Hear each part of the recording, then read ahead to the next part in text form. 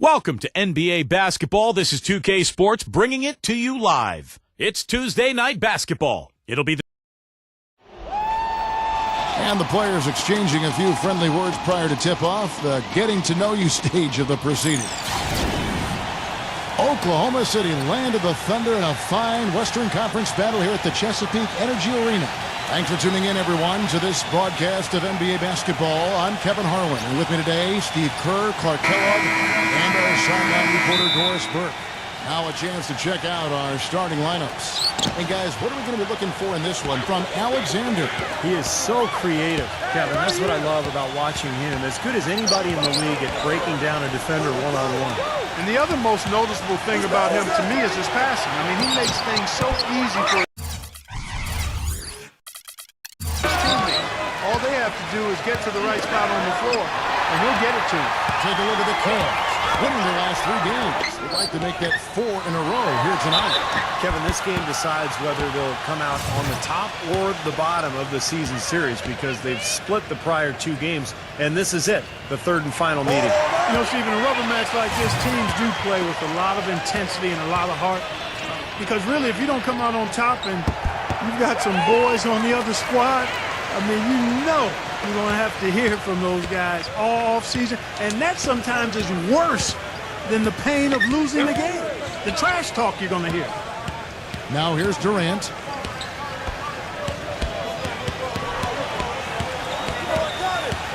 Six on the shot clock. Good. And a pleasure to watch him work at that end of the floor. First quarter of play, 1 minute played. And I think Doris Burke has something for us right now. Doris? Hey, Kevin, I briefly spoke with Oklahoma City's head coach. Defending Kevin Durant is one of their focal points in this matchup. He told me that Durant gives defenders problems because he can pull up and shoot at any time from any distance.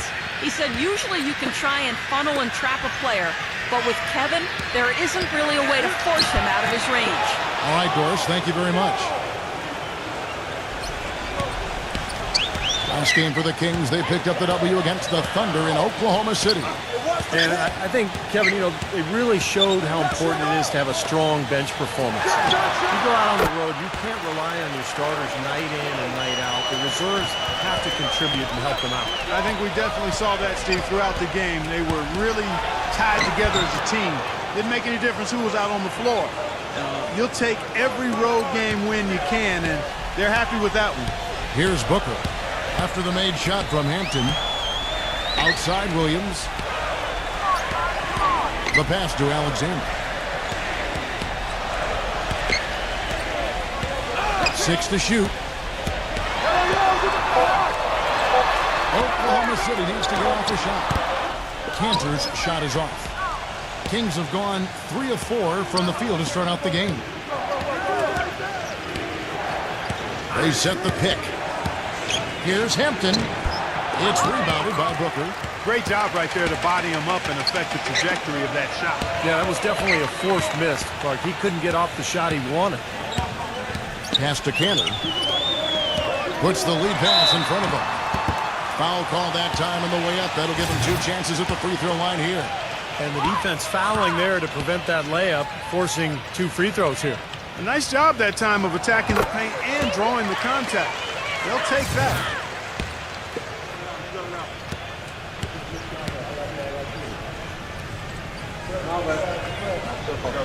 All free throws good from Wood. Looking at Oklahoma City, they want to turn it around after the loss to the Kings. Yeah, and given how they performed offensively that day, guys, they really had no chance. Yeah, and the frustration just mounted. You could see it as they continued to come up empty. And by the end, they were really just happy to get out of there and have the game be over. His touch has disappeared on him this quarter. He just hasn't been able to get it going. Booker the pass to Alexander. Kicks it to Cantor. Defended by Durant.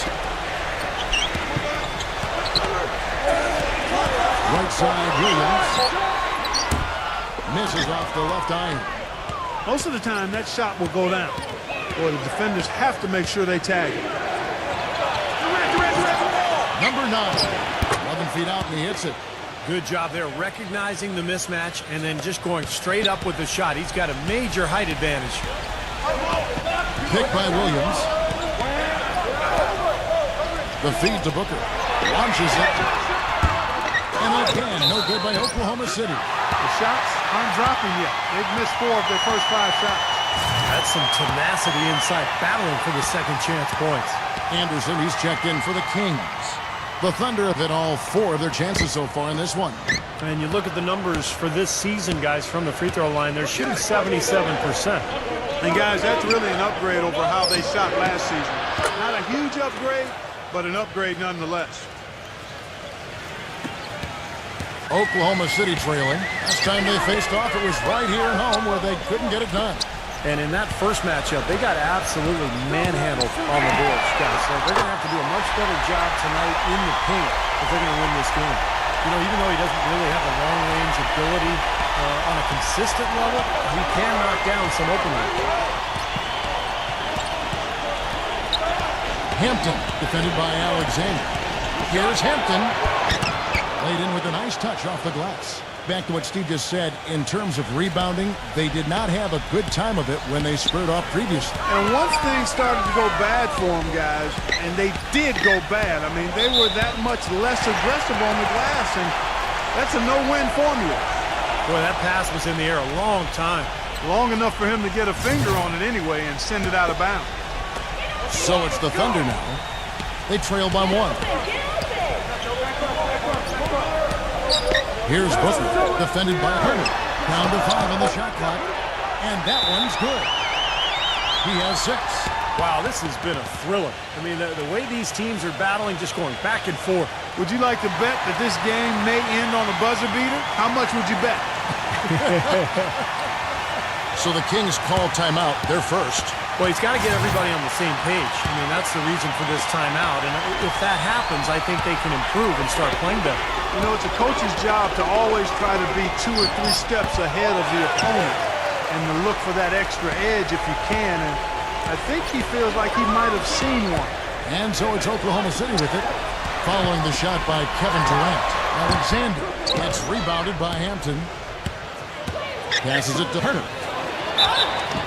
And a foul called on the shot. Got him on the way up that time, so he'll shoot 2 right here. This is his first chance at the line tonight. And his free throws are only going in at about a 72% rate this season. Not a terrible number, but something that could definitely improve.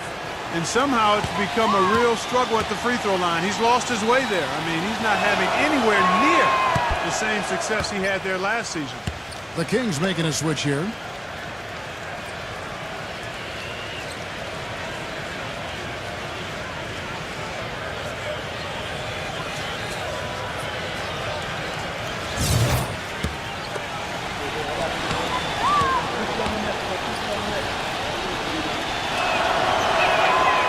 Sinks the second. Oklahoma City's gone 1 of 2 from long range in the first quarter. Williams a screen. Doubled by Hampton. Williams passes to Wood. Back to Williams. Some nice passing by Oklahoma City here. No good from Wood. You just assume he's going to knock those down when he's as open as he was there. Got a piece of it. Out of bounds, Sacramento takes possession. The three-point game, such a big part of the NBA. Let's see the best teams at it. 5th best, the Kings. This team takes smart three-point shots. That's one of the reasons, Kevin, they're amongst the league leaders in three-point percentage. They don't just hoist up crazy threes. They get quality looks from behind that arc. Anderson outside. Right side Landry. And he had space. It's rebounded by Oklahoma City. Couldn't convert, but nice little 2-man game there. And it wouldn't surprise me to see them go back to that the next trip. He kicks to Whiteside. Broken inside. Hits the jump hook. Whiteside's got his first points in this one. The Kings have gotten 6 of 11 shots to go down so far. Pretty nice shooting. Anderson outside. Pulls it up. And off there. He misses his first shot of the night. The Thunder have gone just a shade under 50% from the field. 5 of 11. Here's Booker. Again, Oklahoma City. Perfect screen there. Set him up with a nice look. Poor job by the defender to not fight over or around that screen.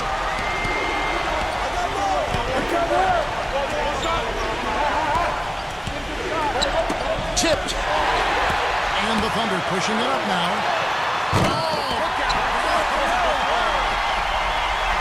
And this sort of awesome dunk is one of the reasons this team is in charge of this game right now. Clark, there is a swagger out here on the court that they possess and are not afraid to show it either. That's right. Those are phenomenal dunks to watch. So much fun.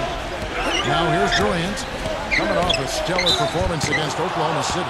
He used that pick to get in close. The shooting percentage is really solid so far, fellas. Good start to this game for him. All right, well, a look at how the points have been generated so far. A scoring breakdown for the Thunder. They've been making some really nice passes out there. Excellent passing. That could set the tone for the rest of the game. Yeah, and I've noticed also that their quick hands have led to a lot of forced turnovers. They're getting some points in transition as a result. And so it's Oklahoma City with it. 3-point lead. Three-pointer. Can't get it to go. And it's the Kings taking it the other way.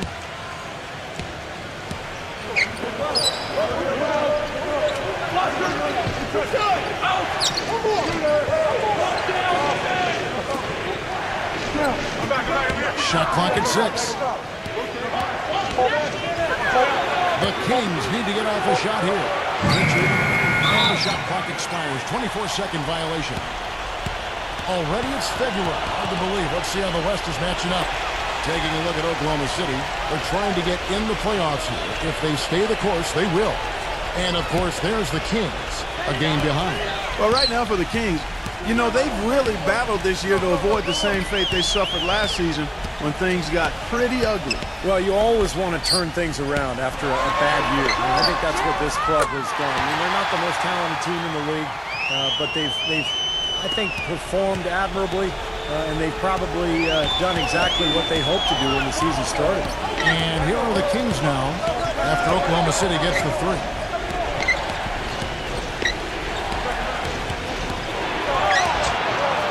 Number 51. Here's Zeller. Nails the baby hook. It's a great play under the boards for him, and you know, that's the standard that he sets. It seems like all those second chance points, I mean, they're there for him game in, game out. There's the pass to Kelly. Feeds it to Cunningham. Pass to Kelly. From past the arc.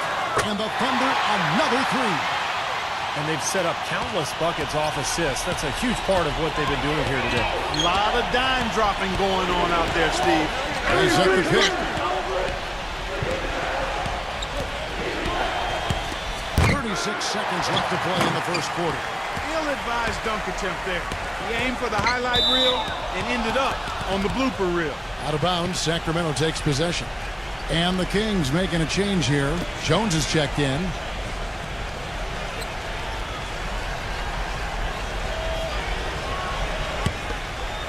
The Kings trail by 7.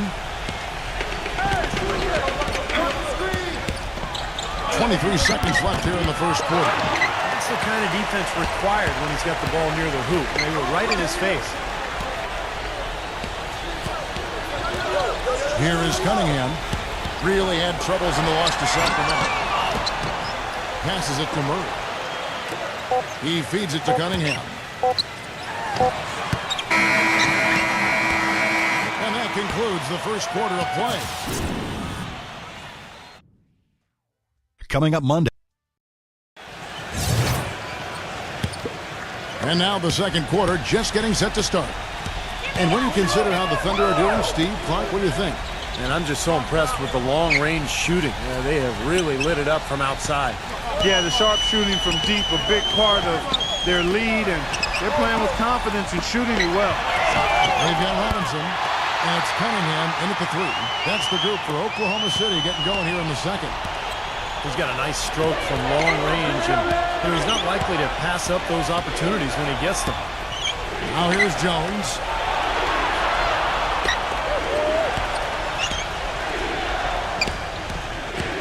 Five on the clock. Gets it to go. The Thunder leading by 8.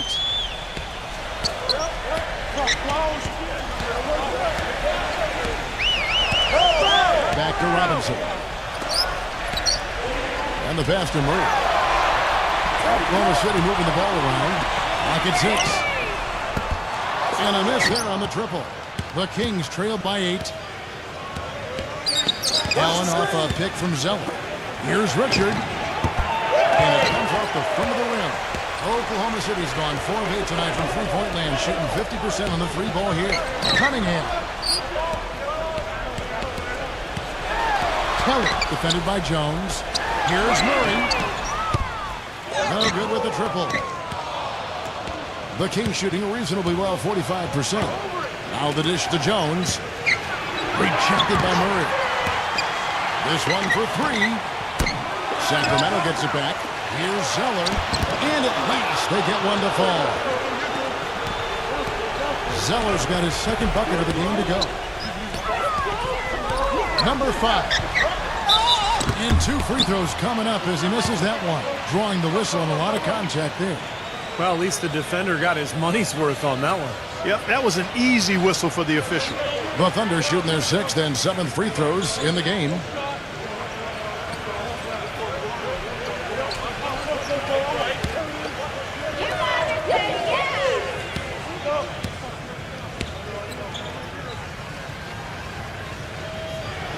The first free throw is good. And the Kings will go for a different look here.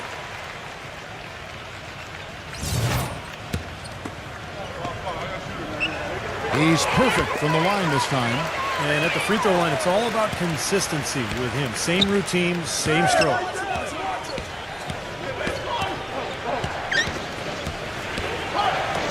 Number 9. Gets it to go from beyond the arc. He's got 7. Wow, he's got such a sweet three-point stroke. The way he can shoot it, forcing opposing bigs out on the perimeter, can really open up the lane. And here now the Thunder. They've led by as much as 10. He's tried to get it going, but the shots just have not dropped for him today. They'll face the Lakers after this one. That'll be at home. I'm really looking forward to see how the Lakers fare in that one. You know, even though he missed that one, great shooters have a way of feeling when they've got enough room to pull the trigger. Yeah, not enough defensive coverage there to prevent him from firing that time, but yeah, I think if he's open, he's got to let that thing fly. The Thunder leading by 5. Out to Payton. About 3 minutes played so far in the second quarter.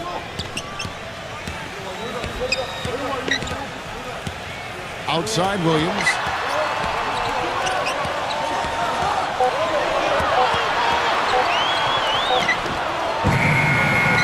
That one a little long. The Kings trailed by 5. There's a good screen. Williams with the steal. He dishes it to Payton.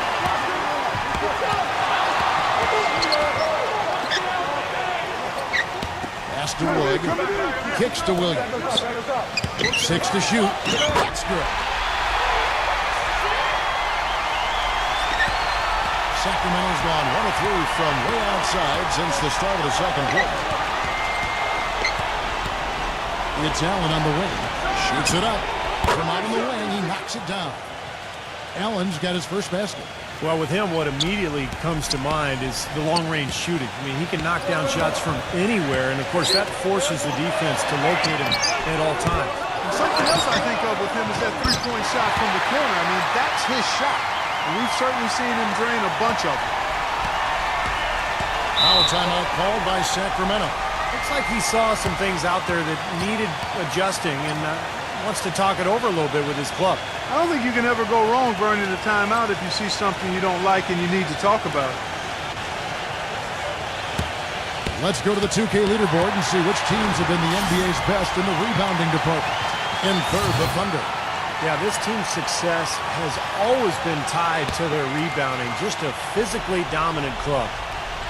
And the Kings making a change here. Durant's checked in. Here's Hampton. And the powerful one-handed slam. That could give him a huge injection of energy, Clark. And Kevin, that's exactly what they need right now. They've got to close the gap. Forget about that for a second. How about the burst to the bucket for a point guard? Boy, he can power those down. And his mechanics are just all out of whack now. And he just has no feel for his shot. Well, his numbers certainly back that fact up. I mean, he is going ice cold here. Yeah, the referee's all over that one. No doubt about it. Clearly a foul. Nothing to argue about there. The Kings have gone 2 for 3 at the foul line in this game.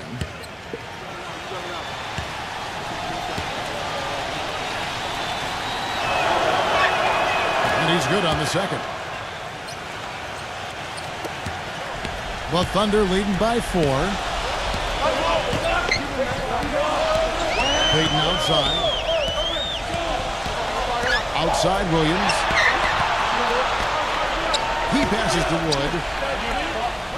Shot clock at 6. And he takes it down. Maybe could have tried for a more memorable dunk than that. And we know he's capable of those memorable dunks. But, you know, they've got a nice lead. Don't take any chances. The simple one-hander is just fine.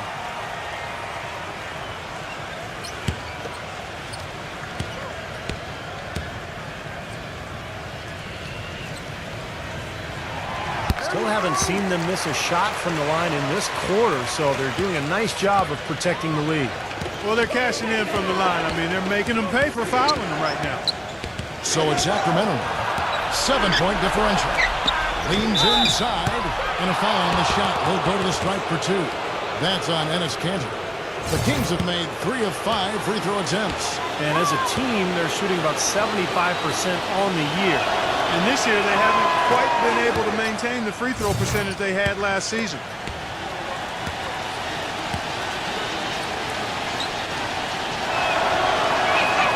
That one falls, so he hits both of them. The Thunder leading by 5. Number 5, defended by Hampton. No good there off the double clutch. He's going to play his way right onto the bench and out of the game if he continues to shoot it like he has so far in this quarter. You know, even though he missed that three-point shot, I think the defense has to do a better job of challenging the shot. Yeah, because you know if you continue to give up open looks like that, you're in big trouble. Payton gets the bucket. Boy, he made a nice little bounce pass there. We call that the pocket pass, and he did it well. Durant against Williams. Shoots from the right block, and Durant puts it in. Durant's got 7 points. Boy, he doesn't waste too many of those chances close to the basket.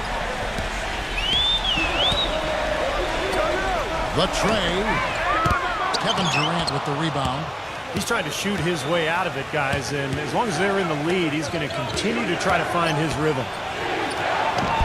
Makes it off the glass. Now it's just a 3-point Thunder lead. The Thunder shooting at 44%, pretty reasonable. There's the pick. Back to Payton. Oklahoma City moving the ball around. Williams attacking. Shakes off the strong D and gets to the bucket for 2. He has 6. The Kings trail by 5. Here's Durant. And he's knocked off course by the knee. The foul call. He'll shoot free throws. He's gone 1 of 1 in the game so far from the line.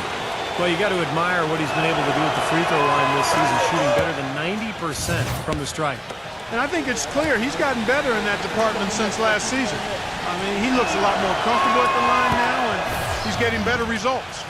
Boy, I tell you what, he does not look like your typical big man up there at the line. He has an excellent stroke and a percentage to match. And so here is Oklahoma City. They've led by as much as 10.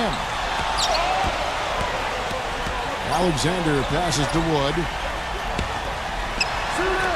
There's the triple.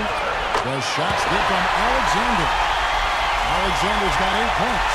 Looked like there was a little confusion there as to who was supposed to be guarding him. Anderson passes to Hampton. Dishes it to Carter. And there's the whistle. Fouled hard on the shot. He'll go to the line. Here's where Oklahoma City sits in the NBA statistical standings right now. 3rd in rebounding, 11th in scoring, and then the top half of the league in getting high percentage shots as well. Not too shabby. And the rebounds really jump out at me, Clark, when you talk about all those numbers. I mean, this is a ferocious rebounding team. They're very physical, and they always take the fight to their opponent. They seem to own the paint, and when they do that well, they're awfully tough to beat. Here's Booker. 14 points from him the last game against Sacramento. No good from Wood. Pretty good defense there. I mean, that's a shot that he can make, but they really challenged him. It's Durant on the wing. That one off the back iron and out. The Thunder leading by 6. Alexander defended by Durant. Those shots good from Alexander. Alexander's got 10 points in the game. Hampton defended by Alexander. Passes it to Hurd for the 3. That is good. 8 points for him. That's like a layup for him. He's just wide open out there. And there's the pass to Wood. Alexander defended by Hampton. The shot by Williams. They get it again. Here's Wood. Here's Whiteside. Persistence pays off as they finally hit a shot.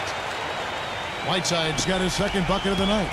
The Kings trail by 7.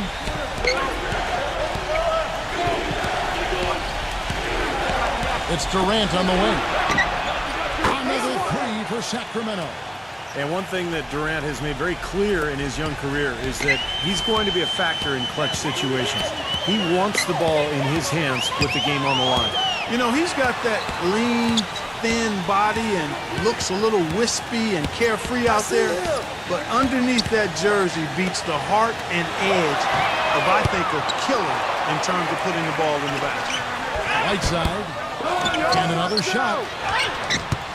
Tough possession there. They stayed with it, but they just couldn't make it.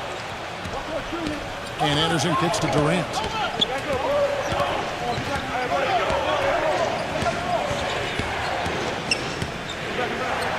"15 seconds left here in the second. And he uses the glass on the layup. Now just a 2-point Thunder lead. Outside Williams.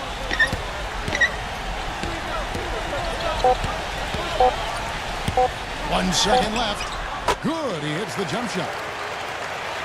Williams has got 8 points. And a tight game here as we end the first half. Thunder lead by 4. And coming up after the break, it'll be Damon Bruce breaking down all the highlights from the first half of play.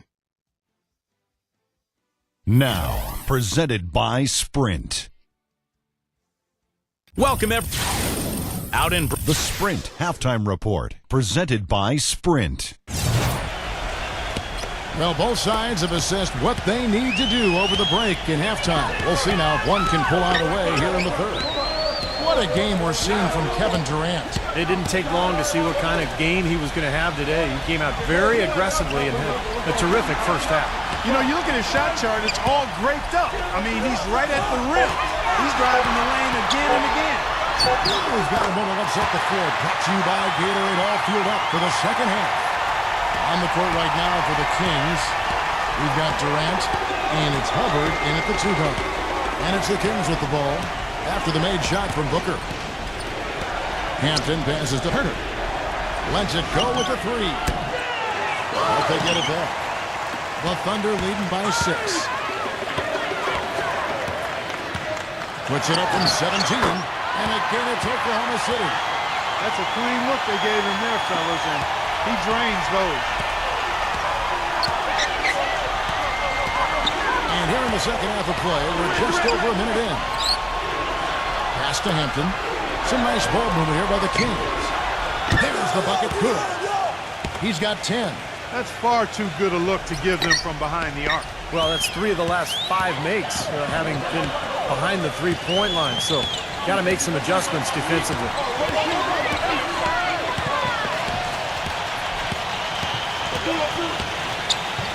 Wood passes to Cannon. And so he earns a trip to the line. Official saw the contact, and he'll shoot 2. It's his first trip to the line.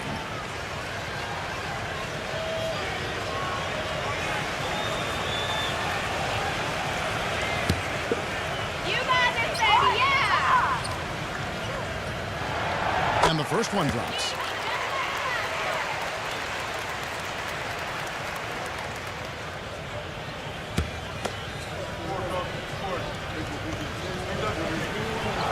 And Cantor drops them both.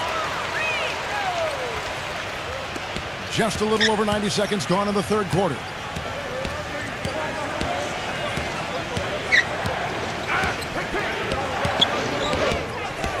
Here's Hampton. Kept alive by Sacramento. And it's Carter missing. Well, they need a shot or two to fall here soon. They're only 1 of 4 since the break. The feed to Booker. Tries it from 19. And off the left side of the rim. And it swirls in for him. They've been good on all 3 of their shots since coming out of the locker room at the break. Now a timeout called by Sacramento.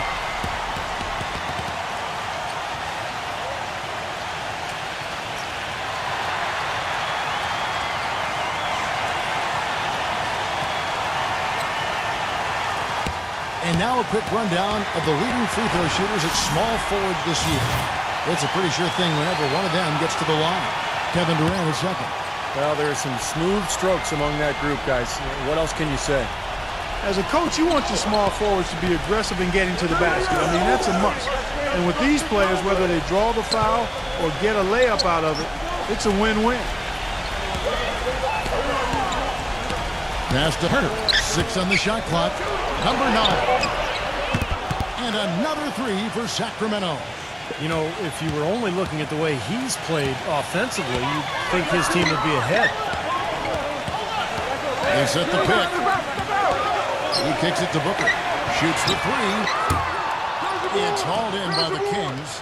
I like the defense, guys, really getting a hand up and challenging shots. Yeah, Steve, lurking on that shot, and that was a tough one. Takes a 3. And Cantor pulls it down. Cantor's got 5 rebounds tonight. Feeds to Booker. Williams, a screen on Durant. The jump hook off the left rim and out. The Kings trail by 6. Now the pass to Hampton. Third quarter of basketball here, and just a little under 3.5 minutes gone by. For 3, Durant gets it to go. Durant's got 17 now. They're going back to the three-point shot over and over and over. That was the 9th straight point from behind the arc, Clark. It feels like they're finding the holes in this defense.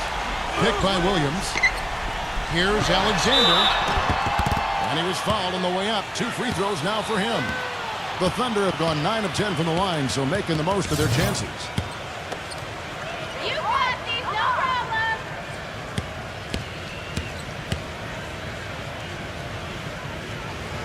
And the first one at the line is good. And the Kings making a change here.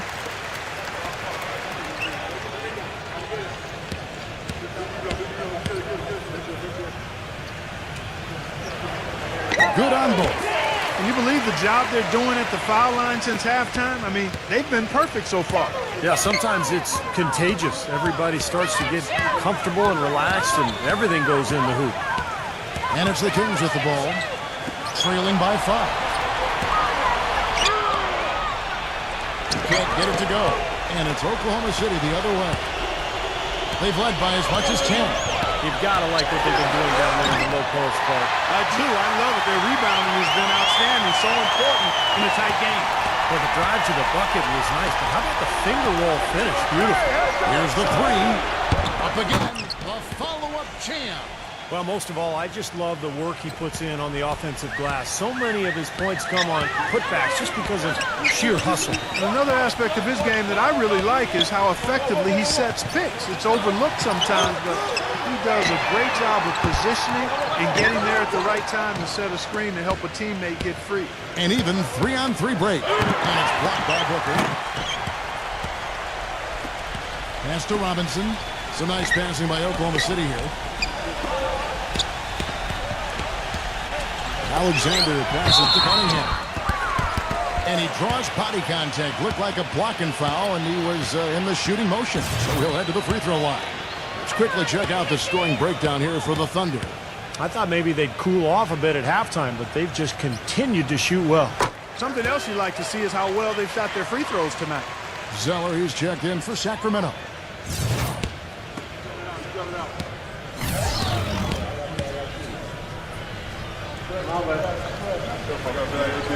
And he makes both free throws. The Kings trail by 7. He feeds it to Landry. Fires the 3. Robinson pulls it in. Thunder have gone 4 of 7 to get things started here in the second half.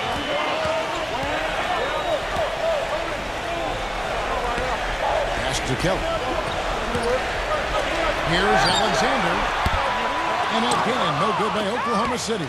Well, it happens. He's wide open, but just couldn't get it to go. Kicks it out to Jones. Back to Landry. Richard, defended by Alexander. Shot clock at 5. Elbow shot. That's good. The Thunder leading by 5. There's a screen. Out of bounds, Sacramento will take possession. A chance here to see how the Kings rank in the NBA right now. 5th in three-point field goal percentage. 7th in field goal percentage. And they're in the top half of the league in scoring as well. Not too shabby. And what jumps out at me, Clark, is the three-point percentage that you talked about. This is a team that you have to defend all over the floor. And it becomes such a task defensively when you have to cover out to the three-point line, because now it opens up passing and driving lanes inside. And the Thunder making a switch here. Booker's checked in. Give an assist there, not for the pass, but for the solid screen set on the inside that freed him up and made the layup possible. They swipe it. Richard, guarded by Robinson. To tie. It's rebounded by Murray. Well, he just hasn't looked right to me. A bit out of sorts, if you will. Something's off with his mechanics, at least as I look at it. And so it's Oklahoma City with it. 3-point lead. And that one's good. 5 points in the game. The Kings shooting down near the 40% mark since after. They've been slow getting going. Richard, defended by Booker. Here's Richard. And there are the Kings with another bucket. And the Thunder with the possession here. Cunningham off the pick from Robinson. Fires from deep. No good from Kelly. The Kings trail by 3.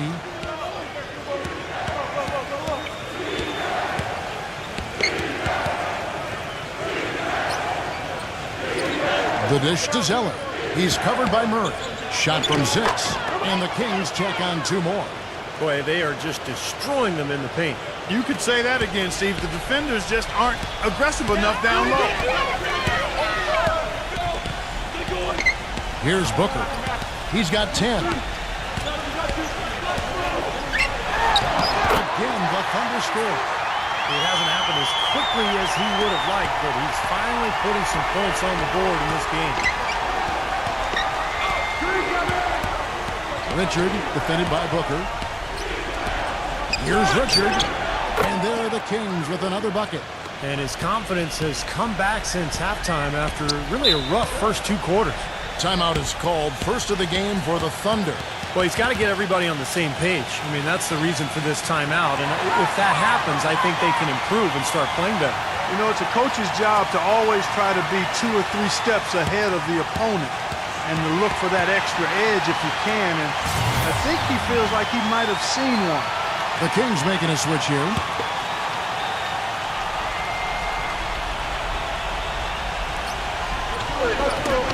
Knocks it loose.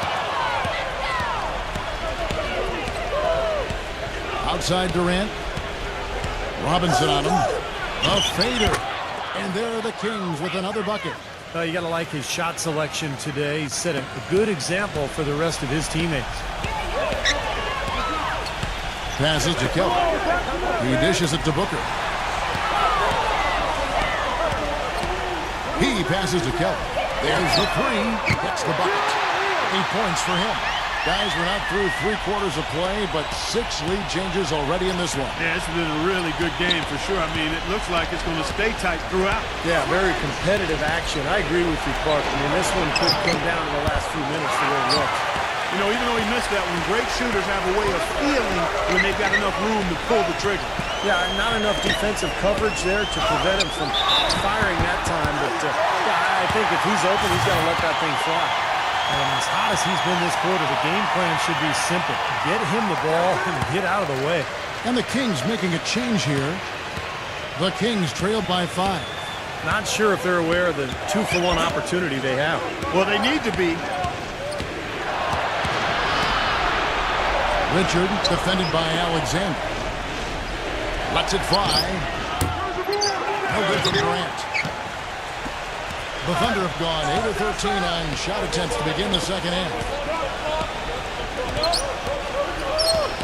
Alexander, defended by Durant, kicks to Booker. Takes the three. Gets it to go. Booker's got 14 points now in the second half. From half court, no one. And that's going to do it for the third quarter. Thunder out in front, leading by 8. Don't go anywhere. The final quarter is coming up next on 2K Sports. This Friday. The fourth quarter just moments away now as we welcome you back. They've got Whiteside, and it's Cunningham in at the 3 spot. That's the lineup out there for the Thunder. Tries to save it. Chance to check out the Sacramento Kings' upcoming schedule. They host the Clippers after this game, and that game will kick off a 4-game homestand. Yeah, some good matchups all over the league today, but the one I have my eye on is that L.A. Clippers game. Richard, nice touch on the bank shot. Perfect inbounds pass and an easy 2 points. The Thunder leading by 6. The pass to Alexander. Number 5. And the Thunder another 3. And that's why teams emphasize the use of screens and picks just to get you some open looks like that one. Richard, defended by Alexander.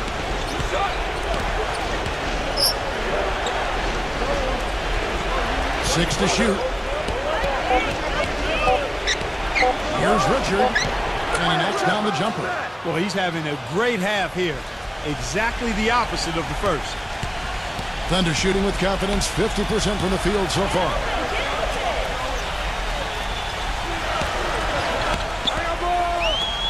The 3, and that one's good. And the Thunder lead by 10. Absolutely on fire from behind the arc. Yeah, that's where he's getting his points. It's Cunningham with the rebound. Such a solid performance for them inside. Their rebounding has been terrific. Yeah, that's just one of the few things that have gone their way today. And here's the upcoming schedule for the Thunder. They'll face the Lakers after this one. That'll be at home.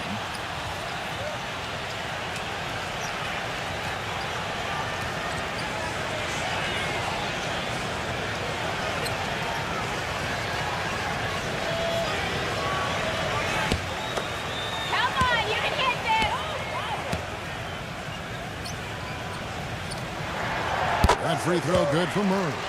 The Kings making a switch here.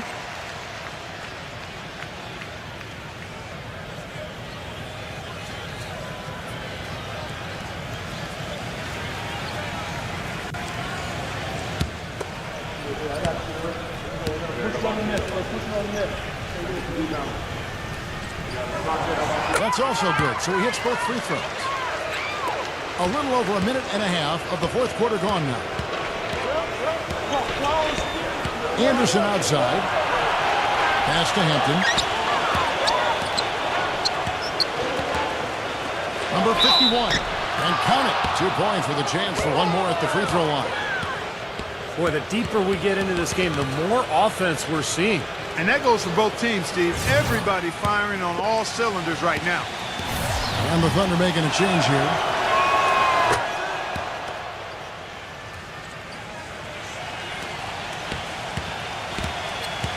The Thunder leading by 9. And we're about 2 minutes into the fourth quarter now. And Booker kicks to Alexander. Puts it up from 7. And that one's good. And the Thunder lead by 11. And his stroke has been dead on. Inside, outside, wherever. The shot's just falling for him. Timeout called by the Kings.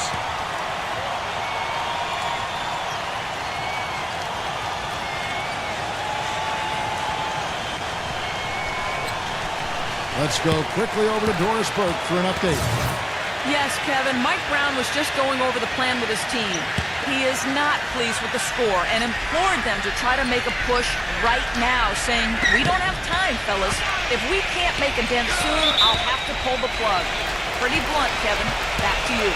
Zeller, who's checked in for Sacramento. Well, if you're going to set a screen like that, you've got to make sure your feet are set. I agree with you, and I thought maybe he was set that time, Steve. I thought it was a good screen on his part. Here's Booker. Passes it to Alexander. This is to Whiteside. He's against Zeller. Just 5 to shoot. And boy, that looked like goaltending. Yes, it is, and so they will award the basket there. Well, I tell you what, it's easy to get spoiled watching this fella. I mean, he just makes it look so simple. And the Kings making a change here. Just over 2.5 minutes played now here in the final quarter of regulation. Double by Cunningham. Outside Durant. Puts it up. Anderson. The pass to Hampton. Back to Anderson. From outside the arc. It's rebounded by Booker. Booker's got his 3rd rebound on the night. Wood passes to Alexander. The feed to Cunningham. And again, Oklahoma City with the triple. I love the flow that they've been playing with offensively tonight. This is an impressive performance. Well, and that lead they have just continues to grow and grow. And he gets it to go as they call the foul. He's on his way to the line for one more. How about that play?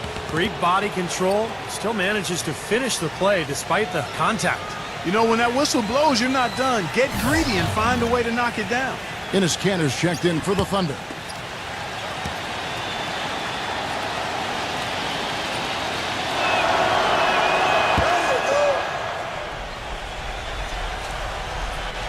A bit under 3.5 minutes have passed here in the fourth. Here is Cunningham. Pass to Alexander. He kicks it to Kanter. Oklahoma City moving the ball around. No good from Alexander. Well, eventually he'll start knocking those down. Again, he did make 2 in the first half. Here's Durant. Rejected by Wood. Alexander defended by Hampton.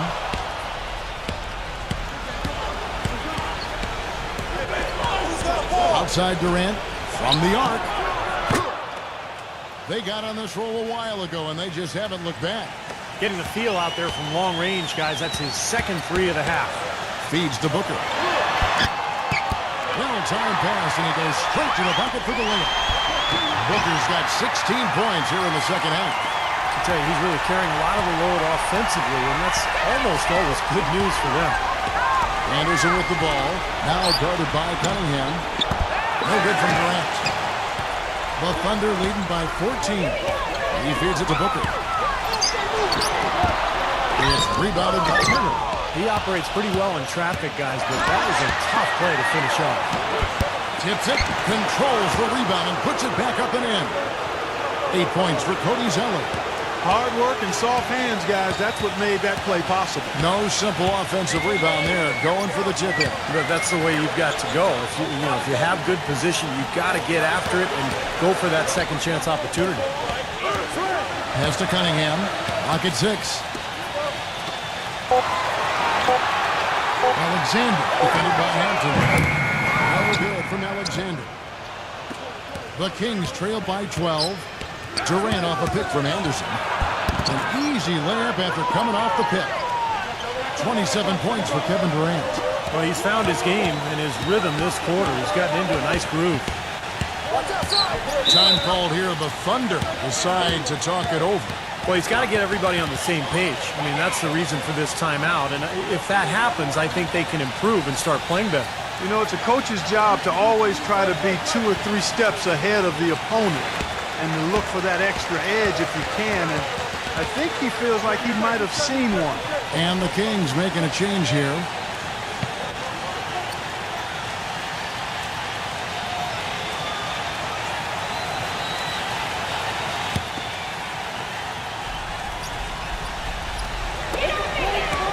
There's the dish to Cunningham. He passes it to Alexander. Kicks it to Cantor. The feed now to Cunningham. Wood passes to Cunningham. Tried to shoot. And Ennis Cantor picks up the foul. That'll be his second foul of the game.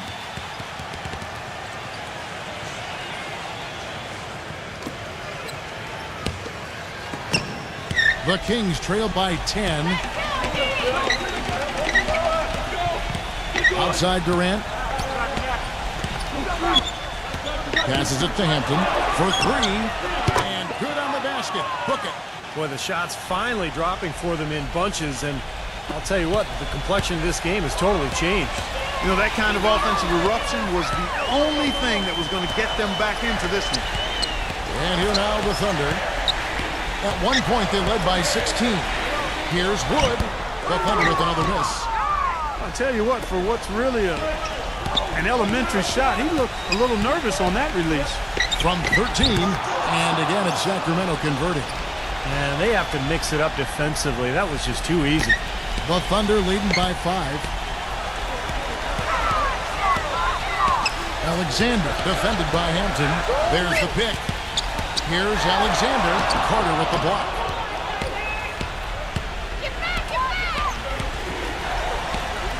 Hampton passes to Hurd. That drops. They've now scored 6 unanswered.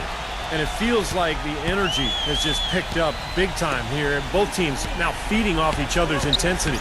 I don't know what was said in the locker rooms at halftime, Steve, but it's obvious both sides have responded well. Alexander sinks the three-pointer. Alexander's got 7 points here in this quarter. He dishes it to Durant. Sinks that one from the post. They've had assists now on their last 3 baskets. And it's not just their passing, but their cutting, their movement together as a unit that's led to that. And here now the Thunder. 4-point game. Alexander passes to Booker. Lets it go from 14. Nothing fancy about that play. Just good, hard-nosed basketball to haul in the board. Hampton defended by Alexander. Dishes it to Durant. Hit his foot. And the refs whistling a kickball. Now a timeout called by Sacramento. They're losing by 4. 1:43 left in the game.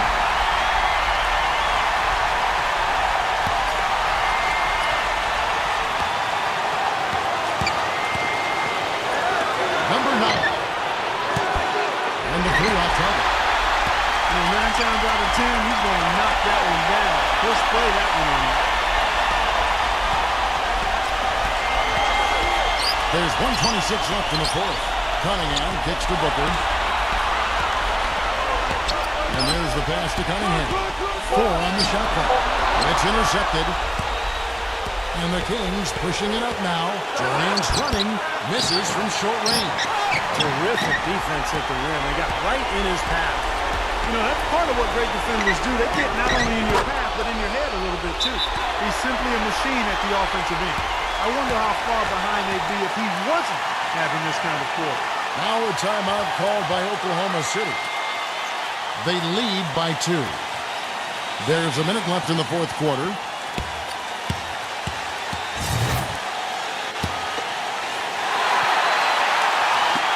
There's a minute left here in the 4th quarter. Pass to Booker. Uncovered. Count it! The defense got butterflies the second that shot went up because they know he typically delivers in the clutch.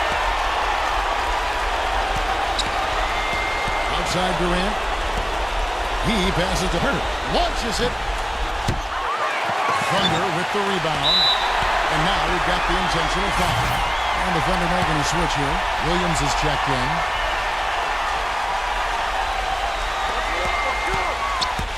Durant with the steal. Good! And he has brought them to within 2 points. Oh, what a basket, and at the perfect time. How about the courage and backbone of this guy? Wow. Guys are not going to be in any rush on this possession. Not with the lead. I mean, now's the time to use the clock to your advantage. Take your time. Milk the clock a little bit. Well, they did have a foul to give, but they couldn't get it done before the shot attempt. Yeah, you really want to try to foul in that situation before he gets into the shooting motion, and it just didn't work out that time. So he gets them both, and it's a 4-point ballgame. And I'll tell you what, those 2 free throws give them some much-needed breathing room, guys. It's now a 2-possession game. Timeout called by the Kings. They're down by 4. There's 25 seconds left to play in the final quarter.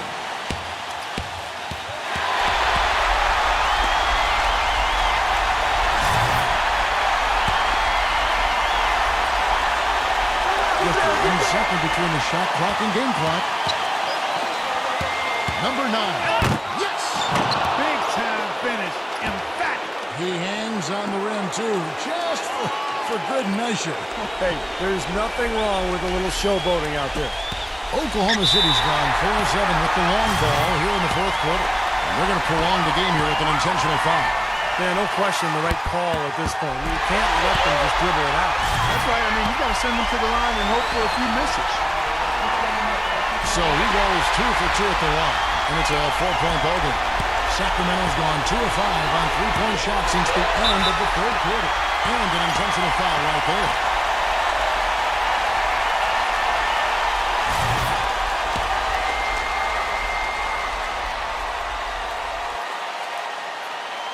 First free throw is good, and that puts them up by 5.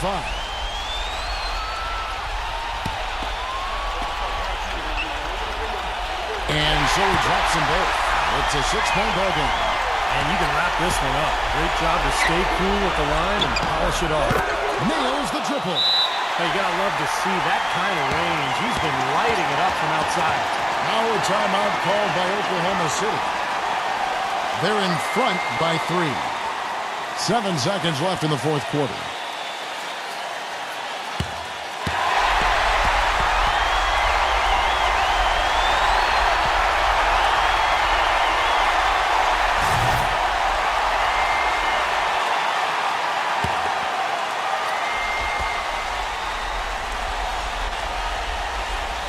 Here's Booker.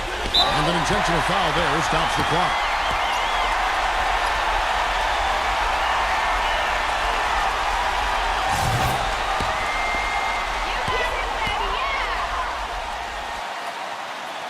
Gets the first, and that gives them a 4-point cushion.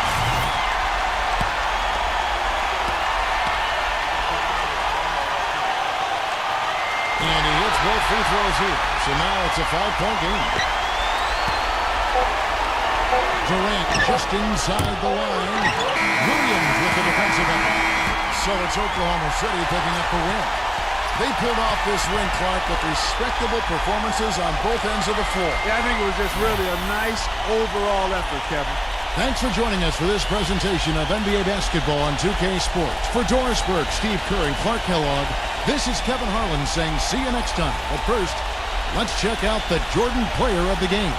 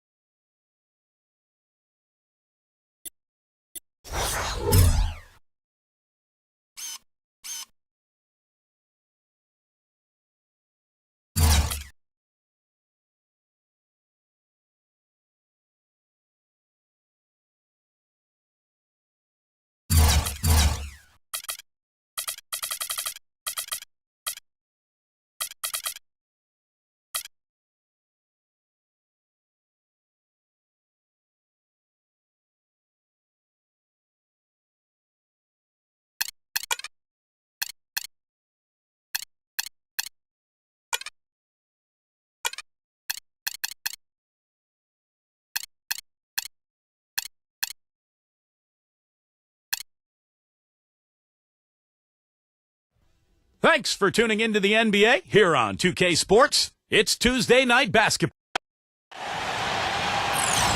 What a beautiful view of the Central Business District, lining up the night here in Dallas, Texas. Hello, basketball fans. You've got it on 2K Sports as we get set to bring you an exciting NBA basketball game. This is Kevin Harlan with Steve Curry, Clark Kellogg, and our sideline reporter, Doris Burke. A quick check now at the starting lineups for both teams.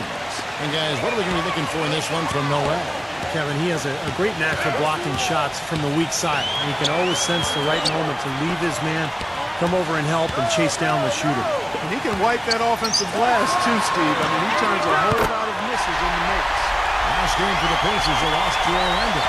Tough game to lose, really. They actually put up a great fight, I thought. But when you're battling for a road win, even when you play hard, nothing's guaranteed. Yeah, I think it's something they learn from, though. I mean,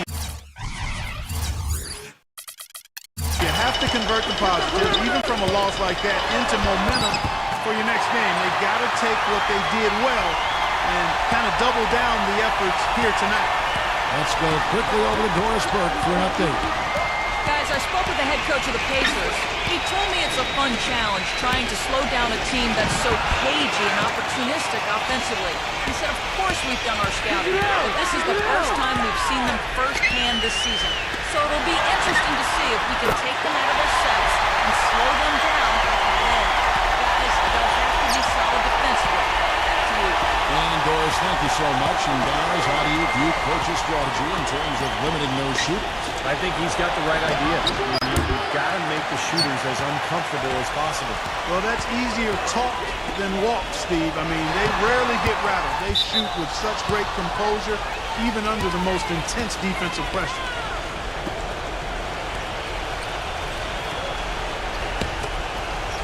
First 1:30 gone here in the first quarter. They really want to find that igniter here. Yeah, that's right.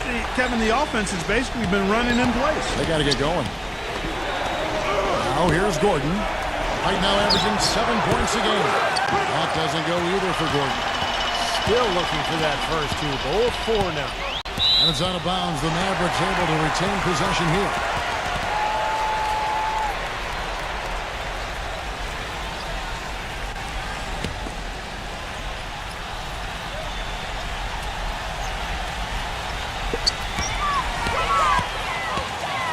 Poole, defended by Gordon. No good from Poole. Well, that was not a smart play there. That's a wild shot. They can get something better. No, that's not smart basketball. He should have passed that shot up. And yes, sir, that one drops. Well, we'll see if that shot breaks things open a little bit. It's been a slow start. Hopefully that gets them on the right track here, Steve. Pass the ball. Ring shot on the way. A putback, and it's Drummond with the jam. This is just great anticipation. The putback jam. Oh, and some big-time intentions right there. And those plays will give your team a huge boost. The shot's good from Schroeder. And here in the first, approaching 3 minutes played. Tatum guarded by McGee. The pass the ball. Here's Poole. Misses the 3. His touch has disappeared on him this quarter. He just hasn't been able to get it going. Pass to Gordon. There's the triple.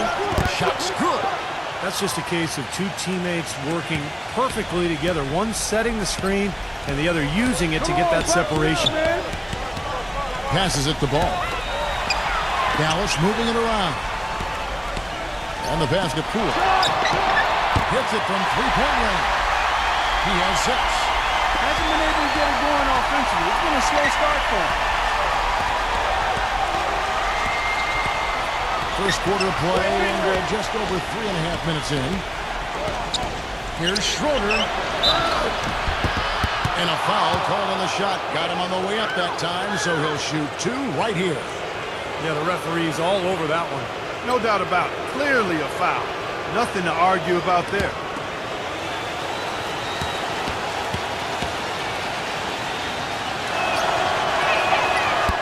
That free throw missing.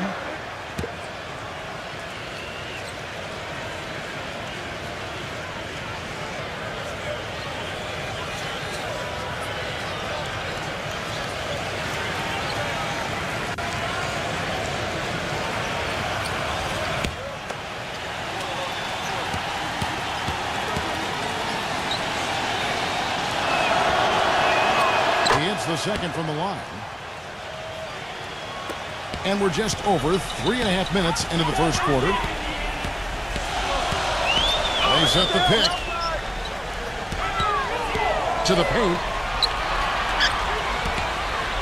Basket Poole. 6 on the shot clock. Fires the three. Another three for Dallas. And they're getting their points now almost exclusively from the three-point line. That's 4 of the last 5. We've got to run those guys off the line. I agree, and the defense is practically giving them those shots, though.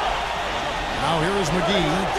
Quiet so far offensively, searching for his first points of the game. Noel passes to Schroeder. Out of bounds, Dallas will take possession. With a break in the action, let's see which teams have come away with the most steals in the NBA this season. The Mavericks 4th. Yeah, you can't make a lazy pass against this club. I mean, they'll turn it into a steal nearly every single time. Mavericks leading by 8. Poole defended by Gordon. Here's Ball. They get it again. Drummond. Here's Feet. And finally they hit one. They built a big lead here early. Both defensively and offensively. They've been terrific right from the tip. Let's quickly take a look at the standings out east. The season nearly complete. A look at Chicago. Very strong season they've had, always at or near the top of the conference, and right now they're in first place in contention for that, exactly where they want to be as they close in on the postseason. And, of course, the Pacers. They're much further down in the standings right now. Well, for Indiana, they've not achieved any of even the most modest goals they've set for themselves so far. Well, it's been a tough year, Clark, no question. There was a lot of talk from them before the season about proving the doubters wrong. But at this point, the doubters look right. The Mavericks have gone 7 of 13, just over 50% from the floor. Some good looks. Here's Poole. And a foul on the shot. He'll go to the strike for 2. And what do you guys think so far about the offensive approach for the Mavericks? Well, I'll tell you what, they must have had a good shoot-around because they've been fantastic from long range so far, fellas. Yeah, their passing has been terrific, too, Clark. We're seeing a lot of assists, really moving, a lot of flow offensively. I like what I see. That's good from Poole.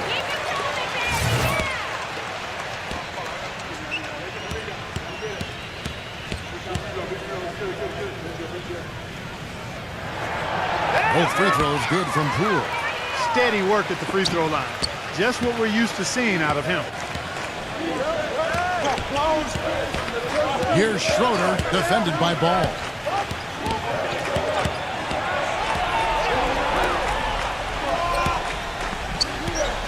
He dishes it to McGee.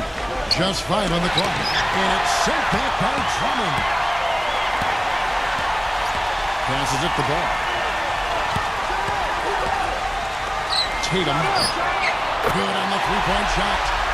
He has 5. They haven't been able to start for them defensively here. No, their offense continues to click. Outside Gordon. To stop the run. Can't get it to go. Now the Mavericks take it the other way. Their last game a win against the Lakers, looking to carry it into this one. They ran away with that game, Kevin, mostly thanks to their play at the offensive end. That's exactly right, guys. There was crisp movement by the players and the ball throughout that game, and they got a lot of high-quality shots as a result. They're setting the tone early here, Kevin. And the Pacers call time here. You mentioned, Clark, the tone earlier. They've really set the pace here from the outside, nailing 5 3-point shots in the first. And that's just the kind of start they wanted. They're an excellent outside shooting team, and they've been able to get good looks and knock them down, and that bodes well for them being able to throw the ball inside now because you have to honor and respect their three-point shooting. So Indiana ends up with a new group on the floor. Pacers trail by 17. Schroeder kicks to Collins.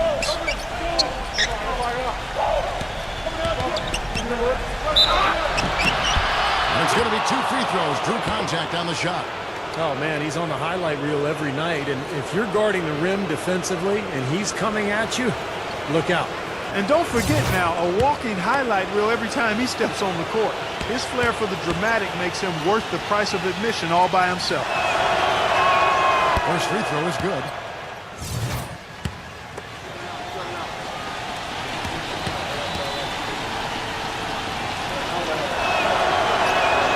Both shots good from the stripe. Mavericks leading by 15. And Walker kicks to Olenek. He passes to Dinwiddie.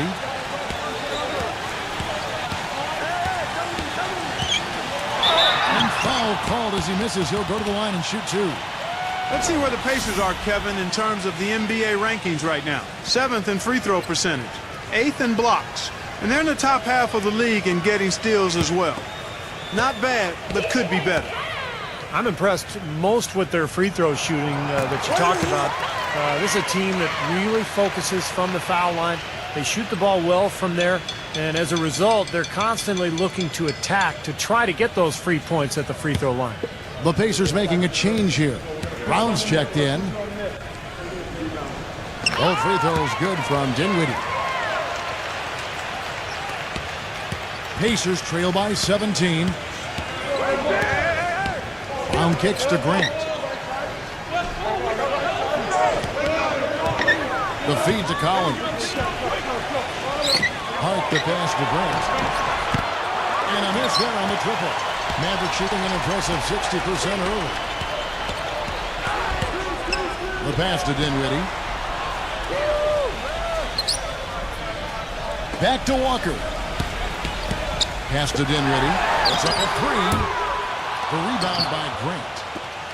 Indiana's gone 1 of 5 from downtown in the first quarter. Points out there have been hard to come by. It's Brown with the drive. Powell the pass to Hart. Grant outside. Rocket 6. Brown. It's good from long range. Brown's got his first 3 points of the game. Now the Mavericks with it. They're on a 17-6 run. Passes it to Knox. Dishes it to Walker. From the arc. It's rebounded by Indiana. And this is the first time they've matched up with the Mavericks this year. They picked this team apart a couple of times. They squared off with them last year. On paper, they weren't evenly matched, and on the court, they weren't either. Shoots from the line. Misses off the right eye. Major defensive lapse right there. I mean, he's not a player you can leave open for a jump shot. You got to stay attached to him. They're lucky he couldn't punish them for it. It has taken them no time to build this lead up on the strength of a great first quarter offensively.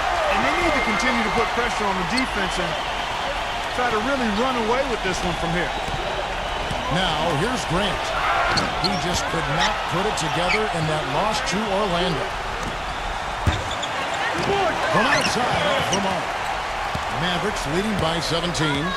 Steve talked about last year when they met and how the differences existed between the two, and maybe the same this year too, Clark.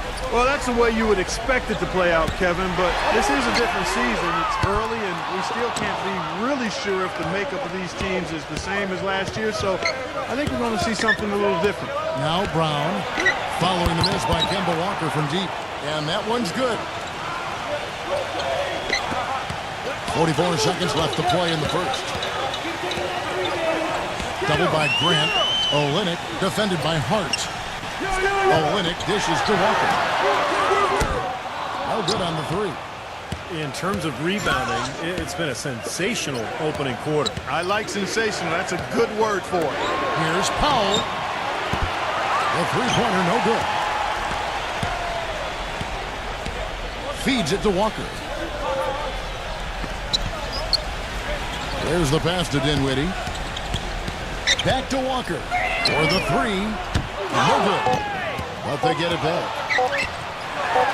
Here, and it is good at the buzzer. Wow!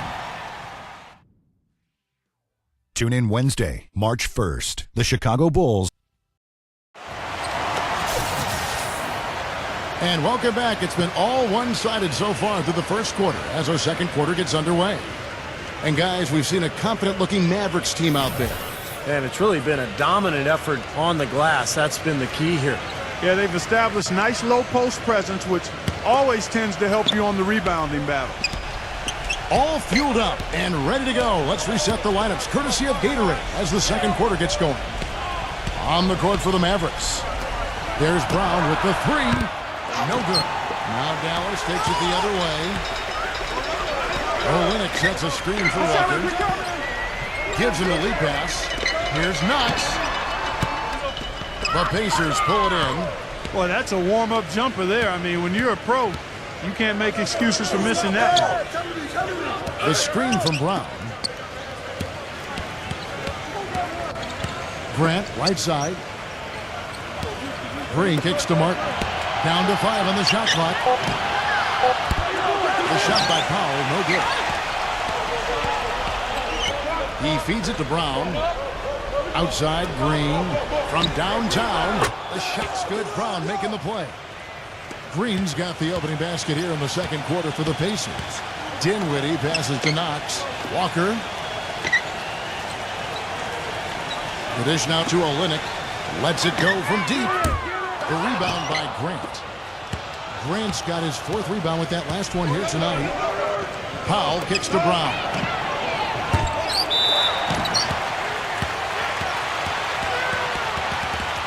And the Mavericks making a change here.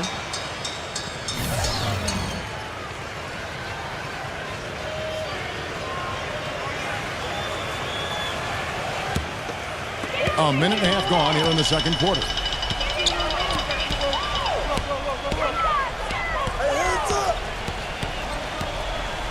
Dinwiddie, he's covered by Brown.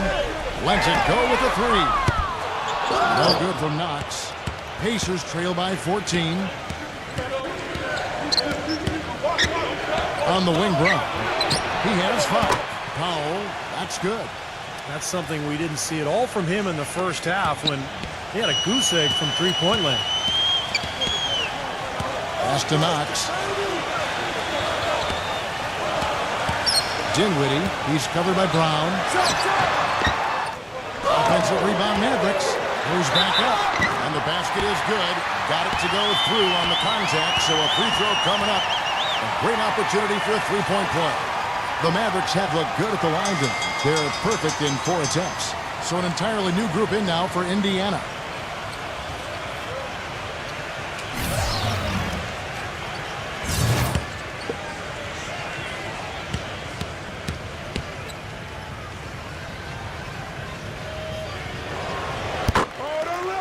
And the Pacers call time here.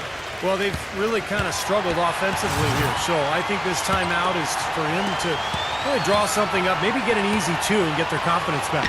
You know, sometimes an easy basket out of a break is just what you need to get things back on track. And coaches always have plays specifically for that situation, coming out of timeouts for an opportunity to get a bucket. Green. And it's good. Fought through contact, hits the shot. He'll go to the free throw line. Looks like he may have been showboating a little bit at the end of that one. Noel's checked in for Martin. Free throw good, Green. So it's the Mavericks now. 17 points was their biggest margin. To the inside. And the foul called on Nerlens Noel. That is his first foul of the game. The Pacers making a switch here. McGee's checked in. We're just over 2.5 minutes into the second quarter. Kicks to Drummond.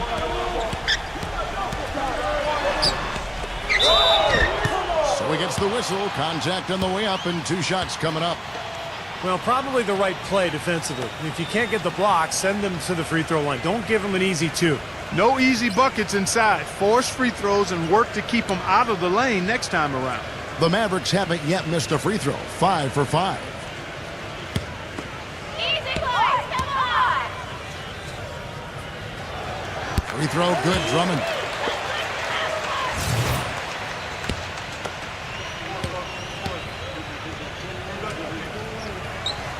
So he picks up just 1 from the line that time. Pacers trail by 12. Gordon off a pick from McGee. Gordon kicks to Schroeder. With the floater. Passes to Poole. Soft touch off the glass. 13 points in the game. They've done well at taking advantage of some late defensive rotations and getting the ball into the paint. Yeah, they've been the aggressors, Clark, and getting the ball inside into that lane area has been huge for them. Now here is McGee. Still getting warmed up offensively. No buckets yet in the game for him. Shot clock at 6. He tried to step in and cut him off, but just not quick enough. And we have the benefit of replay, but I think they got that one right, which is the case most times, even though fans don't think so.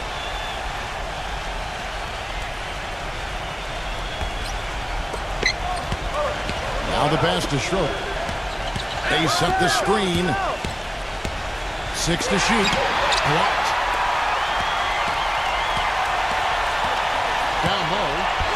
Beautiful dish, and the layup goes down. And the Mavericks lead by 16. I'll tell you what, the defenders didn't even get a sniff of him on that move to the hoop.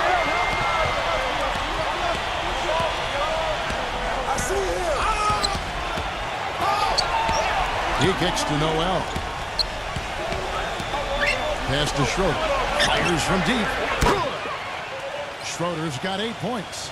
That's like a layup for him. He's just wide open out there. Mavericks leading by 13. Tatum defended by Gordon, and it's Eric Gordon with the foul. That'll be his second foul of the game. Boy, with 2 fouls now, he really has to be disciplined and under control for the rest of this half. Already it's February. Hard to believe. Let's see how the West is matching up. You take a look at the Suns. They continue to play strong basketball, if not utterly dominant, as the last part of the season grinds toward the playoffs. And it looks like, guys, they'll hold on to that #1 spot the whole way there. And, of course, Dallas, 3 spots below. I think for the Mavericks, they've certainly put themselves firmly in the playoff picture yet again. It's an impressive team that we're watching. Well, that's what it's all about, Clark, in the NBA. Just getting to the playoffs, giving yourself a chance to win a championship. And, hey, once you get there, anything can happen. Schroeder, it's blocked. It's been a great day for them on the boards. That's definitely been a major factor in building this big lead. And, you know, from a number standpoint, the advantage might not be that large, but they have been manhandling them inside. Pacers trail by 15. Back to Gordon.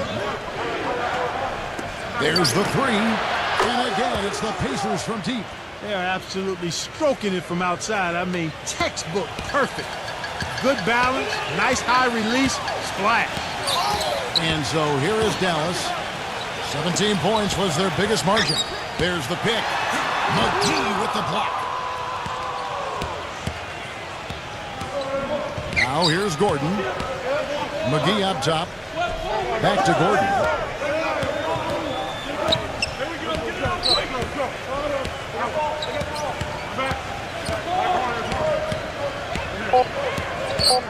Right side Gordon from about 16, and he hits the jump shot. Gordon's got his second basket of the night.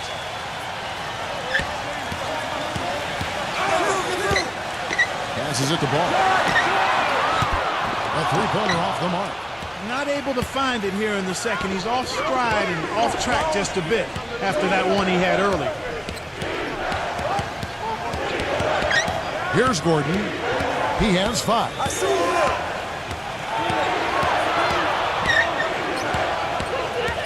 Indiana needs to get a shot off. Here's McGee, and fouled hard that time. He'll get to the line and shoot 2. Yeah, the defender draped all over him. Pretty plain and simple. Got him good there. It's his first trip to the line.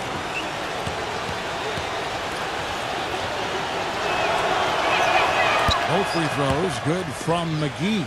Even though they're trailing, they're having some success from the foul line here, and that could go a long way towards getting them back into it. Takes a 3. Slams it back in. And the Mavericks lead by 10.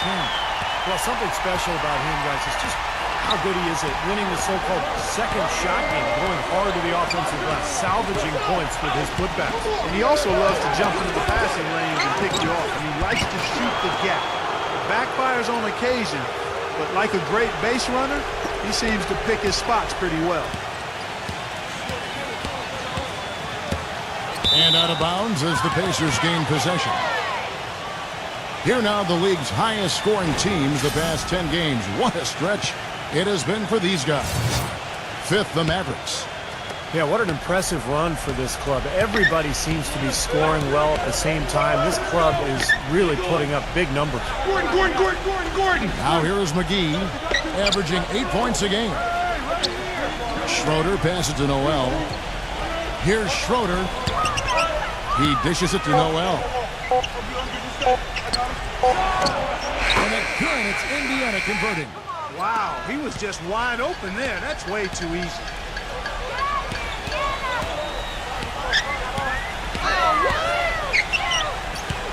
And there's the pass to Poole. Defended by Noel. Pass to Poole. Dallas needs to get off a shot. Tatum knocks down the 3-ball. He's got 10. Tell you what, he is so difficult to guard, especially on a shot like that one. Here's Schroeder. He's coming off a 28-point game against Orlando. Pass to McGee. And it is flushed down with a nice jam. Nothing fancy there. Didn't need it. Nope. His only concern right now, Clark, is getting the points on the board, and I don't mean style points. I like the simplicity. But there was some style there, Kev. It was a pretty sweet one-handed flush. And it's Drummond missing. You can see why the defense is willing to let him take that shot. That's really not his range. Number 28 carries it from 3-point range. And now it's just a 4-point Maverick lead. They're having much more success here in the second after missing on a few chances that they had earlier. They've locked in and zoned in here now. And it comes off the screen and shines it through. Well, they ran a nice play there, Kevin, to set up the easy dunk. Yeah, he got help from his teammate and ran his man right straight into the pit. Yep, and that's the offensive player's job. Run him into the screen. And it was a great pick, too, Clark. I mean, he may have lowered his shoulder a little bit, but he got him pretty clean. And the Pacers with possession here. Following the score by Dallas. No good from Schroeder. It's been a real difficult game for him offensively, and it's cost him. Here's Poole. Lays it up and in on the nice reverse. And it's an 8-point Maverick lead. Now it appears an injury out on the floor, and that does not look like any fun. Yeah, from the look on his face, he's in a lot of pain. Yeah, it sure looks that way. He's going to come out of the game right now and get that thing checked out. Grant, he's checked in for Noel. The feed to Grant. And he's knocked off course by the D. The foul call. He'll shoot free throws. This is his first trip to the line tonight. Well, he's become one of the most dependable free throw shooters around, about 82% on the year. You know, even in games where he hasn't been at his best this season, I mean, he still managed to get it done at the charity stripe when he gets his opportunities. The free throw drops for Grant. This is the way to stay in the game. They're doing a masterful job from the line right here.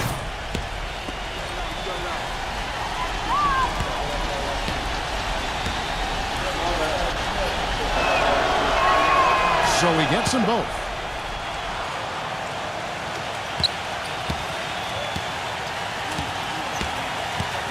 Ball defended by Schroeder. Passes it to Poole. A 3-ball. Another 3 for Dallas. He is bombing it today. How many more threes are we going to see from him? Well, we've already seen plenty. The majority of his points have come on that shot. He gets it up. And no good trying to get that one. And we finished one half of basketball. The Mavericks on top, up by 9. And now, brought to you by Sprint. Thanks for joining the Brooklyn. The Sprint Halftime Report, presented by Sprint. The second half just about to get going here. It's been a clinic from Poole. I know we've said this many times before, but I'll say it again. He had a great first half, just an explosive offensive display there. At the end of the day, I wouldn't be surprised if we're talking about what a great second half he had. He can usually keep it going for all 4 quarters. On the court right now for the Pacers. Schroeder is out there with Gordon. Then it's Noel. And there's JaVale McGee. Gets it to go. Schroeder's got the first bucket of the third here for the Pacers. Nice play there on the inbounds. The defense really lost contact. Ball, the pass to Drummond. Here's Feet. Goes to the reverse layup and drops it in. And the Mavericks lead by 8. Oh, he got him. Gorgeous reverse. Dishes it to Gordon. He passes it to Noel. The tray. Can't hit. Another rebound. Gobbled up. They are pounding the boards. And a big part of the lead, guys, is because of the work they've done on the glass. I mean, they have the lead because they've rebounded well. Just another outstanding play down low. These teams couldn't be farther apart in their effectiveness in the paint today. Yeah, that's right. It's been all good at one end, and we'll try to be diplomatic here and just say not so good at the other. Boy, that was impressive. Major height disadvantage, but he still got the shot up over his man. Well, he's got the poise to handle any matchup, and he's not easily intimidated. You can see that there. Beautiful finger roll to cap head drive off. He knows how to finish with some flair and flavor, guys. McGee a screen. Here's Schroeder, defended by Ball. And here's Gordon from outside, and that one's good. Gordon's got 8. They just continue to splash home those threes. Eliminating the deep shot has to become priority number 1 for this defense. It really does. I mean, it's not possible to give up that many points behind the arc and not pay the price in the end. Pacers trail by 7. Number 28. And the Pacers another 3. There's 6 points on consecutive 3 balls. They're finding holes in this defense. It should be easy to correct, though, if you start making the right rotations defensively. To the middle. The lead just grows on that ridiculous offensive sequence. Look like that dunk alone would have been spectacular. Never mind it coming at the end of an alley-oop. Yeah, that just added more to it. Yeah, what a beautiful connection on that play. A chance here to take a look at where the Mavericks rank in the NBA currently. 4th in steals, 6th in blocks, and they are in the top 10 in field goal percentage. This is a team that shows excellent discipline at the offensive end. The key really to me out of all those numbers, Clark, is the steals, because that's become their identity defensively. They're a real ball-hawking team. They like to get out and put pressure on the offense, force mistakes, and when they do that, they're tough to stop in transition. Pacers trail by 6. Clock keeps going. 3 minutes into the second half now. Feeds it to McGee. Picked away. And here we go. The Mavericks on a fast break. The basket pool. The basket drops, and he gets fouled on the shot. 1 free throw coming his way. And I'll say this about him, Kevin. I mean, it looks like he's made of rubber sometimes because defenders just bounce off him when he's driving the lane. What a finisher. And Steve, just like you, when you shot, you had a favorite spot on the floor when you played. His favorite spot seems to be that 3 from the corner. Yeah. And the Mavericks making a change here. Olynyk checked in. Pacers trail by 9. A little under 2.5 minutes off the clock now here in the 3rd. He feeds it to Noel. Fades back. No good. Now the Mavericks take it the other way. Ball defended by Schroeder. Ball, the pass to Poole. Connects, the jumper drops. 23 points in the game. The Pacers have gone 4 of 7 to get things started here in the second half. Here's Schroeder, defended by Ball. Looking to end the run.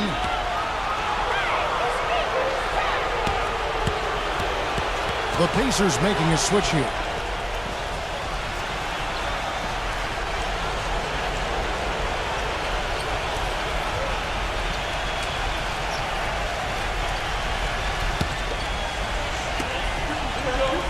Noel dishes to Martin. Outside Gordon. Softly drops in the floater. Gordon's got 5 points in the quarter. That's such a field shot, that floater over the top. Walker gets a screen from Olynyk. Back to Walker. Beyond the arc. It's rebounded by Indiana. He slipped into quite a funk here, Clark. I think that's a good word to describe it. I mean, the basket is looking awfully small to him at the moment. Martin kicks to Schroeder. Clock at 6. Out of bounds. Dallas takes possession. Well, traditionally, many of the great free throw shooters have come from the point guard ranks. Here are the ones leading the league this year. 5th best, Kemba Walker. They are as reliable at the free throw line as you're going to find in this league. And that's something you've come to expect from the point guard position. Yeah, that is typically where we find a lot of the top foul shooters in the league, quite honestly. But that doesn't mean we should take these guys for granted now. I mean, they put in an enormous amount of work to get to that level. I'm not sure that was the play they had set up, but it was too good a look to pass up. Gordon with it. 10 points for him. Pass to Schroeder.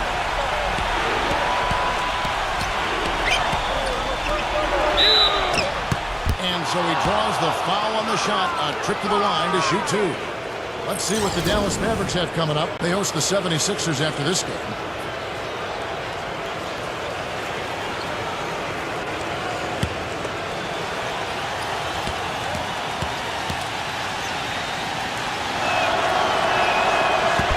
He's off on the first. The Pacers making a change here.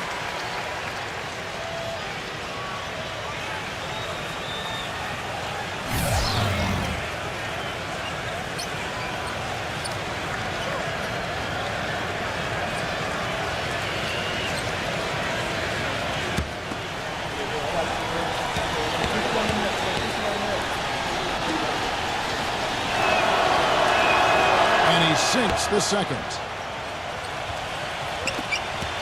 Mavericks leading by 11. There's the dish to Olynyk. Kicks to Walker. Here's Drummond. So the whistle blows on the shot and 2 free throws for the contact right there. And a chance now to check out the schedule for Indiana. After this one, they're off to San Antonio to take on the Spurs. They're in the midst of a 4-game road trip right now. That'll be game number 3. A lot of fans focused on that matchup for San Antonio.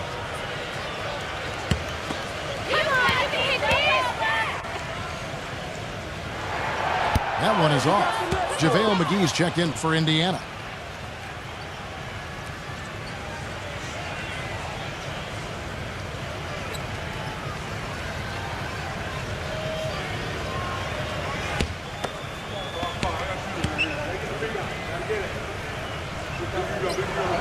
And the second free throw, good. Pacers trail by 12.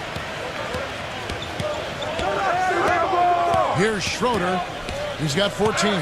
Schroeder off a pick from Brown. Knocks it loose. And here we go. The Mavericks in a fast break. Hit his leg. And the official saying it was kicked. Eric Gordon, he's checked in for Brown.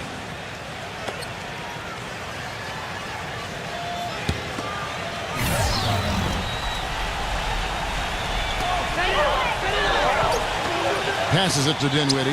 Back to Walker. Offensive rebound, Mavericks. A second chance effort, and that one's good. Drummond. Drummond's got 10 points. You know, so many games are decided by which team wins the rebound battle, and that's held true in this one so far, Steve. And even if it's only a modest advantage that they have in that category, it's still a significant factor. How nice was that alley-oop? Those two really have a good connection. Yeah, read each other so well. It's a play I'm sure, Clark, they love to run. And as the receiver, he didn't feel like he had the need to go for the monster finish. Just laying it in, making sure he got the points. Pacers trail by 12. Schroeder off a pick from Green. Schroeder passes to Gordon. Here's Schroeder, defended by Nice. And again, it's the Pacers from deep. That bounce pass got him the ball in rhythm. Nice play. Dinwiddie, defended by Gordon. Walker goes in. He passes to Knox. The shot's good on the assist by Walker. 6 points for him. How about the response? Retaliation. Impressive, huh, guys? I'll say exactly that as well. Nice job to recover those 3 points right away. And Green gets it to go. Another good offensive possession for him. He's trying to shoulder the load here for his team. Here's the screen. And that basket is going to count. Goaltending, the official call. He almost got to that shot in time, but not quite. You can't touch the ball once it's on the way down. The Pacers making a change here.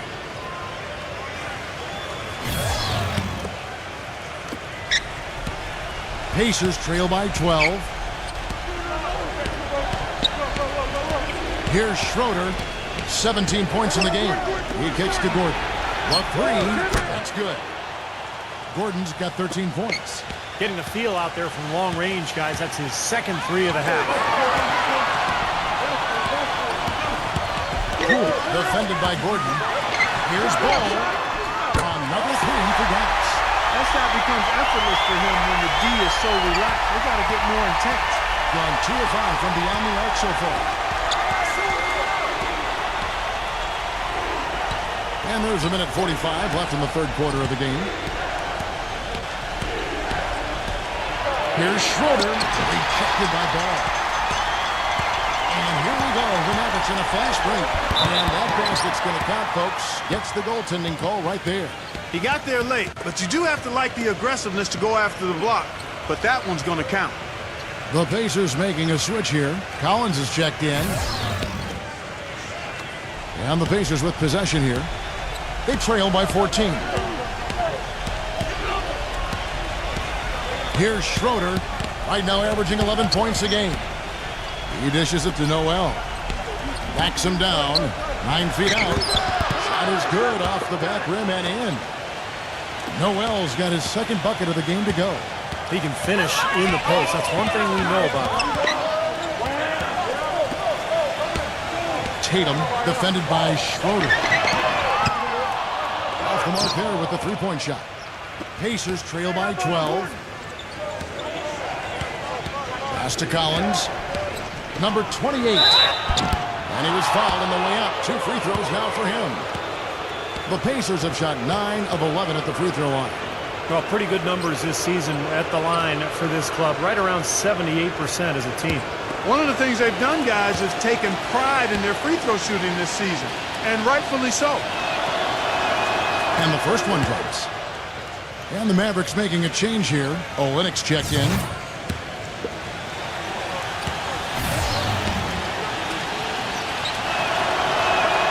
He's perfect from the line this time. Mavericks leading by 10. There's the pick. Got a piece of it. And stolen by Gordon. Right side, Gordon. Shoots it. Good. He hits the jump shot. They got on this roll a while ago, and they just haven't looked back. Well, nothing was going down for him in the first half. But since the break, he's been on target. From past the arc. No good from Ball. He's tried to get it going, but the shots just have not dropped for him today.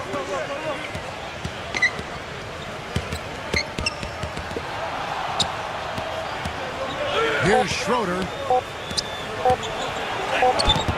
And he banks in the layup. Schroeder's got 11 points here in just the second half. And offensively, a great show for the fans through the first three. On tap. We've got a great game on our hands as we welcome you back. The fourth quarter of action getting started. And an important part of every team's game. And we'll look at the hustle stats for the Mavericks. You know, block shots, guys, a clear indicator on the stat sheet of their excellent defense. I mean, leaving them no room to get off any shots. And they're also really getting out in transition and scoring some hoops in the fast break tonight. We knew what was going to happen with that one when he got his hands on it. Yeah, you know, if the ball comes to him off the offensive boards, Clark, it's going to go back down hard. It's amazing how many points he salvages for his team. On the court right now for the Pacers. Noel is out there with Collins. Then there's Gordon, and it's Schroeder in at the one.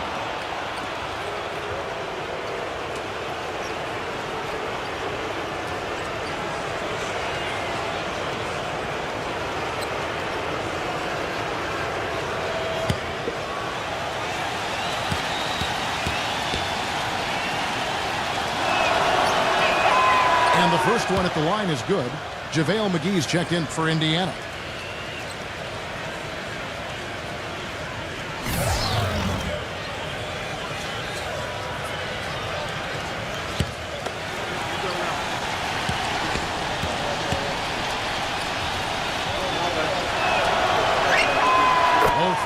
good from Schroeder.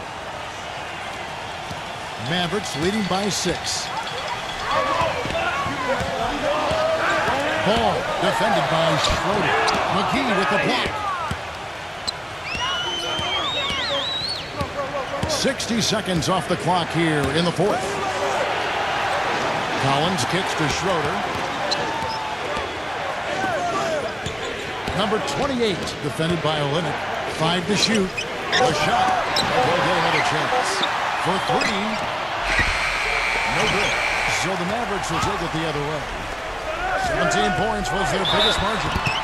And so he earns a trip to the line. Officials saw the contact and he'll shoot 2.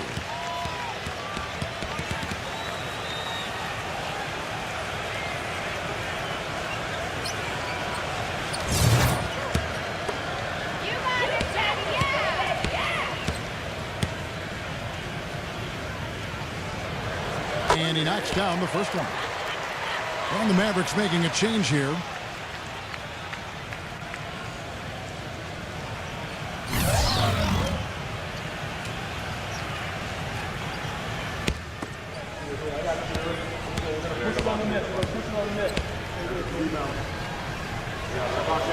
He doesn't get the second one.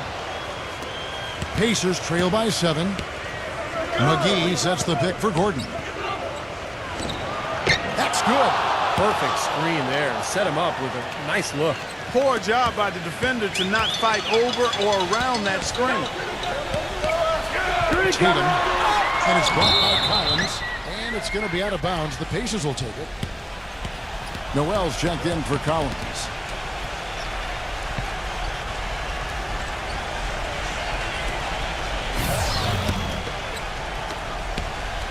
The Pacers have gone 1 of 3 from the field to start the 4th quarter. Schroeder passes to McGee. And we're about 2 minutes into the 4th quarter now. Now the pass to Schroeder. 6 on the shot clock. Let's go. And it's good from about 19 feet.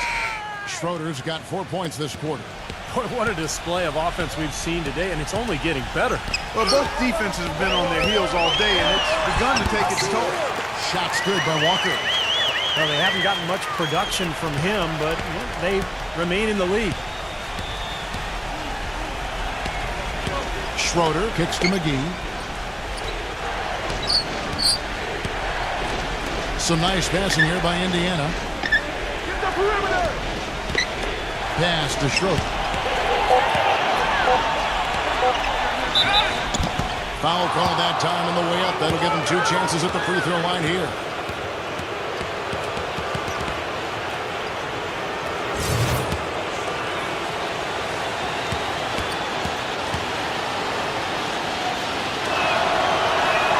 First one falls for him. The Pacers making a switch here.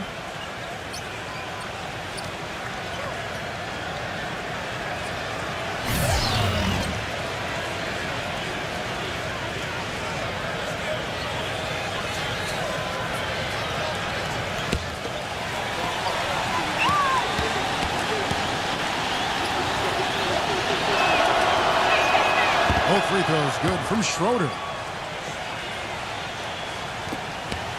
Mavericks leading by 3. Pass the ball. 3rd minute of action now gone here in the 4th. But they recover it. There's another opportunity, and everything's going right for these guys. Easy call there. No question about that one.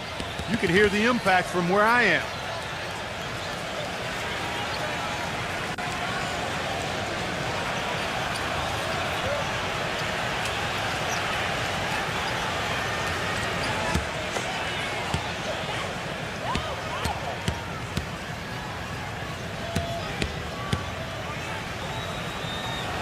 The first one falls.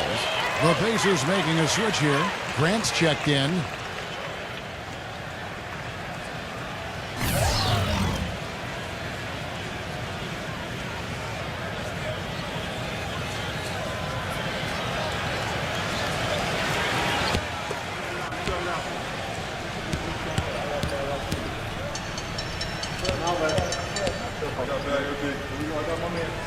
And good on the second, so he makes them both. We're in the final quarter of play here, 3 minutes in. Schroeder off a pick from Hart. And it's set back by Drummond.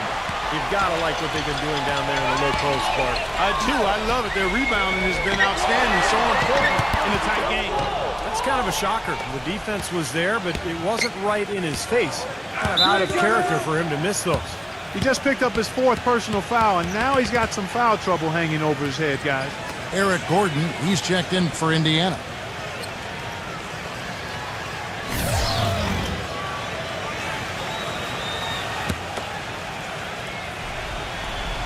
And we're about 3.5 minutes into the 4th quarter. Here's Hart. And the basket is good. The call goes his way, and we could be looking at a 3-point play.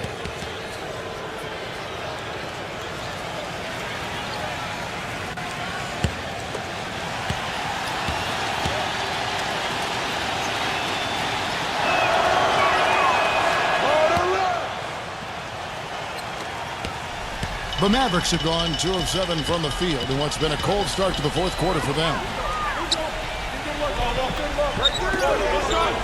We've played just over 3.5 minutes now in the 4th quarter. Here's Ball from beyond the arc and then some. And the Mavericks lead by 5. Talk about doing a Rip Van Winkle on defense. Come on, guys, wake up. Why are they leaving him open at the 3-point line? Come on. No good from Grant. I'll tell you what, folks. I bet he won't miss that shot next time he takes it. There's the pass to Ball. Here's Poole. Another 3 for Dallas. This guy is simply having a great game from outside. So it's the Pacers now.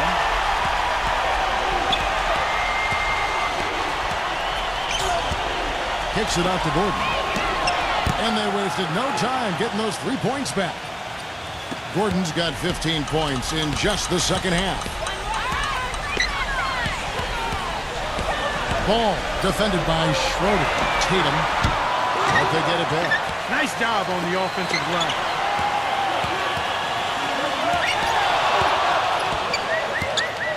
Second chance shot. The shot's good from Poole. He has 30. He's played an important role in their offense today, guys. Without him, they may not be in the league. Schroeder off a pick from Grant. Launches a 3. The shot is off. They've been the glass eaters today, guys. A ton of effort out of them down low. And they've needed every one of those rebounds. I think that's what's put them in front here.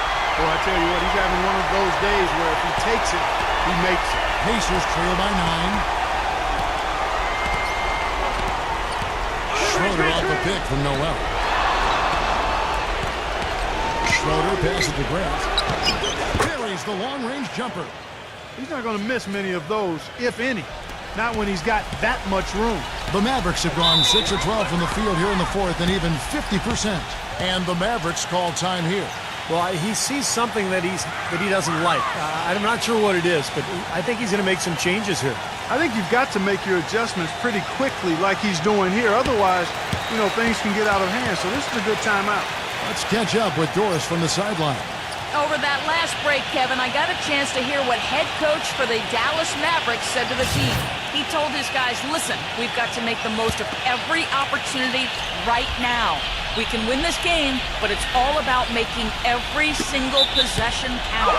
Guys, we'll see if they can come back. Thanks, Doris.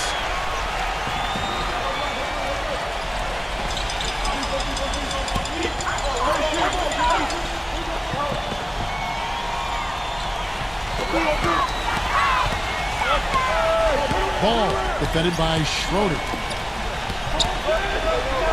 Pass to Poole. Launches it. The putback, and Drummond throws it down. No tip required when you've got room to make the stop. That's some powerful second chance points right there. Yeah, he wasn't wasting any time. Straight back up and right into the hoop. And there's the whistle. Fouled hard on the shot. He'll go to the line.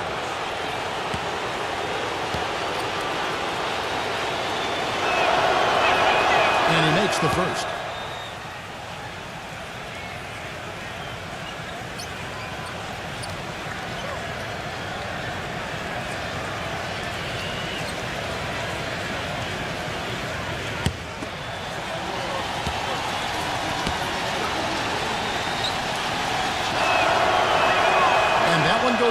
2 from the line that time.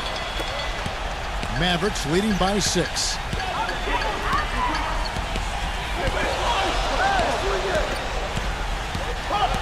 Passes it to Poole. 14 feet away. There's the bucket. Poole. You know, that part of the floor, guys, is more or less his real sweet spot, right in his wheelhouse. Here's Schroeder. There's a screen.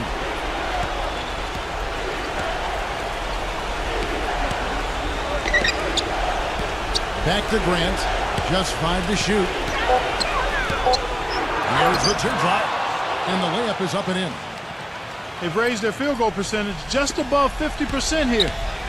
They actually look like a totally different team than what we saw in the first half. Much better execution offensively. Poole defended by Gordon. Here's Sleepy. And the Mavericks getting another bucket right there. This is some kind of performance we're seeing from him today. He has yet to miss a shot.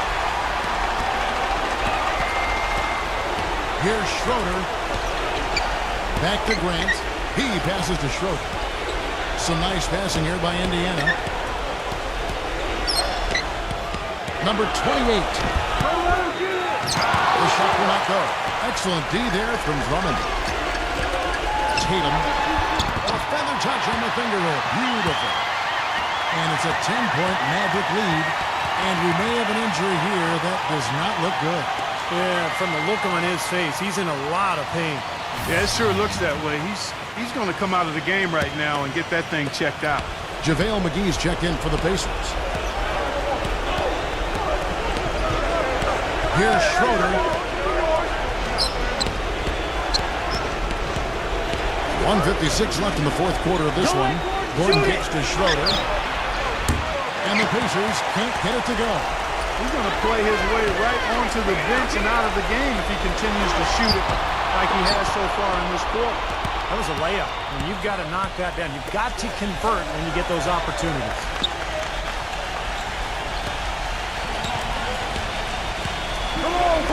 And there's the feed to Grant. Three-pointer. And that one's good. Grant's got 8 points in the quarter. Boy, I tell you what, he loves getting looks like that from the three-point line. No one near him. That's a warm-up jumper for him. Mavericks leading by 7. Noel's checked in for Grant.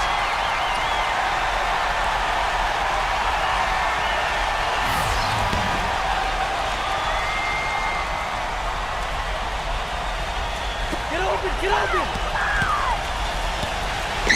1:16 left here in the fourth quarter. The pass to ball.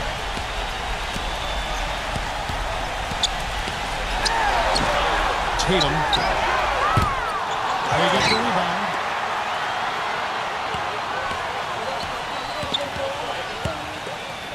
And Gordon over to help.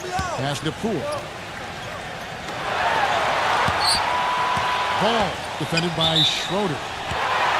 And that'll be Dallas as it goes out of bounds. Mavericks retain possession.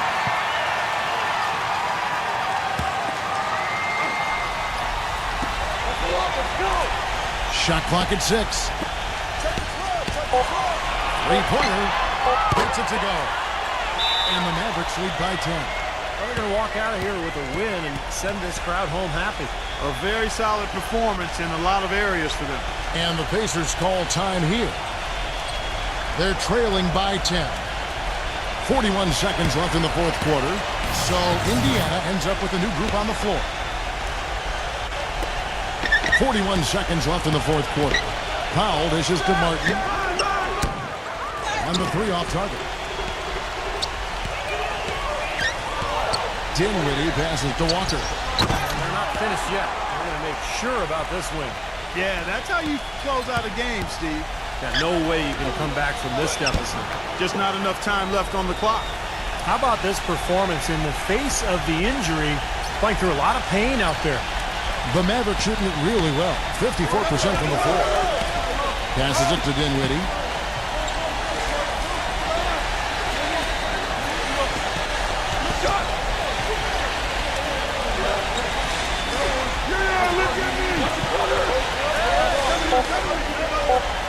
So we see the Mavericks taking a win here. And this one was such a lopsided victory. They never let up. They were full throttle from the start.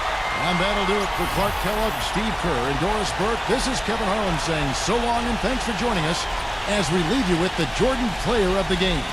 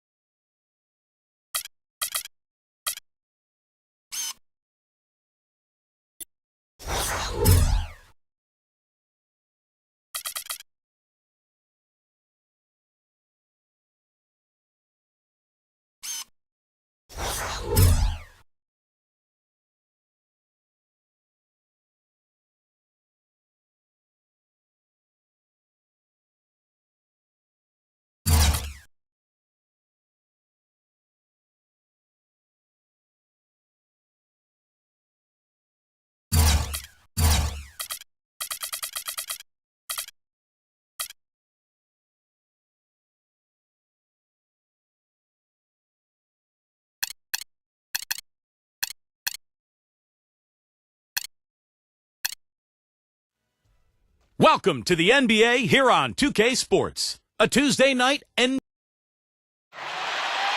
And there's a shot earlier of the Jazz preparing for action.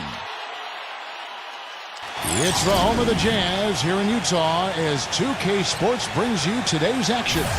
Live from Salt Lake City, Utah, and the Energy Solutions Arena. Welcome to the Tuesday night edition of the NBA on 2K Sports. This is Kevin Harlan to call the game with our analysts Clark Kellogg and Steve Kerr. Our starting lineup to look at the matchups here and who we'll see for our starting five for both teams. And guys, what are we going to be looking for in this one from Fournier? The thing you notice right off the bat from the statistics, just his three-point percentage. I mean, it's a terrific number, and it's a combination of things. Good shot selection, his mechanics are solid, and his movement on the perimeter is outstanding. You know, something else with him, you can't forget about his skill as a pull-up shooter. I mean, you give him too much room, and he won't hesitate for a second to raise up and spray you with that jet. You look at San Antonio. Right now, they have the 10th best record in the West. They need wins. You know, they've looked a bit lost out there lately. I mean, they don't seem to be playing with a lot of purpose and focus and even drive. I mean, you can't just wait for good things to happen. You got to make things happen. Yeah, but I think, Clark, what's happened is they've lost some confidence. And sometimes when you do that, you end up forcing plays. So it's a delicate balance. You know, they have to regain some confidence with their attitude, with their effort. And I think things will turn, but it's going to take some work.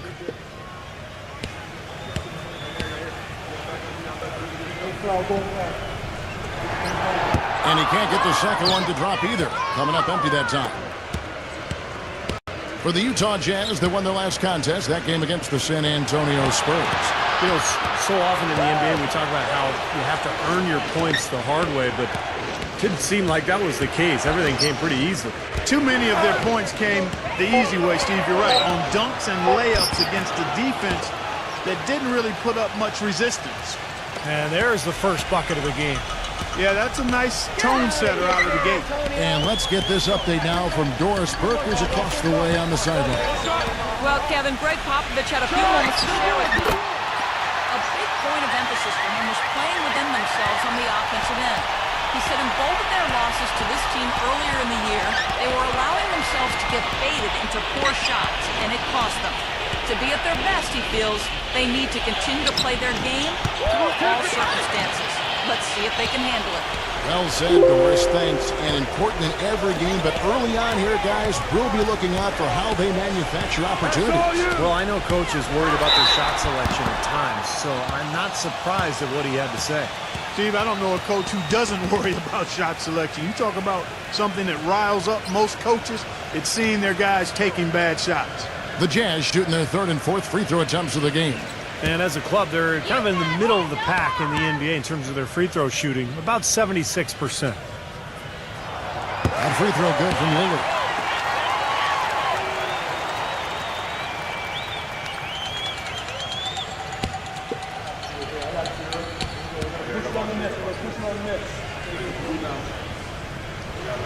So 1 for 2 that time at the stripe. Well, it was the San Antonio Spurs in their last game, a loss to the Jazz in Utah. Well, you hate to say it, but they showed a lack of heart at the defensive end in losing that game. Just no effort. You know, I know the fans don't want to hear it, but you're exactly right. There was no energy, no assertiveness, no aggressiveness. The defense was just lifeless. It's not a night that they're going to look back on fondly. Baseline try, and it's James Harden with the rebound. Awesome defense. I mean, he'll hit those unless you're right in his grill. It's Jackson with the drive. Here's Harden. Here's Adams. And a foul on the shot. He'll go to the stripe for 2. Pretty bad defense, letting the offense get right to the rim, but smart play to foul once he was there. But you know it's going to happen, and they sent a message right there. Nothing easy inside. The Spurs shooting their first free throws of the night right here. And for the season, guys, they're about 73% from the line, so kind of a mediocre shooting club. You know, their percentages dropped off just a little bit compared to last year, guys, but it's not a huge drop-off, so no major concern. And the second free throw, good. And just under 2.5 minutes elapsed here in the first. Jackson against Lillard. Pass to Russell.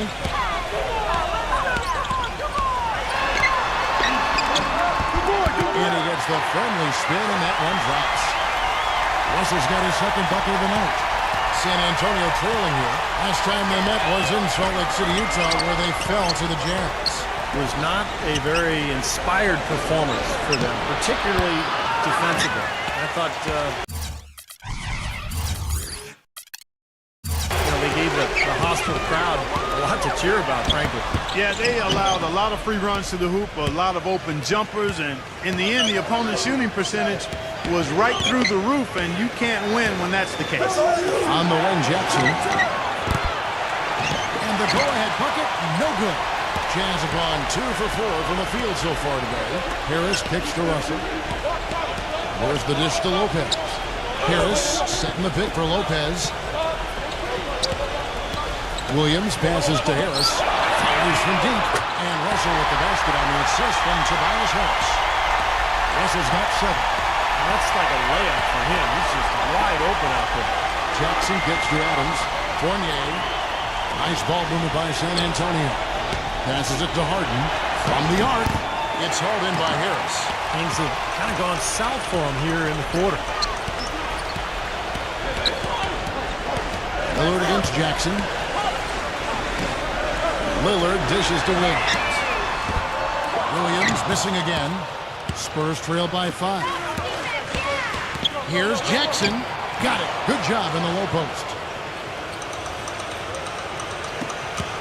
Jazz have gone 50% from the field, hitting 3 of 6 since the opening tip. Russell passes to Williams. Feeds to Lopez. Adams on him. Outside Williams. Lopez, defended by Adams. Just 5 on the clock. Williams for 3. And good on the basket. Book it. Williams has got himself going there. His first points of the game on the deep ball. San Antonio's gone 0-4 from three-point land to start out. Looking cold from outside. Harden, he's guarded by Russell for 3. Another miss by Harden. I tell you what, the way he's been going this quarter, guys, they're going to need somebody else to pick up the slack. Williams with the ball, now defended by Fournier. Now Lillard. They just worked San Antonio in that last game. And he finishes nicely on the way. So far, so good for them at the offensive end here in the early going. Boy, the field goal percentage is fantastic. Exactly the kind of start they were hoping for. And San Antonio calls the first timeout of the game. Well, he's watching his club miss a lot of shots that they normally make, and that has to be frustrating. So I think he's going to call this timeout just to try to see if they can be more aggressive, get them to the free throw line. Sometimes that's the best solution for them, but ultimately I think they'll be able to shoot themselves out of this slump. But in the meantime, maybe getting to the free throw line will help. Tristan Thompson, he's checked in for the Spurs. Spurs trail by 8. Now, here is Harden. He had a 21-point outing in their last game against the Utah Jazz. And his work on the glass, certainly noteworthy. And he contributed in a number of ways. Now here's Jackson, 11 feet away.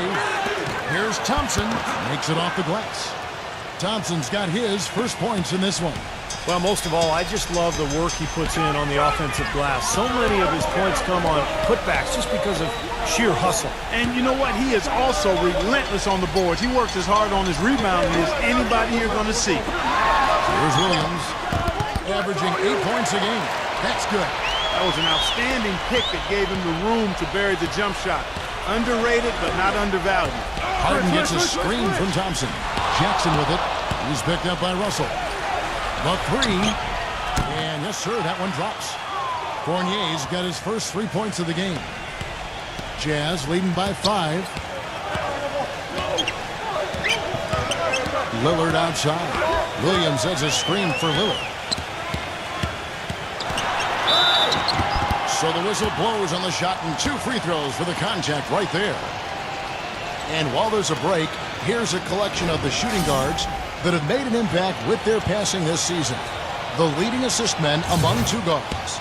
James Harden is second. That list of players just goes to show that great passing doesn't just come from the point. And the way these guys distribute the ball from the 2 spot is really a thing of beauty. And Steve, if you want to take your place among the great shooting guards in the NBA, you have to be able to do more than score. You got to pass it as well.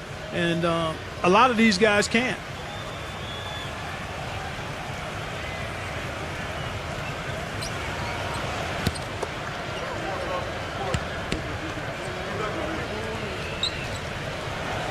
He's perfect from the line this time. Spurs trail by 7. Morris with the ball. Kicks it out to Johnson.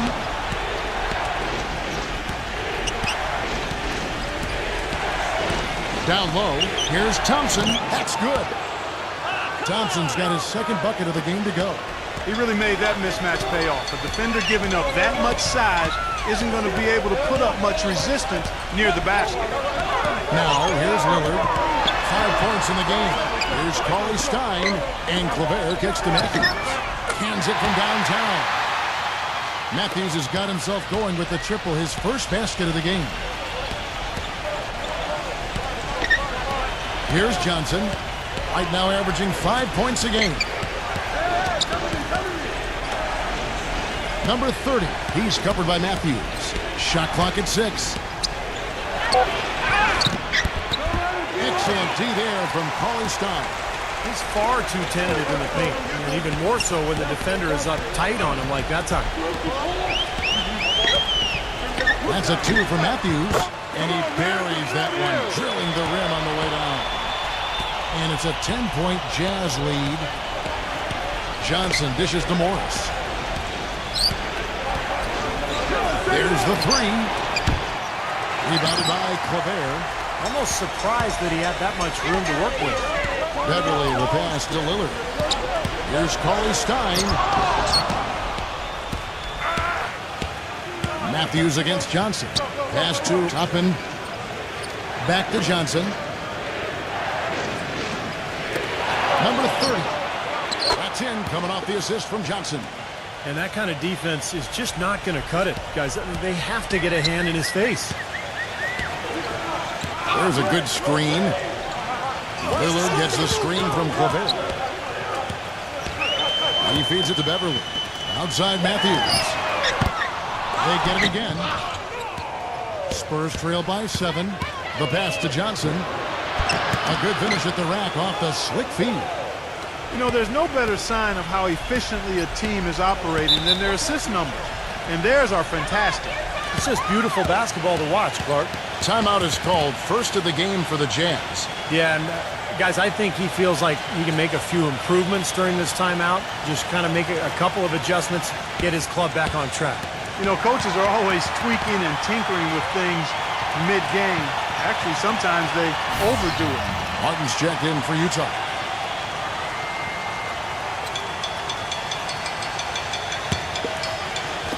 .56 seconds left in the first. Cauley Stein passes to Martin. He kicks it to Matthews. Martin launches a three. Can't get it to go. Johnson with it. Now guarded by Beverly. This is to Morris. And another basket for San Antonio. Jazz leading by 3.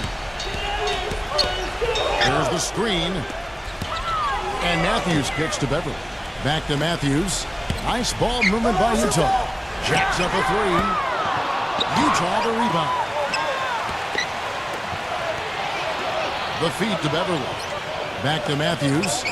Kicks to Claver. Three-pointer. Rebound San Antonio. Johnson left side. The 15-footer. Good. And it's now only a 1-point Jazz lead. 1 quarter in the books, and it's been a close one so far. Jazz lead by 1. And back with the start of the second quarter in just a moment.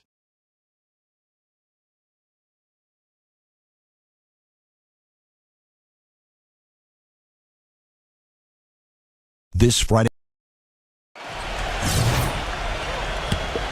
Welcome back, everyone. We're ready to get going again as this presentation of the NBA on 2K Sports continues. Players are topped off with Gatorade, hydrated, and ready to get going again as well. And let's quickly check out the scoring breakdown here for the Jazz. Well, I'll tell you what, they must have had a good shoot-around because they've been fantastic from long range so far, fellas.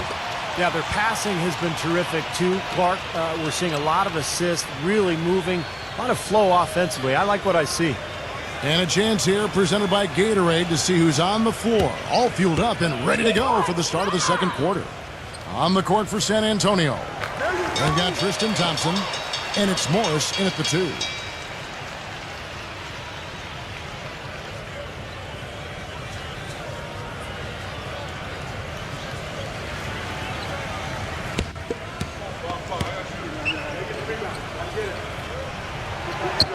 Second free throw, no good. San Antonio trailing here.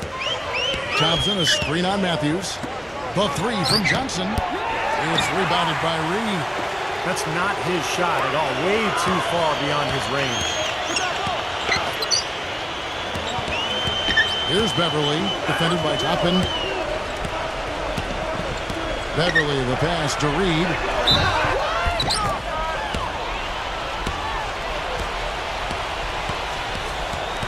Adams, he's checked in for the Spurs.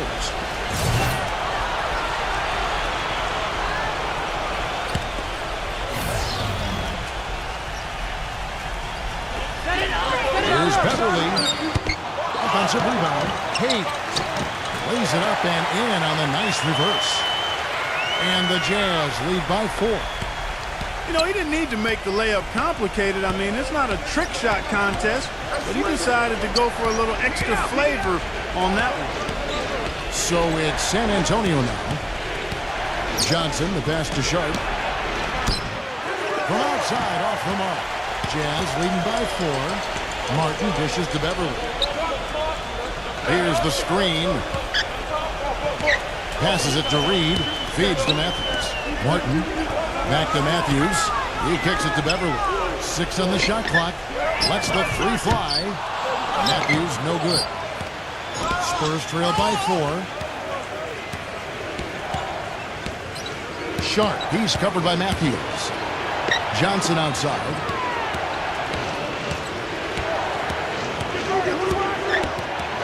Leads him in there. Toppin. And fouled hard that time. He'll get to the line and shoot 2. Well, Kevin, he never misses the chance to go up for a dunk. So I'd advise guys to either get in position to take a charge or maybe just get out of the way. And don't forget now, a walking highlight reel every time he steps on the court. His flair for the dramatic makes him worth the price of admission all by himself.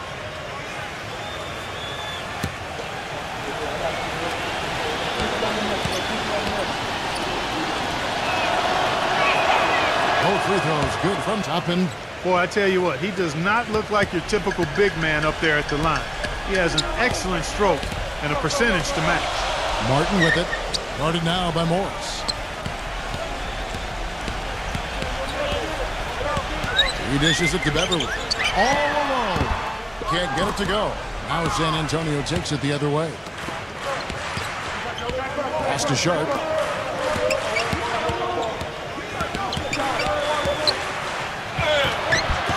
And it's all evened up. Here's Beverly. We saw him with 19 points his last outing. There's the pick. The finger roll finish at the bucket. That's just a case of two teammates working perfectly together. One setting the screen and the other using it to get that separation. Sharp, the pass to Johnson. Tries a 3. The shot's good from Sharp. He has 5. Beautiful feed off the bounce to his teammate there. Nicely done. And Beverly kicks to Matthews. He passes to Martin. The dish to Beverly. Pass to Matthews. Lets it go with the 3. That drops. Matthews has got 8 points. How about that for a response? They will say they can give the 3 as well as they can take the 3. San Antonio calls timeout.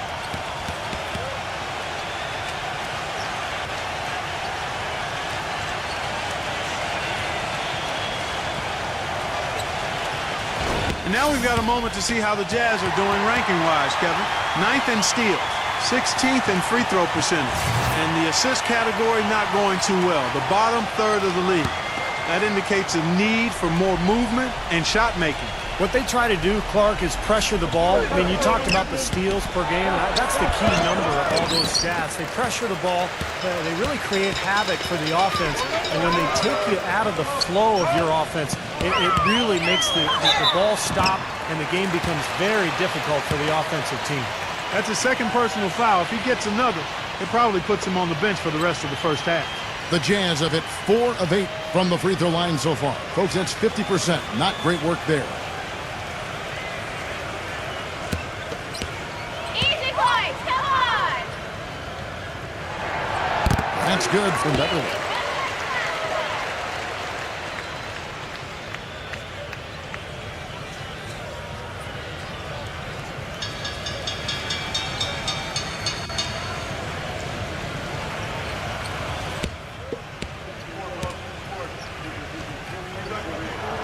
Both free throws good from Beverly.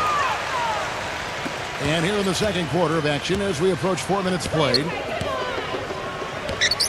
Johnson off the pick from Toppin. Sharp, the pass to Johnson. He feeds it to Morris.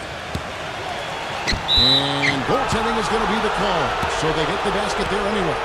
Oh, man, he goes old school on us with the finger roll.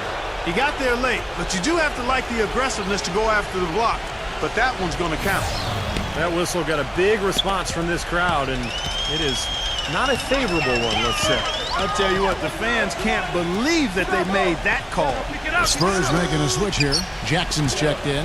Come get it, come get it. Jazz passing it around. Matthews dishes to Beverly. No good on the triple. San Antonio's gone 1 of 3 from way outside since the start of the second quarter. The pass to Jackson. Dishes it to Morris. Back to Jackson. 6 to shoot. Lets it go from 11. It's a big high bounce and goes in.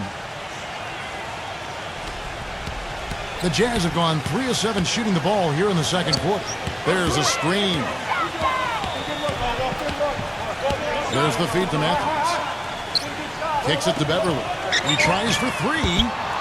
It's rebounded by Adams. Adams has got 4 rebounds now tonight. He's been wayward and just off on about everything he's put up in this period. Jackson kicks to Morris. Jackson.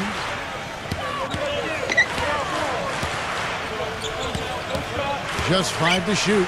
Passes to Sharp. The Spurs need to get a shot off here. Here's Morris. And no good. And a chance to take the lead. And for the Jazz, they're shooting 38% in the second quarter. Offensively, they look a little bit confused. Feeds it to Hayes. Foul call that time on the way up. That'll give him 2 chances at the free throw line here. As we approach the playoffs, let's now take a look at what is shaping up in the West. You look at San Antonio. They would be at the golf course if the playoffs happened today, looking to make a final push. And, of course, the Utah Jazz, down 4 spots from them. Well, I think for Utah, they've just confounded their hometown fans. I mean, this was not a team that was supposed to be on the bottom looking up. Yeah, it's too bad for their fans because I think they felt like this would be a good season. One that they could be excited about and maybe even look to the future for even better times. But this has been a real struggle to this point.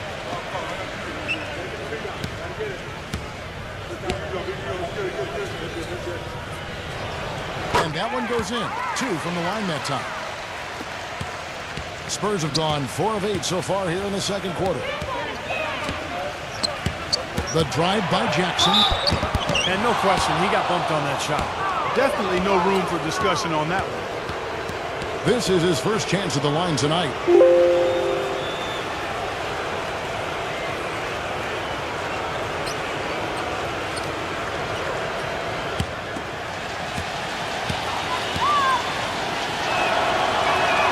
And the first one at the line is good.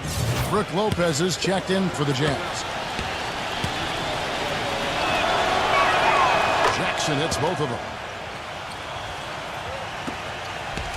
Utah's gotten into trouble with the 3 ball in the second quarter, only hitting 1 of 5 attempts. Harris passes to Williams. Harden against Russell. Back to Williams. Launches it. Another miss by Utah. Spurs shooting at an even 50% from the floor here in the second quarter. Jackson passes to Wagner. He kicks to Jackson. Harden right side. Pass to Wagner. He dishes it to Jackson. Once again off the mark by San Antonio. Jazz have gone just 33% from the field in what's been a cold second quarter for them. Just 3 of 9. The Jazz with another miss. Boy, I'm shocked he didn't make that one. He usually knocks that one down with ease. He passes to Wagner. Back to Jackson. Lets it go from deep. Utah with the rebound.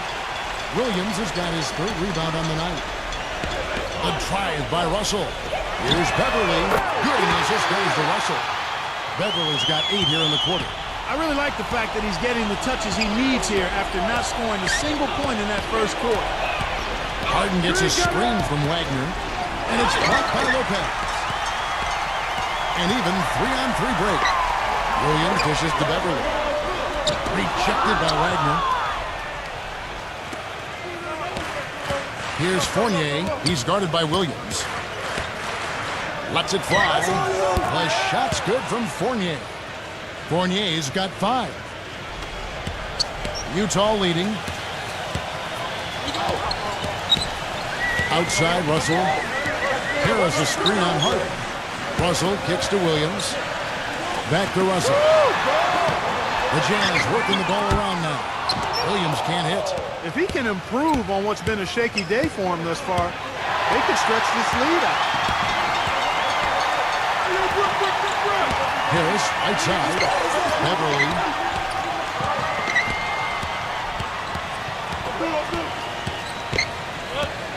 There's the dish to Williams.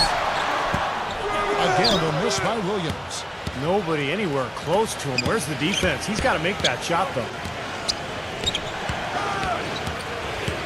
Here's Fournier. He's guarded by Russell. The shot's good from Fournier. Fournier's got his third basket of the night. The number of points they've scored in the paint already today is pretty eye-opening, Steve. No, it's off the charts. It really is. And defensively, I mean, they have to start shutting down some of those lanes to the hoop. Well, some of the big men in the league didn't mind drifting out and letting it fly from deep. Here are the best three-point shooters, centers, and power forwards. Brook Lopez, number one. You know, he has such a phenomenal touch from long range for a player at any position. Forget about just among the big men. And that's what makes him so hard to guard, Steve, his ability to play the inside game or the outside game. I like him being kind of like reversible clothing. We're just not used to seeing players who can do that. Tristan Thompson, he's checked in for Adams. And here is Harris. He picked up 12 points in their last win against San Antonio. Back to Williams. This one for three. And James Harden with the rebound. Not able to find it here in the second. He's off stride and off track just a bit after that one he had earlier. Lopez passes to Lillard. Williams. And he hits the jumper. Well, he's been waiting for that for a while. Williams has got 7 points in the game. Guys back and forth this first half. Well, 5 lead changes early on, guys, as we grapple back and forth. This could be a back and forth game all the way, guys, the way it's being played. This is fun to watch. That one goes. Count it. Boy, they are just destroying them in the paint. You could say that again, Steve. The defenders just aren't aggressive enough down low. Williams has a screen for Lillard. Russell. Offline with his three.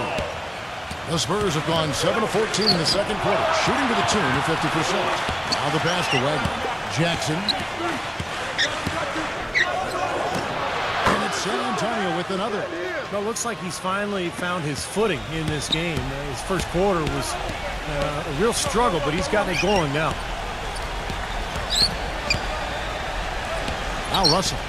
7 points in the game. Lillard outside. Takes a three. Good, and it's Russell picking up the assist. 8 points for Damian Lillard. He's such a well-rounded offensive player. He's got a little bit of everything. And the release was before the buzzer, but it's off target. And so it's tied as we head to halftime. And we'll be back for the second half following the break. Keep it right here on 2K Sports. Now, presented by Sprint.